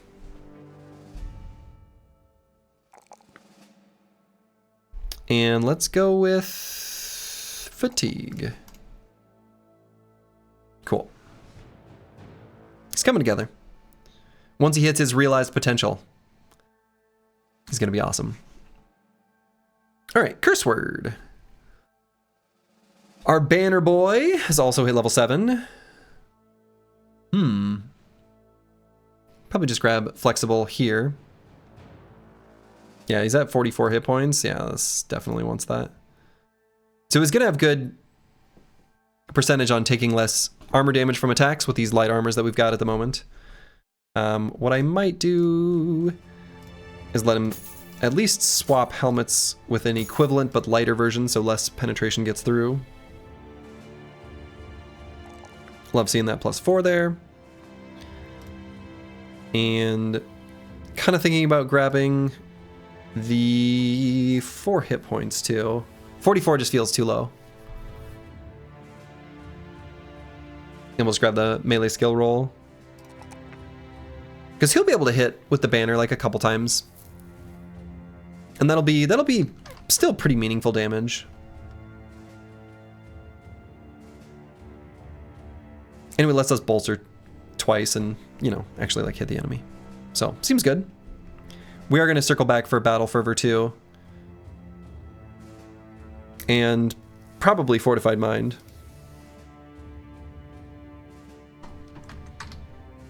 Okay.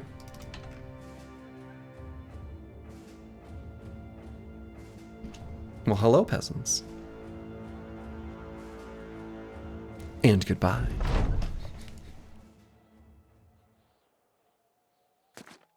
Have you started thinking about getting a shiny? I mean, always. We're always thinking about it. We're always dreaming.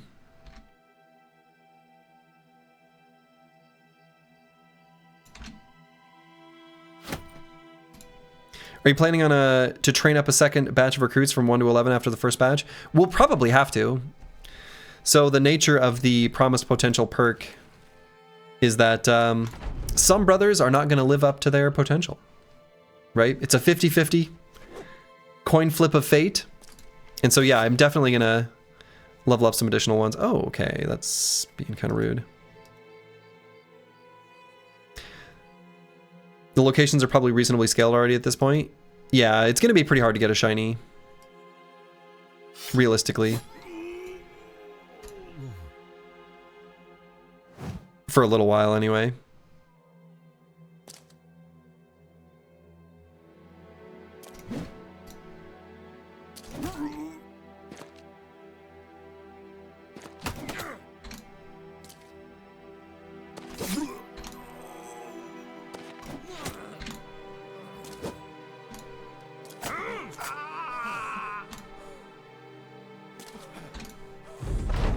Run him down.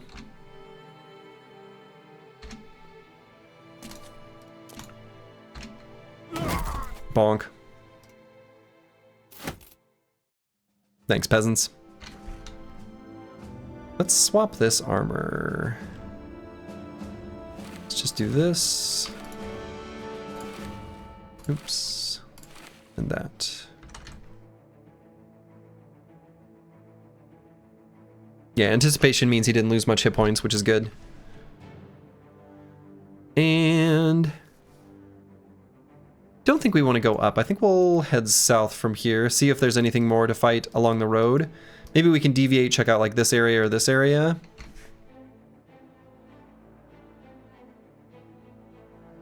Yeah, we've got an abundance of food. Oops. I unpaused, but I wasn't moving. But yeah, considering it's already day 51, there's going to be... Oh, cool. I didn't realize there's a fun World difficulty 166%. I don't know if that was always there or just added in the most recent patch. I'm guessing that because I don't remember seeing that before, but I don't think I would have had reason to highlight over the time. But we can see how much the world has scaled. 166%. Okay. Cool.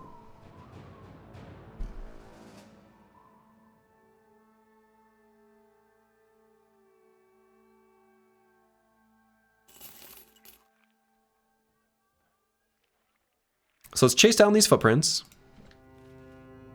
Moving slow enough. I think it's probably a caravan, yeah. Ooh, see now this. That's what I'm talking about. That's what I'm talking about. That's what I'm hoping to see. Let's go. Definitely bringing the net here, and I think this is as good a time as any to bring more nets.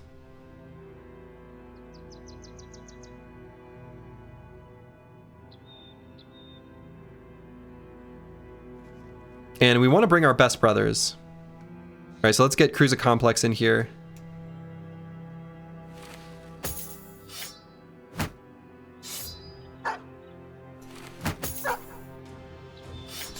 And give him a different weapon. Actually, maybe the flail. Definitely risk of losing brothers here.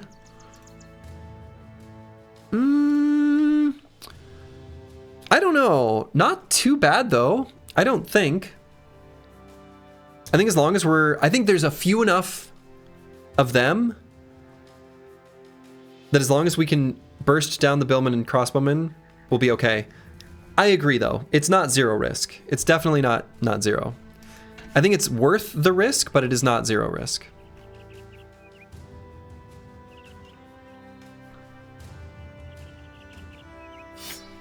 Let me put the other net here.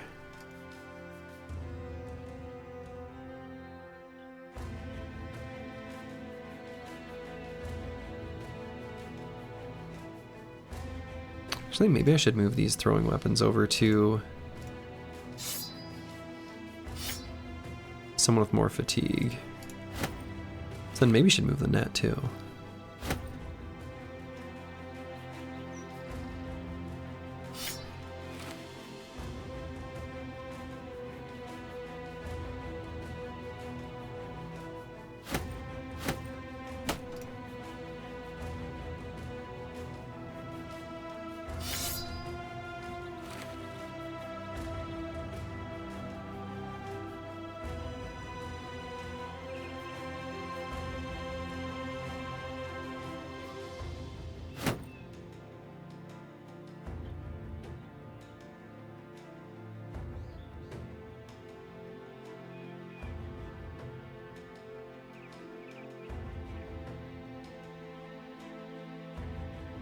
Okay. What a coincidence, I just watched the Fight Your Cultist run where 8 of your 12 bros died fighting nobles. Oh, God. Yeah, I vaguely remember that. I want to say it was like, there's one Hail Mary move. I tried to move a bro out of zone of control and it failed. And that would have made it much better outcome. Yeah, the cultist run definitely got set back pretty substantially.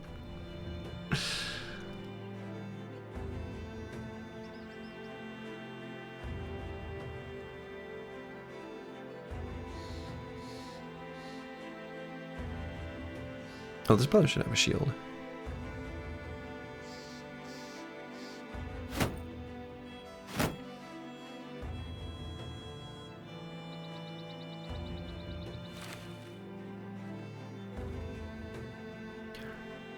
They all had arming swords, yeah.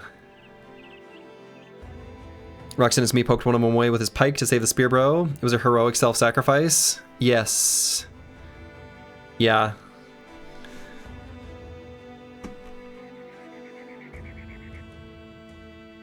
Where's the other axe hammer? Did I sell it? Didn't I have one more?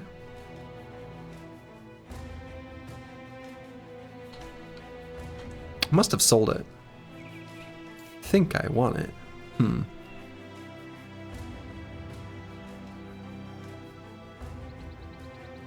All right. Let's do this. But let's use the restroom first. I'll be back in just a moment. Okay, I'm back. Let's do this. And we'll do it carefully. 9 enemies. So they high rolled. They got all 6 of the footmen. Pretty spook. A lot of military picks here.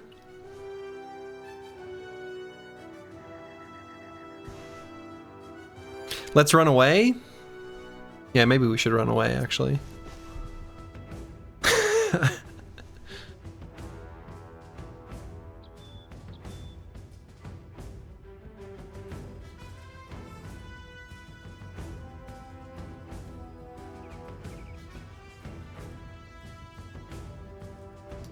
Yeah, I'm pretty sure we should run away.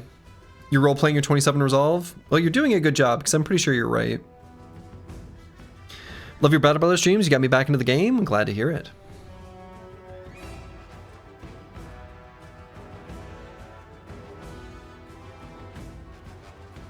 No, I think we run from this.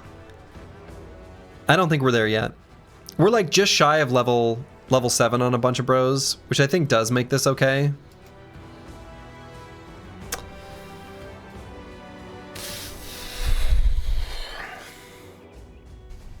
It's all just regular arming, like wooden shields. But the billhook's clergy, the billhook's calling to you? I mean, it is.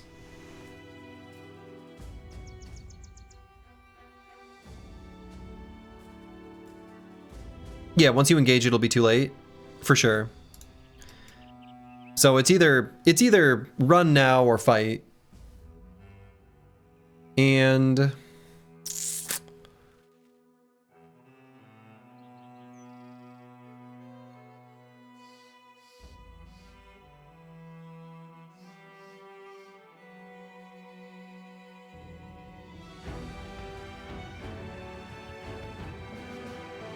it's just too many footmen? It's probably just too many footmen.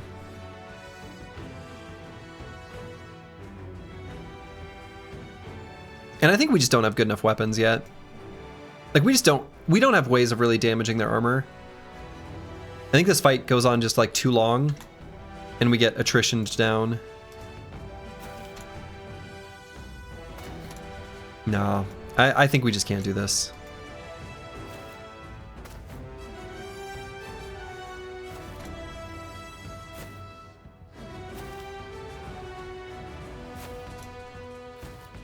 You'd win but get 2 down bros. I don't even think that would happen. I think it actually probably goes worse than that. Because if that's all that would happen, I'd actually probably take it.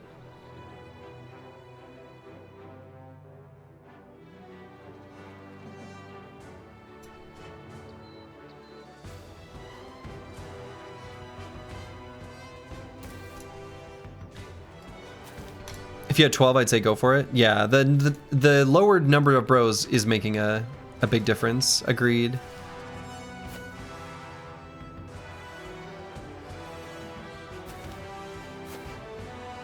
And I know the bill hook is hanging back.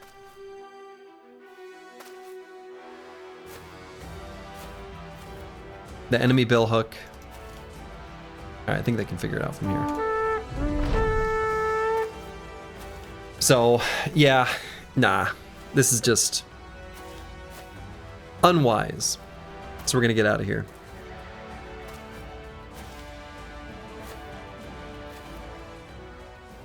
Numbers almost even, but they have twice the armor and the shields make it so attrition-y. Yeah, exactly. And I think we're just gonna lose in that sort of attrition battle. Like we need battles to be somewhat decisive still. Otherwise we get stammed out and then we're not able to put out much damage because we're still dealing with like the, you know, double gripped one-handed weapons kind of thing.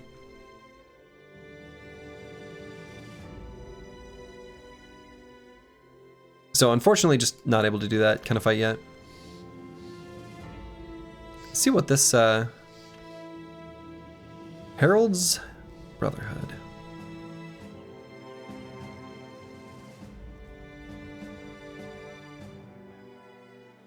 Okay, let's see what's going on here. See what's cool, what's hip, what's happening.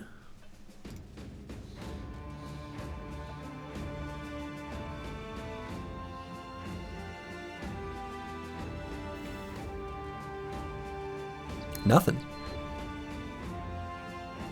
Okay price for tools. We can... Let's see, where should we go? What should our plan be?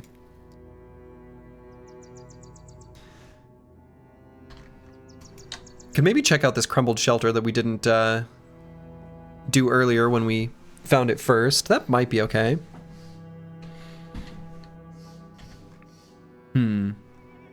But that might even be... Well, I don't know. Our last Briggy fight in the swamp went so well. Having 10 versus 12 brothers quite heavily impacts your fighting strength. It's an interesting change, actually. I agree. It is an interesting change. And it really does substantially affect your fighting strength.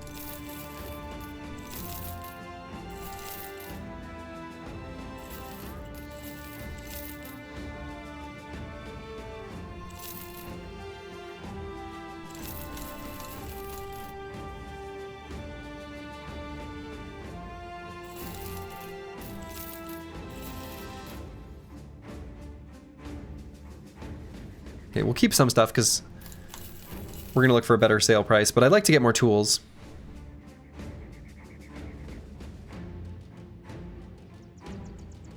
What is good is it's a good time to play Battle Brothers Roulette.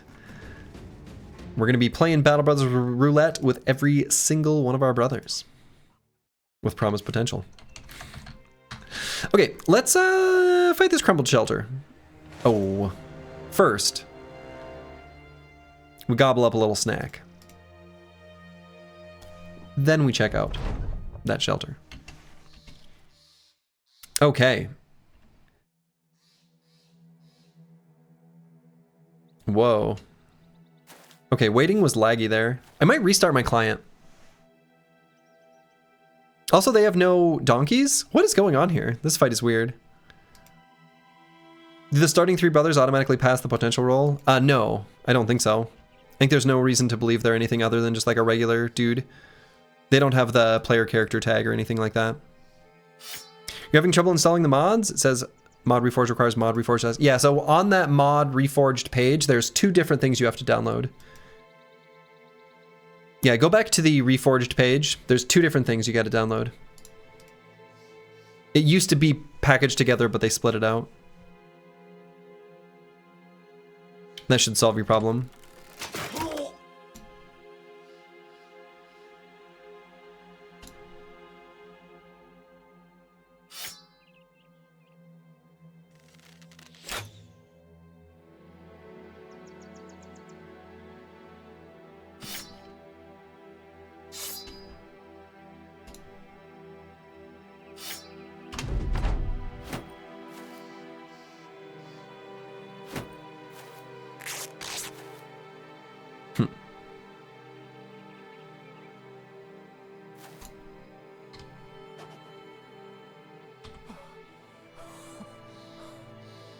Whoa.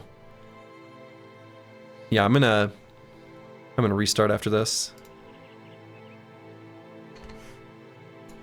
Oh, never mind. Okay, now I understand why I can't swap items. I'm just an idiot.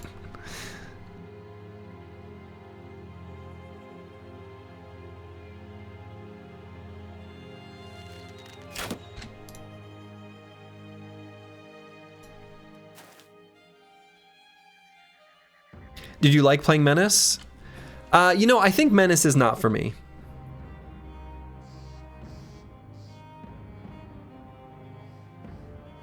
Which is okay. I'll revisit it at a later time, I'm sure. But in its current form, I'm alright.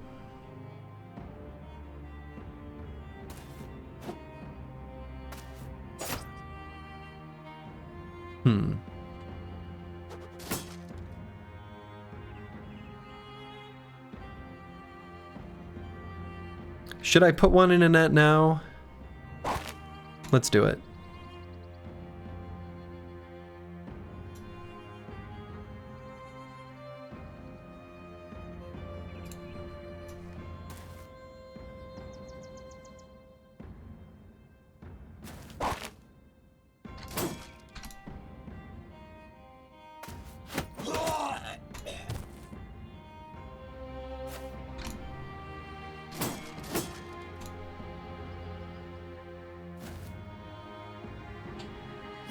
King Tet saving up some AP.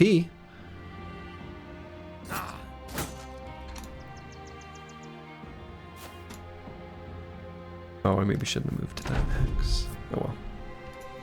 You hope they come back to Battle Brothers or make a sequel? Well, they are planning on coming back to Battle Brothers. They're looking for beta testers for a new patch, so we know there will at least be something.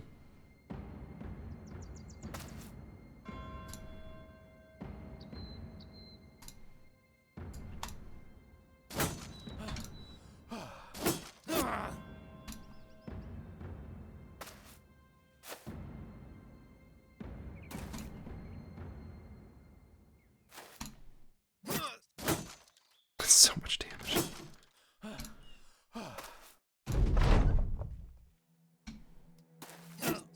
There we go. Oh, I got them both. And I got the pet. Oh! And a hand axe, which is actually like kind of an okay weapon. Wonderful. Wonderful. So we got some nice armors there. Let's go ahead and put those bad boys on.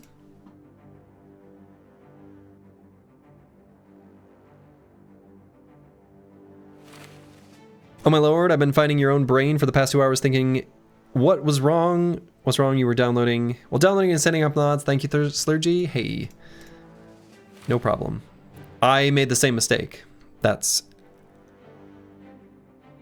So, don't feel bad. Or do feel bad, and we can feel bad together. Your choice.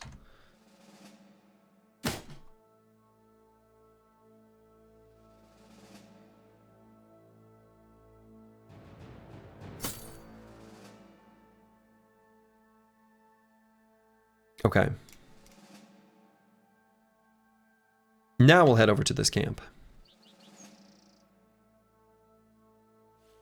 And we'll see what they've got. Anything else I want to do before that? We're out of nets. We'll have to make a visit to our favorite seaside set of villages and buy like a big proper set of them.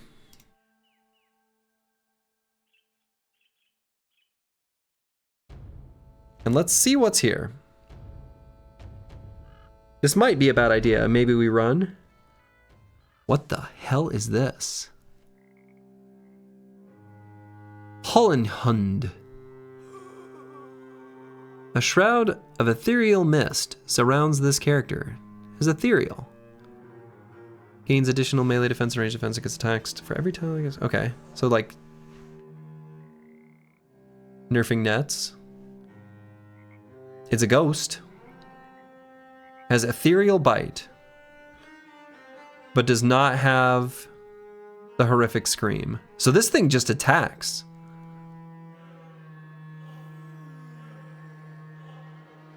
Is this scary? It looks pretty scary. It's a skeleton. It's a flanking doggo with 100% armor pen.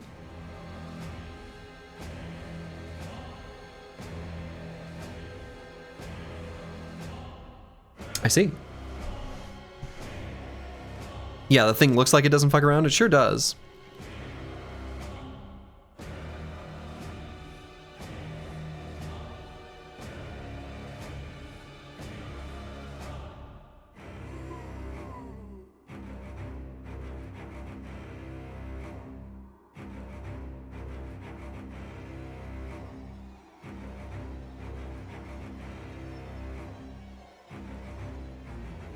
So this thing's got 12 AP.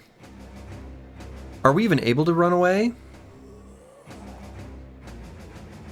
Or, put a different way, if we were to run backwards, could we get them to separate out?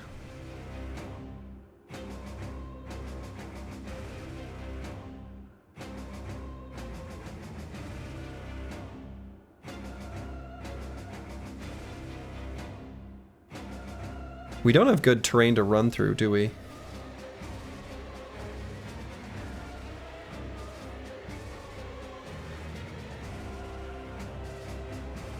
Yeah, maybe we were okay.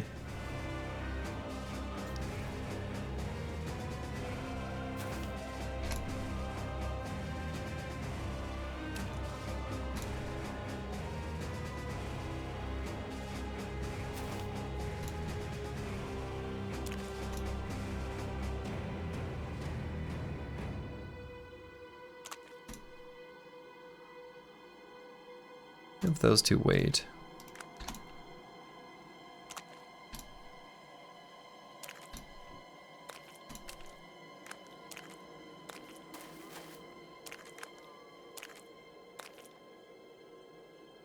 Okay, so it hangs back. So in the turn order, there were two things that were fast. Yeah, I mean we can't withstand the Geist screams in this fight, so we just got to get out of here. Actually, I think I can press this button now. I think they won't chase. We're too far away. I'm interested in what that enemy is, but realistically, I feel like the Geists, even all by themselves with the amount of resolve our bros have, is just too much. Yeah, it also had Fearsome. Yes. It had Fearsome with 100 resolve, so. Yeah, exactly. The Geists were already a serious issue. Just wasn't gonna happen. But that's okay. Discretion is the better part of valor, as we all know.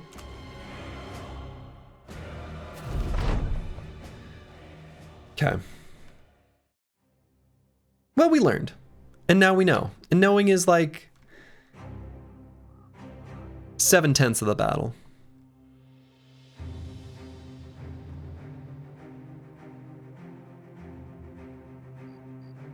So let's like explore this little area up here.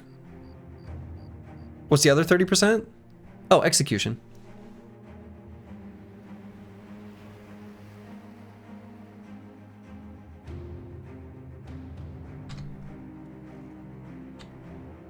Violence? Violence.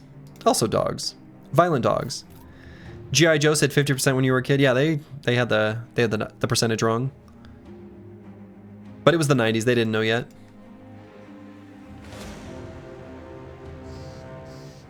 Seven to 10 ambushers.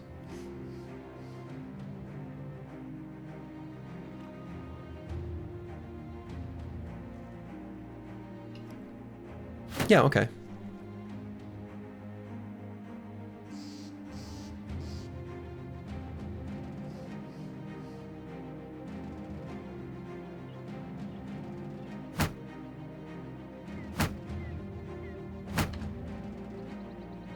Is that okay? It's probably okay. Nothing safe from inflation? Nothing safe from inflation. I don't know, a 7 to 10 ambushers a bad idea, maybe? Nah, it's gotta be fine. Oh. Despozzini, hello, hello. We've got a neglected hut here.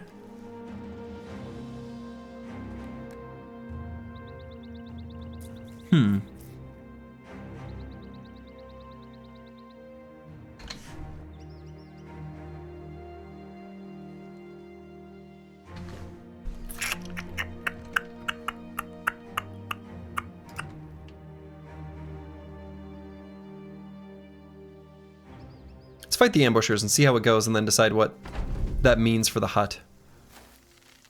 Nobody out pizzas the hut. I saw a little like debuff thing go over their head. What was that? Oh, it might have been elusive. Better pay attention to the neglected hut. No one else is. True. I don't know, is this fight actually like... Is this fight too dangerous? It might be. No, we can kill him pretty fast. They don't got hats. They're just goblins, right? We just charge forward?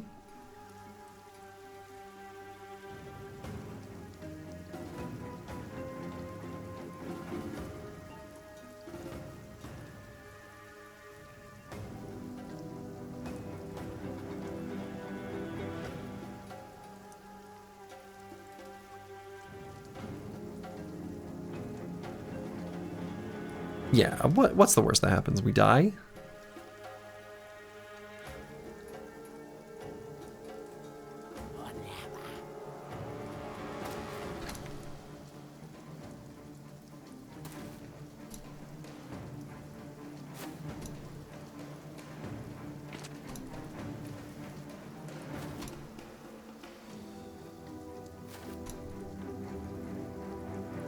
Oh, oops.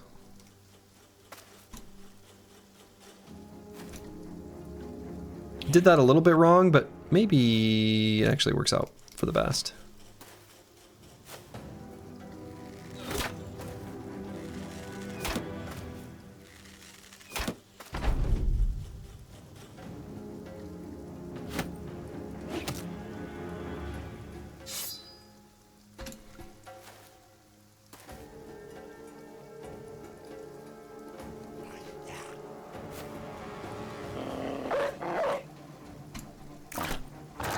Get him, little doggy.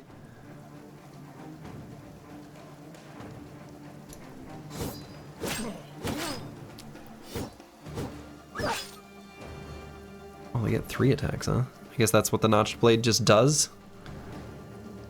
Is our dog gonna bleed out? Dog is dead.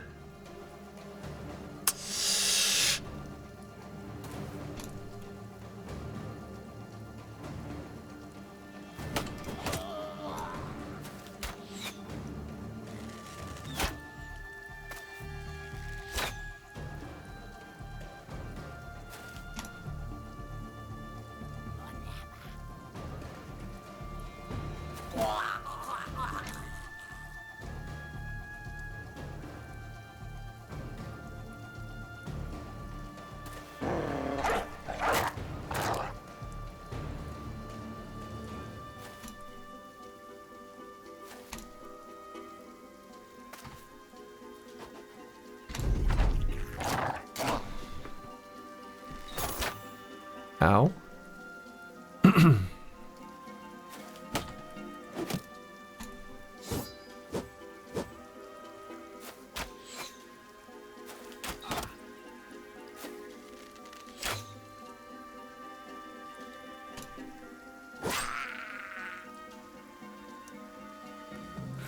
Took his head off.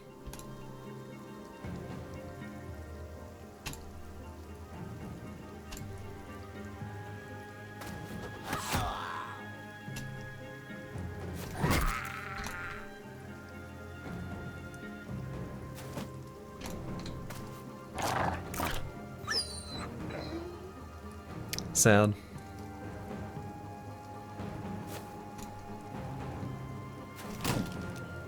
I maybe should have gone for the stun there. Never mind.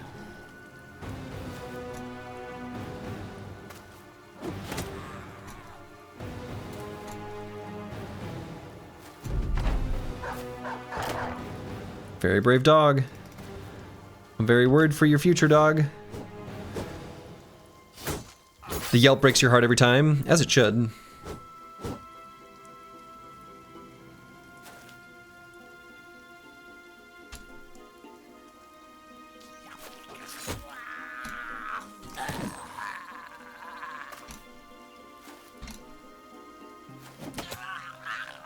Okay.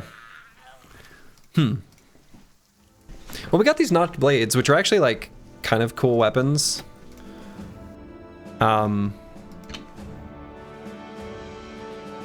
They have a 3 AP slash attack, which is kind of good. The damage is low, but, like, what's that matter? 3 attacks is 3 attacks.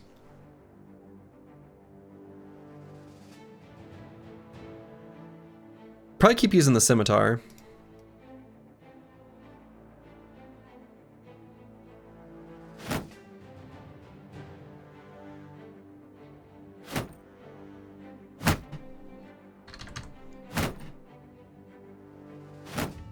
Okay, these bros have parry, so they're not gonna... Let's see. It's got anticipation.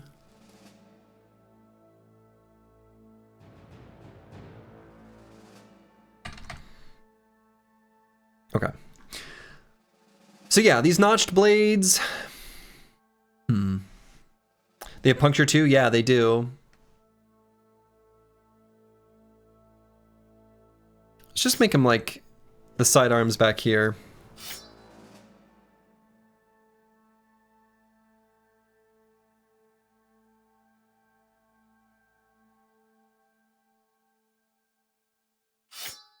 Maybe I'll just put that on King Tat.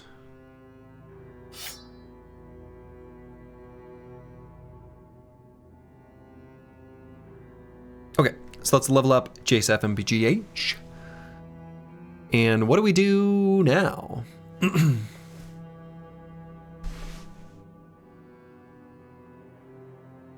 The Notch Blade is a sword and a dagger. Yes. So notably, it's got an interesting thing going on. It is a sword and a dagger, meaning you can take perks associated with both of the perk trees, or like both of the weapons, and benefit from both.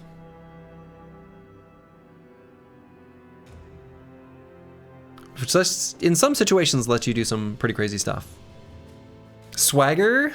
Oh, a sword dagger, a swagger. I can't believe that's the first time someone said that. That's brilliant.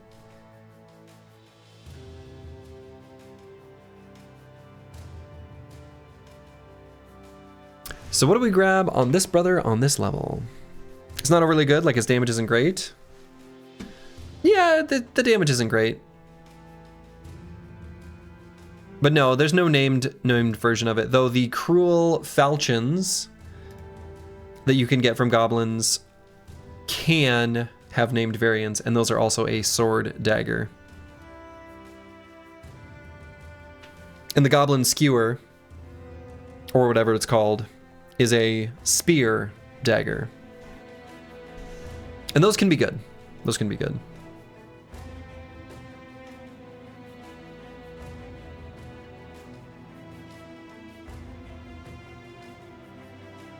Alright, let's grab more resolve here. Even though I realize we've got fortified mind, it's fine. The Notch Blade has moves like Jagger. He's got those moves like Jagger.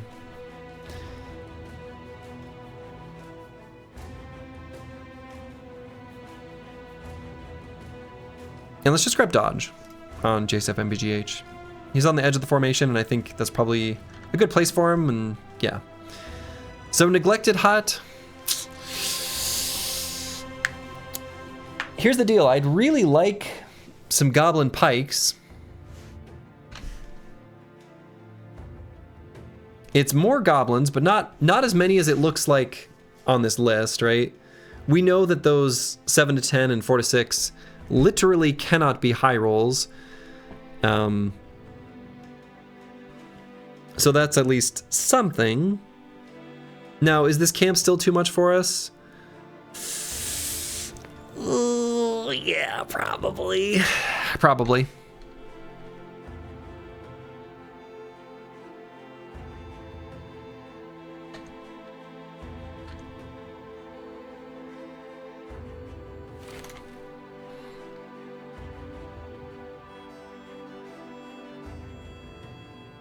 I just really want what they have. Nah, we'll move on. We'll move on. Your HP is low enough. One puncture probably kills. It's pretty close. Yeah. Let's see what these footprints are. One puncture won't quite kill with like the Notch Blade, but it's close. More goblins. Is this more reasonable? So have you thought of trying Norse Oath of Blood? I don't even know what that is.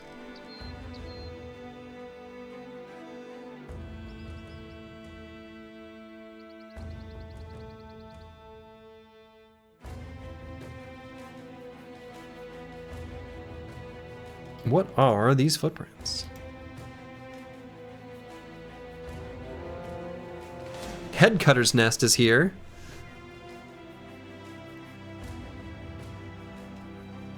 And that's going to be too much for us.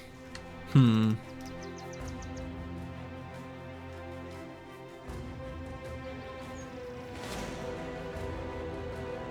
these undead are more, that's our kind of fight.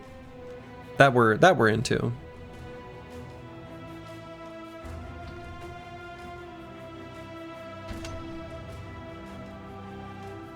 It's a turn-based game, medieval Viking type. You know, it's not necessarily the theming of this game that gives it its appeal to me. Though the theming is cool.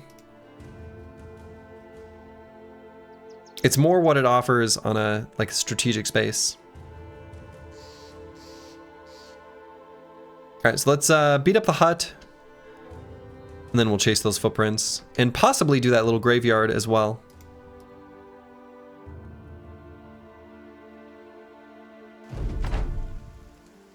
But that said, I mean, I might be interested in that game. I don't mean to like poo-poo your suggestion. Like, I'm intrigued, but it's not something that's even on my radar.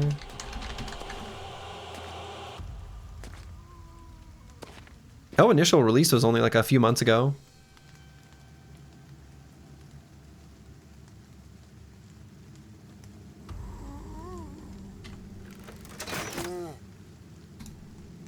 Boy, the battlefield looks very dark. Does that make it brighter? It does. Just a little.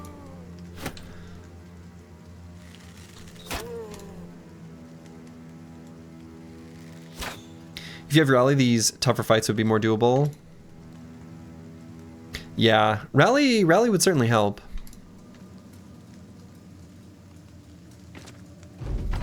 But unfortunately, that's not available to us. I suspect it's possible, though, that it would be in the future, since you get a random shared perk group when your promised potential reaches potential, and we could get Rally from one of those, but if it's not on a brother that we're expecting to get Rally, and like they don't have Resolve, like can we really make good use of it? So, I don't know.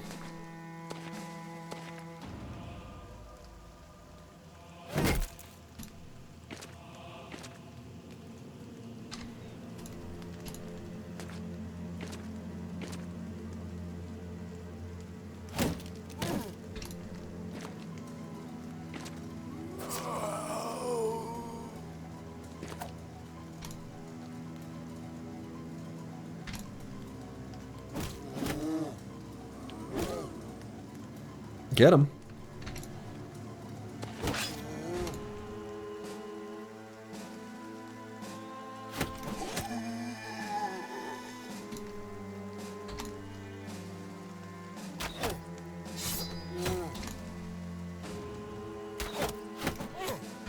Okay. I missed. Can't believe I've missed.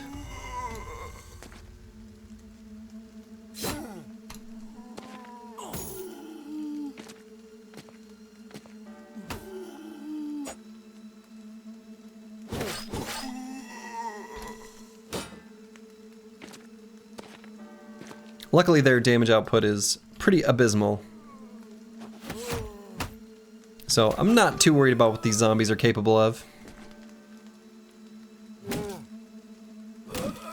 Because I know the answer is not much.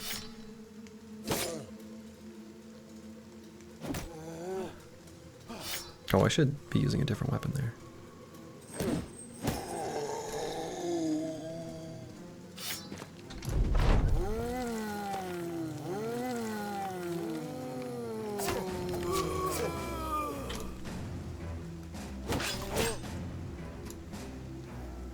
Have we run into a Geist yet? Not in a fight that we've actually taken to its completion. So I guess possibly yes, possibly no, depending on how you would define it.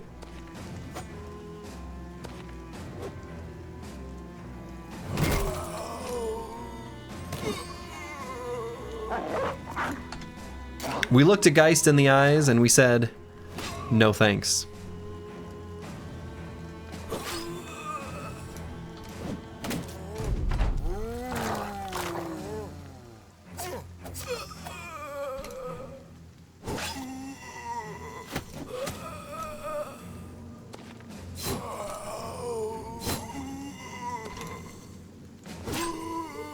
Okay. Goodbye, Geists. Hello, experience. Couple more levels. You love to see it. And Sir Kel's got a little bit messed up there. Not too bad. Mostly just in the armor, but it was a pretty weak piece of armor, so best that it's replaced anyway. Plague Bird. We're gonna go ahead and grab Mace Mastery here so that we can reliably apply AoE daze with our Shockwave here.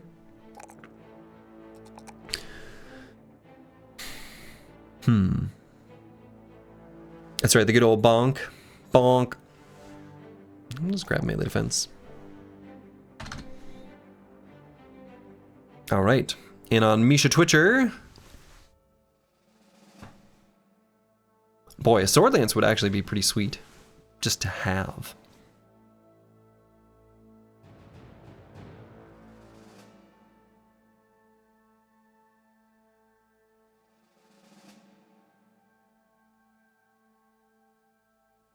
But what do I grab here?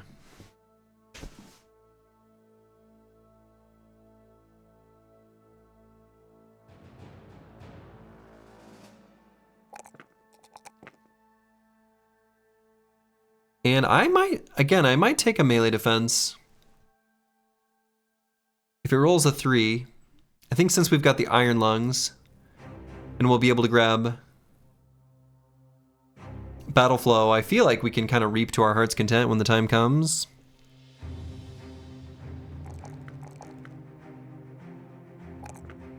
Let's grab the melee defense.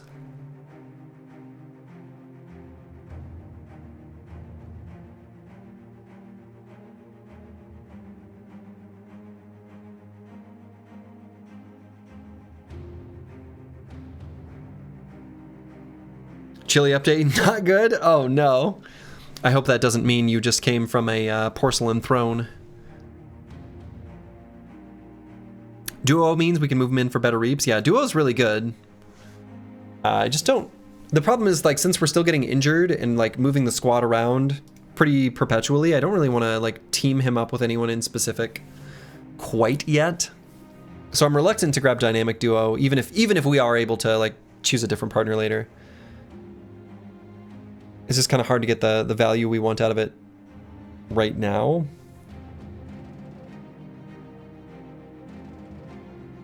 Does it reset after potential? Yeah, so that was a question I had earlier in the stream. And who was it that looked at it quickly? It was who was that?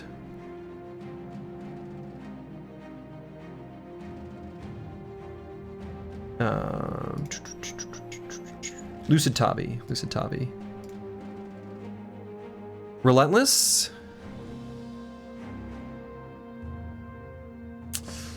Yeah. Relentless is probably fine.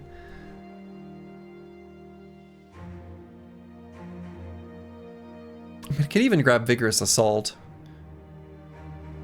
We can move 2 hexes and attack with this. In the future might enable some stuff too.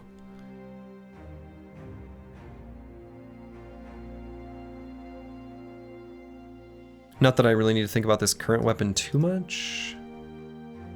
But even with a future polearm, I think it's fine. I'll grab Vigorous Assault. Pathfinder, could have also done Pathfinder.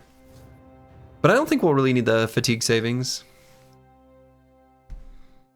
We'll just go Vigorous Assault. Pathfinder is tricky because, like, even though I love Pathfinder and Pathfinder is goated, and it's one of the best perks in vanilla, if a little boring, it's also one of those perks that is harder to get as much value out of, like in a onesie-twosie situation. Still not bad, right? Still not bad. But I think Vigorous Assault will probably serve us well. It lets us move 2 hexes and use a 6 AP attack. Like with this 2-handed Skullhammer. And that situation comes up often enough. Alright, the Chaucers hit level 7, so we're going to go ahead and grab Bullseye.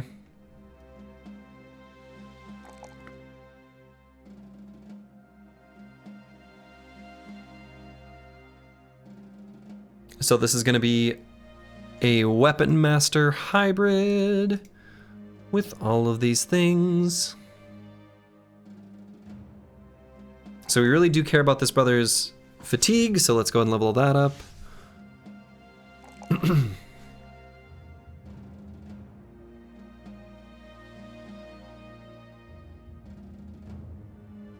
And let's grab hit points. Let's grab some hit points. And we'll chase these footprints that we were doing earlier. Then maybe make our way down to the tilted tombstones? Tilted tombstones. Oh. Wait a minute. The hell?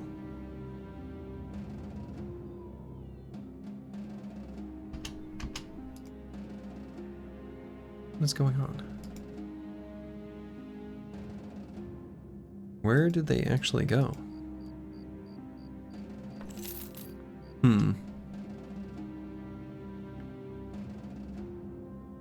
Are you streaming tomorrow European time? I will not be. I will not be. Gonna be gone for the rest of the weekend. Doing stuff and things. Oh, hey, these bows are probably better than a short bow, huh? 30 to 45? 40% armor pen?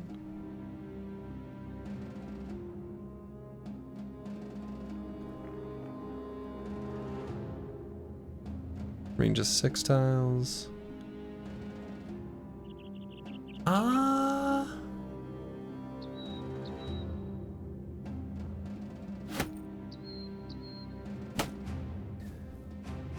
So if this does its average amount of damage of 42.5, and if we're attacking a target with bullseye, then the actual penetration we're gonna get is 50.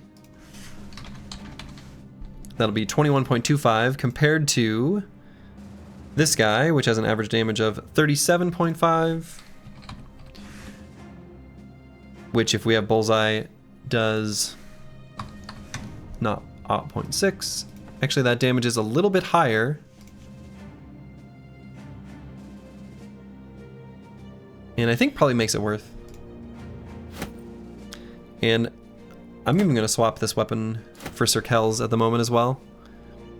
It'll make for better crude jav weapon swaps as well. Oh, hey. We can do one there.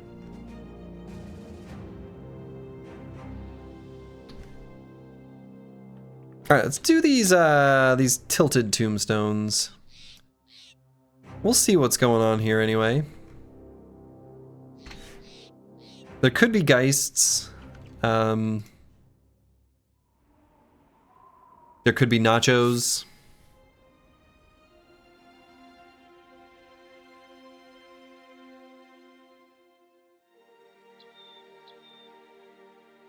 Back on Tuesday? Oh, I'll probably be back on Monday, actually. I know Monday's a holiday, but I'll probably be back on Monday.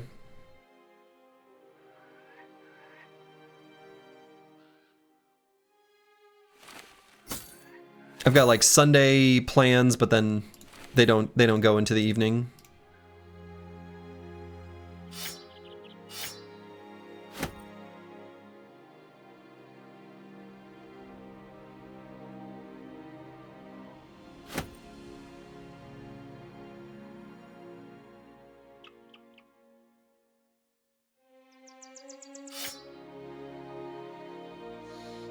Monday is Memorial Day, which I think is just a US holiday. Pretty sure.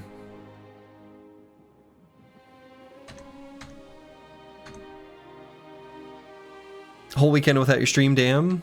You'll survive, I believe. It'll be tough. But I'm confident you can do it. But yeah, I'll be back on Monday. But I'm not done today. We still got some time. Yeah, Memorial Day on Monday. All right, we've got like an armor we might want to dagger down, but there's 18 enemies here, so that seems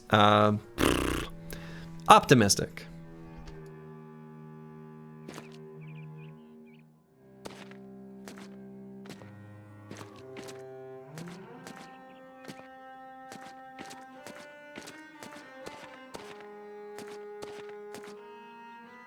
I was about to say it's just a bunch of zombies, and then out of nowhere, a fallen soldier appears. Okay.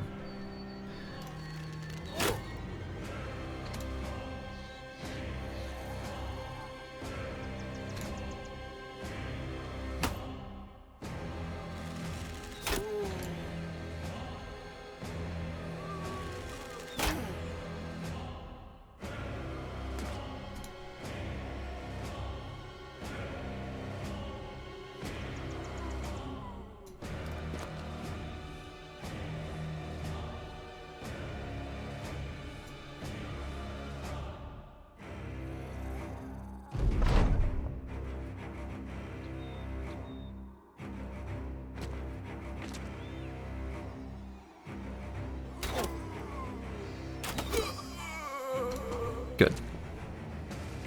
I like it when the enemies perish. We like that. It's a good thing.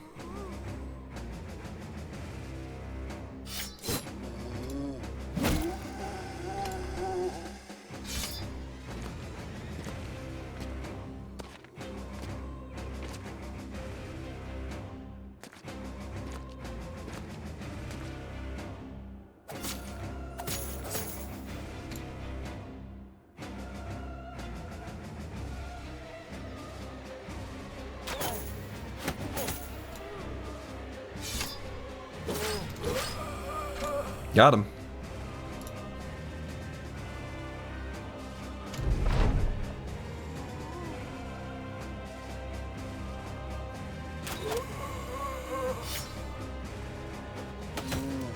Okay.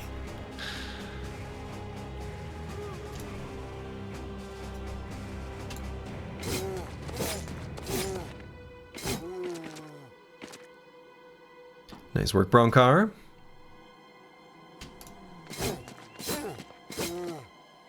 Holding the zombies at bay, you love to see it.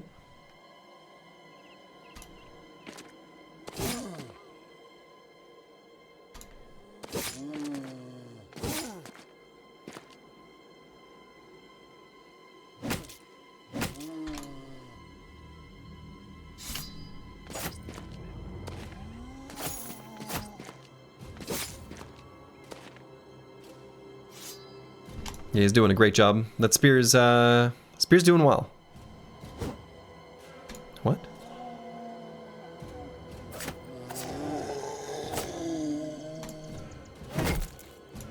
Get bonked?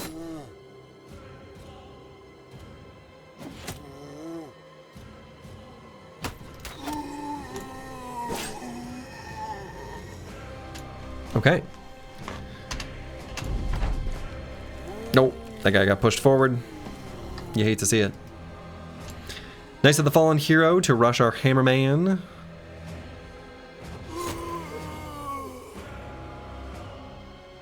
And we'll see if he makes his way through. Crazy you keep finding these undead mobs. Yeah, it's been really good. Well, this fight and the last one were a camp. So not even just mobs. They're like proper camps.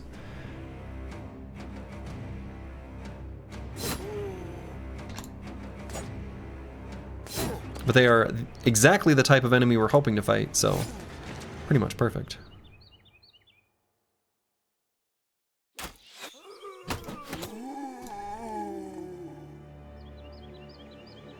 Let's wait here.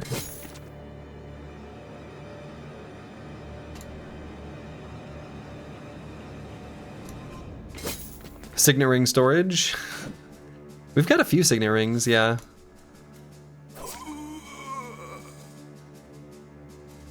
Got a few of them saved up.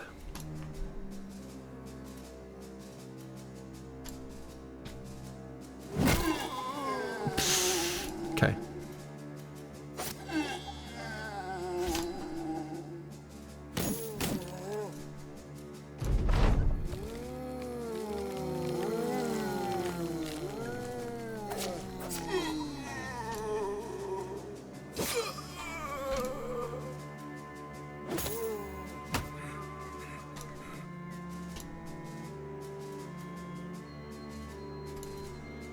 Let's wait on the fallen soldier to move forward.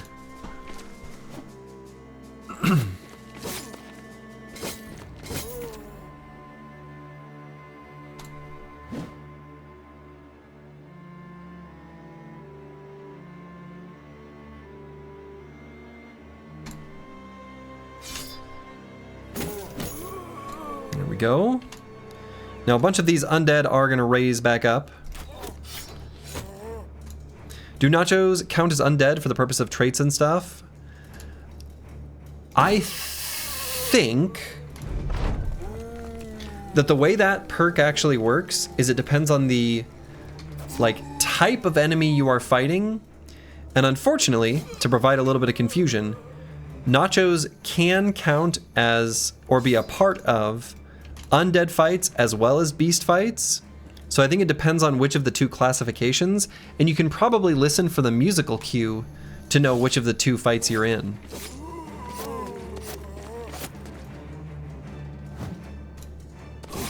I'm not 100% on that, but I think that's how that works. Yeah, that Signet Ring grind set. Oh boy. True. That's a great experience. Ooh, we've upgraded from the Signet Ring. We have moved on to the Silver Bowl. Lovely. Bling for the Bling God, bling for the Bling God. And we got another bro that hit level 7. You love to see it. We're going to be grabbing Nimble on this brother ASAPly. If you have a brother with hate for undead, you can tell from the stats. Oh, that's true. That's true. As always, the answer is it depends. Yeah, there's a lot of it depends going on. So let's go ahead and grab Nimble here.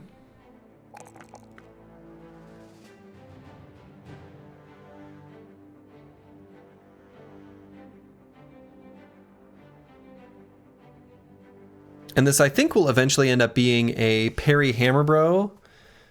And given that we've got Nimble, we actually don't need any more fatigue than this, so I'm going to grab melee skill. I think that'll be his long-term use, especially with Brace for Impact. Nimble plus Brace for Impact, especially if he ends up in a dynamic duo setup, and then has Hammer Mastery, should be pretty good.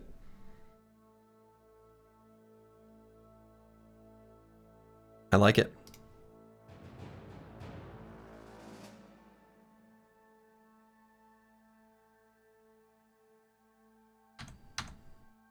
Okay, so now from here, we know this is goblins, and then briggies. We could like step on this mountain and then sweep down through here. Is this an undead group? Spooky. Okay, these footprints. There's a lot of disappearing footprints going on.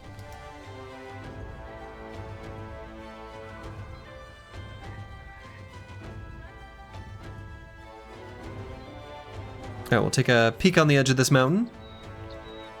Find what we find, see what we see. Rattling Bones Graveyard? Sign me up. Put me in, coach. I'm ready. And let's just go at this the exact same setup. Worked last time. Reason to believe that it should work again. Same way.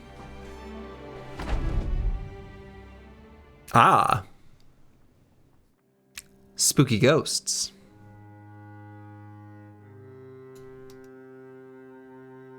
So, they can move 1 hex and do a 3-tile scream, right? So if they move 1 hex and do a 3-tile scream, they can scream at us. We don't want that. So we're gonna line up on one big line here, ready to rock and roll. That's GTFO? Oh, I don't think so. I think we're okay. I think we can do this.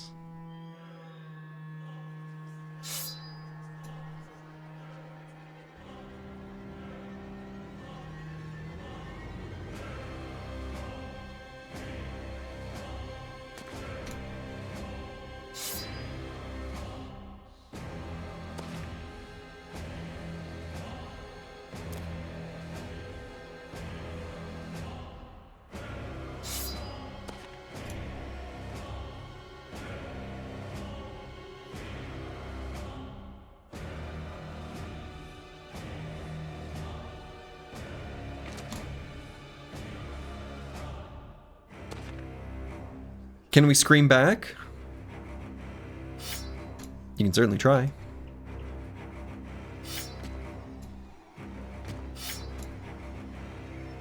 And here I might actually leave out the... Nah, we'll switch to the dagger. I ain't afraid of no ghost, that's the spirit. I ain't afraid of no ghost.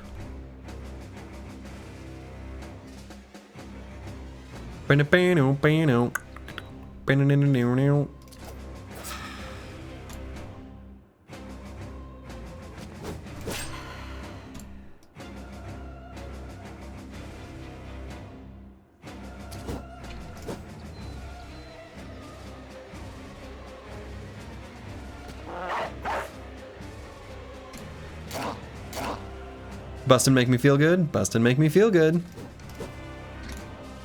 Bustin', bustin', bustin', bustin', bustin', make me feel good.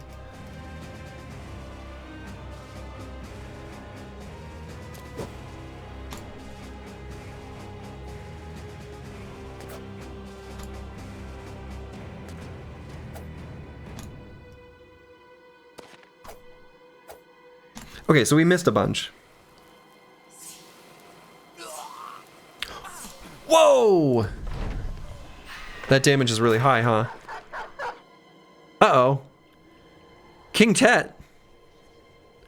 Oh, King Tet's gonna die.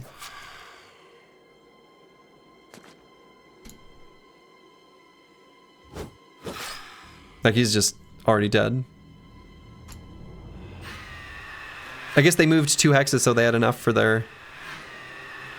Well, we'll see.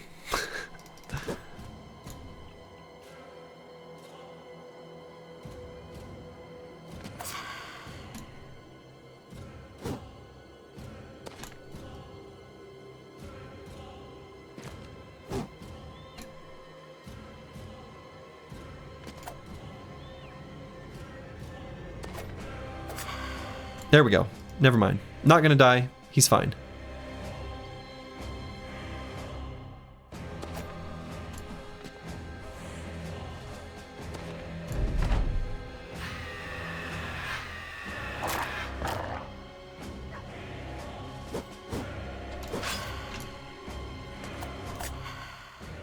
Okay. No problem. And we got Geist Tears. Oh, that's right. I remember these existing. This is a very cute little recipe. Forgetfulness Potion, where you can refund 2 random perk points. That's fun. That's fun. And this Phantom Draft, which for some reason isn't working on the mouse over, but it's like cool. We got more bowls and experience. King Tet. Let's go ahead and swap him out.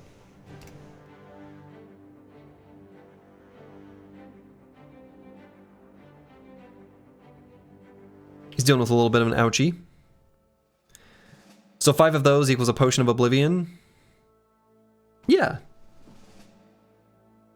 Or, if you're level 3, only 1.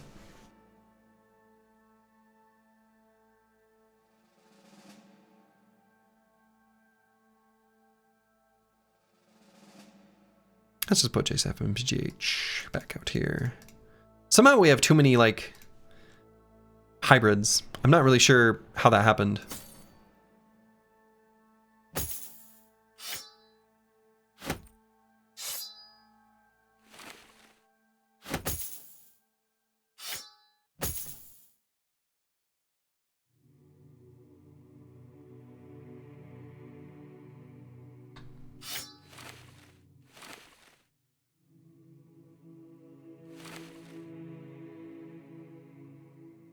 Okay, well, King Tet leveled up. We'll have 50% less hybrids at one point? Yeah, exactly. Or maybe everyone will just succeed, you know? Can you re-roll a failed promised potential with a forget potion? I don't think so. I think it'll have the can't be refunded. Yep. So there's an extra special tag on a bunch of perks, like for example, gifted. So you can't regain the stats. That certain perks can't be refunded, and this is one of them. So, this perk cannot be refunded.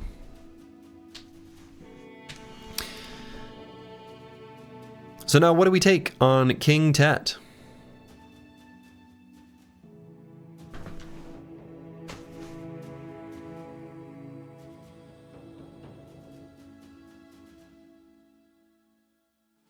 Did somebody already fail their potential? No.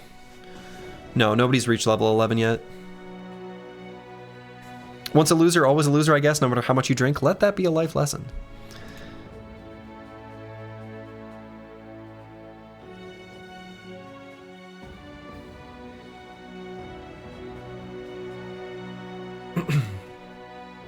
I mean, I guess I could grab Underdog, maybe Pathfinder? Anticipation? No, we've already taken parry. If we didn't have parry, though, it'd be a great pick. It's technically a few bros in the obituary failed their potential. True. Very true. I mean, it's not very good, but I might just grab Double Strike.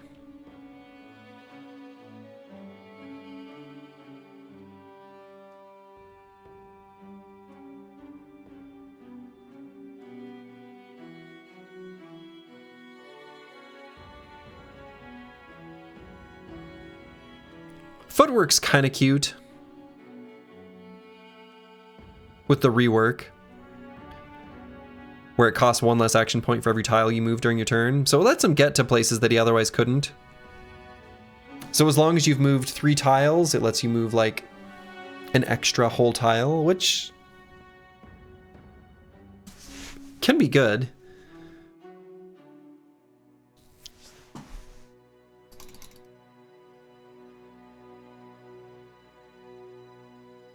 Yeah, I think it's probably just Underdog. It's either Underdog, Pathfinder, or Double Strike. Ignores elevation.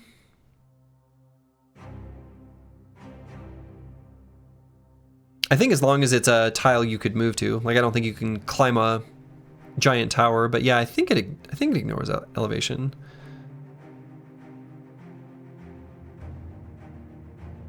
Honestly, you know, something that costs 20 fatigue, if it's like uphill in the swamp, can swamps have hills? Uphill in the desert? That can happen. That's probably pretty close to 20 fatigue right there just to move to that hex.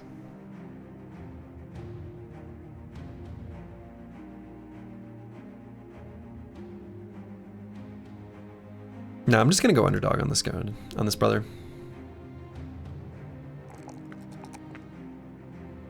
And let's grab this juicy resolve roll. The brother's gonna need it. He's also a dastard.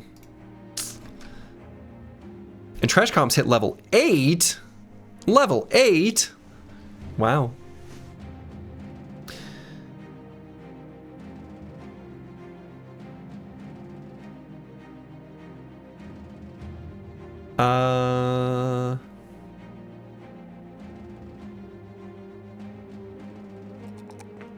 Wow, what he's leveling up like a Chad too. It's incredible.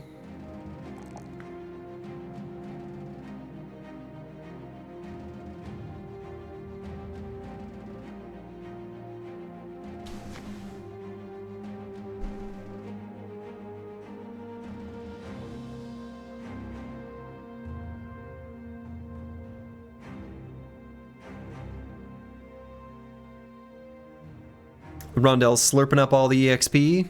Turns out. I mean, I could maybe grab hit and run. It's pretty alright.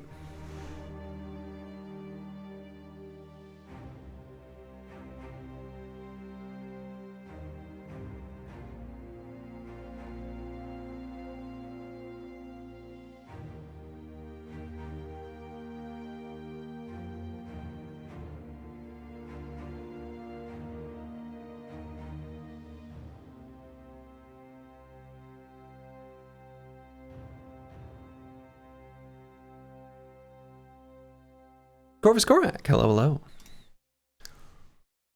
I think we keep trash comps regardless of if he fails his potential or not. I like your spirit.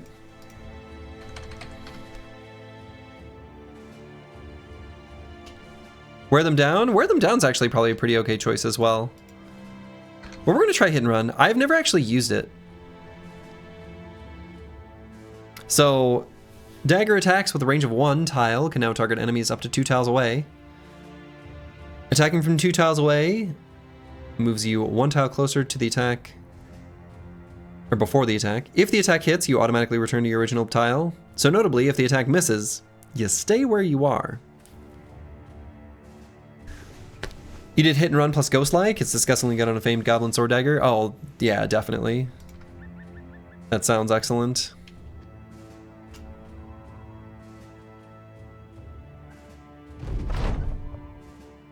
Ah, it finally happened. Our drunken boy lost something. Now, here's the deal. The correct thing is to get rid of Drunkard. We're planning on using ranged attacks. That's -10 to the stats. But like, whatever.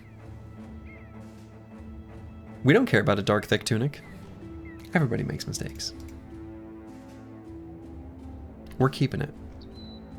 Will it be good? No. Do I want to do it? Apparently, yes.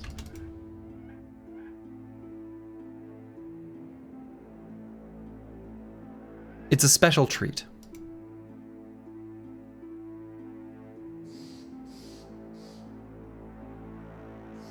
So Drunken Crossbowman is still possible. Keeping the Drunken Crossbowman alive, at least in the form of a dream.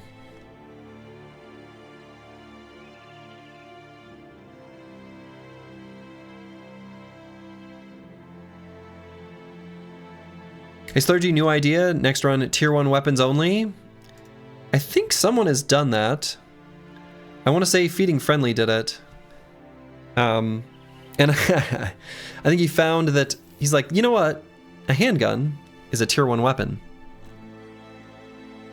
Because there's nothing weaker within its category. So I think he used a bunch of gunners. It's kind of cute. I don't know. We'd have to define ahead of time what those are. It's an interesting prospect. Boy, we got more of these footprints. What the hell?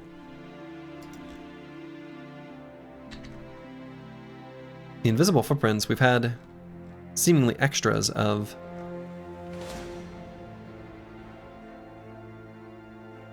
So just gonna wait for a shiny to get lost, then the whip comes out.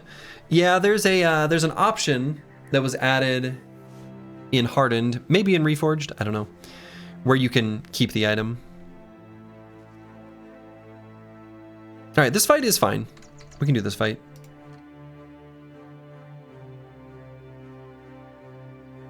Yeah, it can now target items that you are wearing. I saw that. All right, so we're gonna fight these briggies.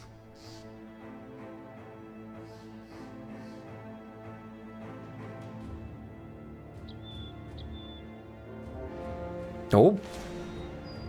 I'm sorry, what? Oh. Well, that's annoying. My snack. They ate my snack.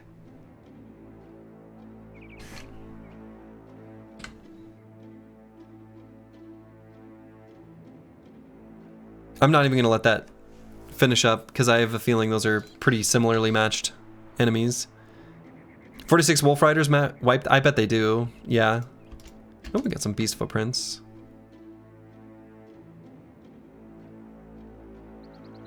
I don't see no third party in the rules. That's true. So I could, but I'm still gonna avoid it. That habit will stick around. Unless it happens like as part of a caravan escort or things like that, obviously. Or like, contracts where we've got noble allies, stuff like that.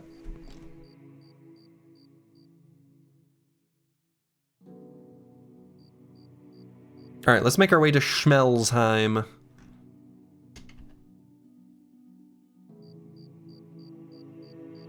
Got some weird footprint stuff going on. We're like, I don't know. Seems like there's extra situations where that's happening. It's a really annoying bug. I would love if somehow Dark Souls could fix that one. It's one of the worst bugs from vanilla. It's like very confusing.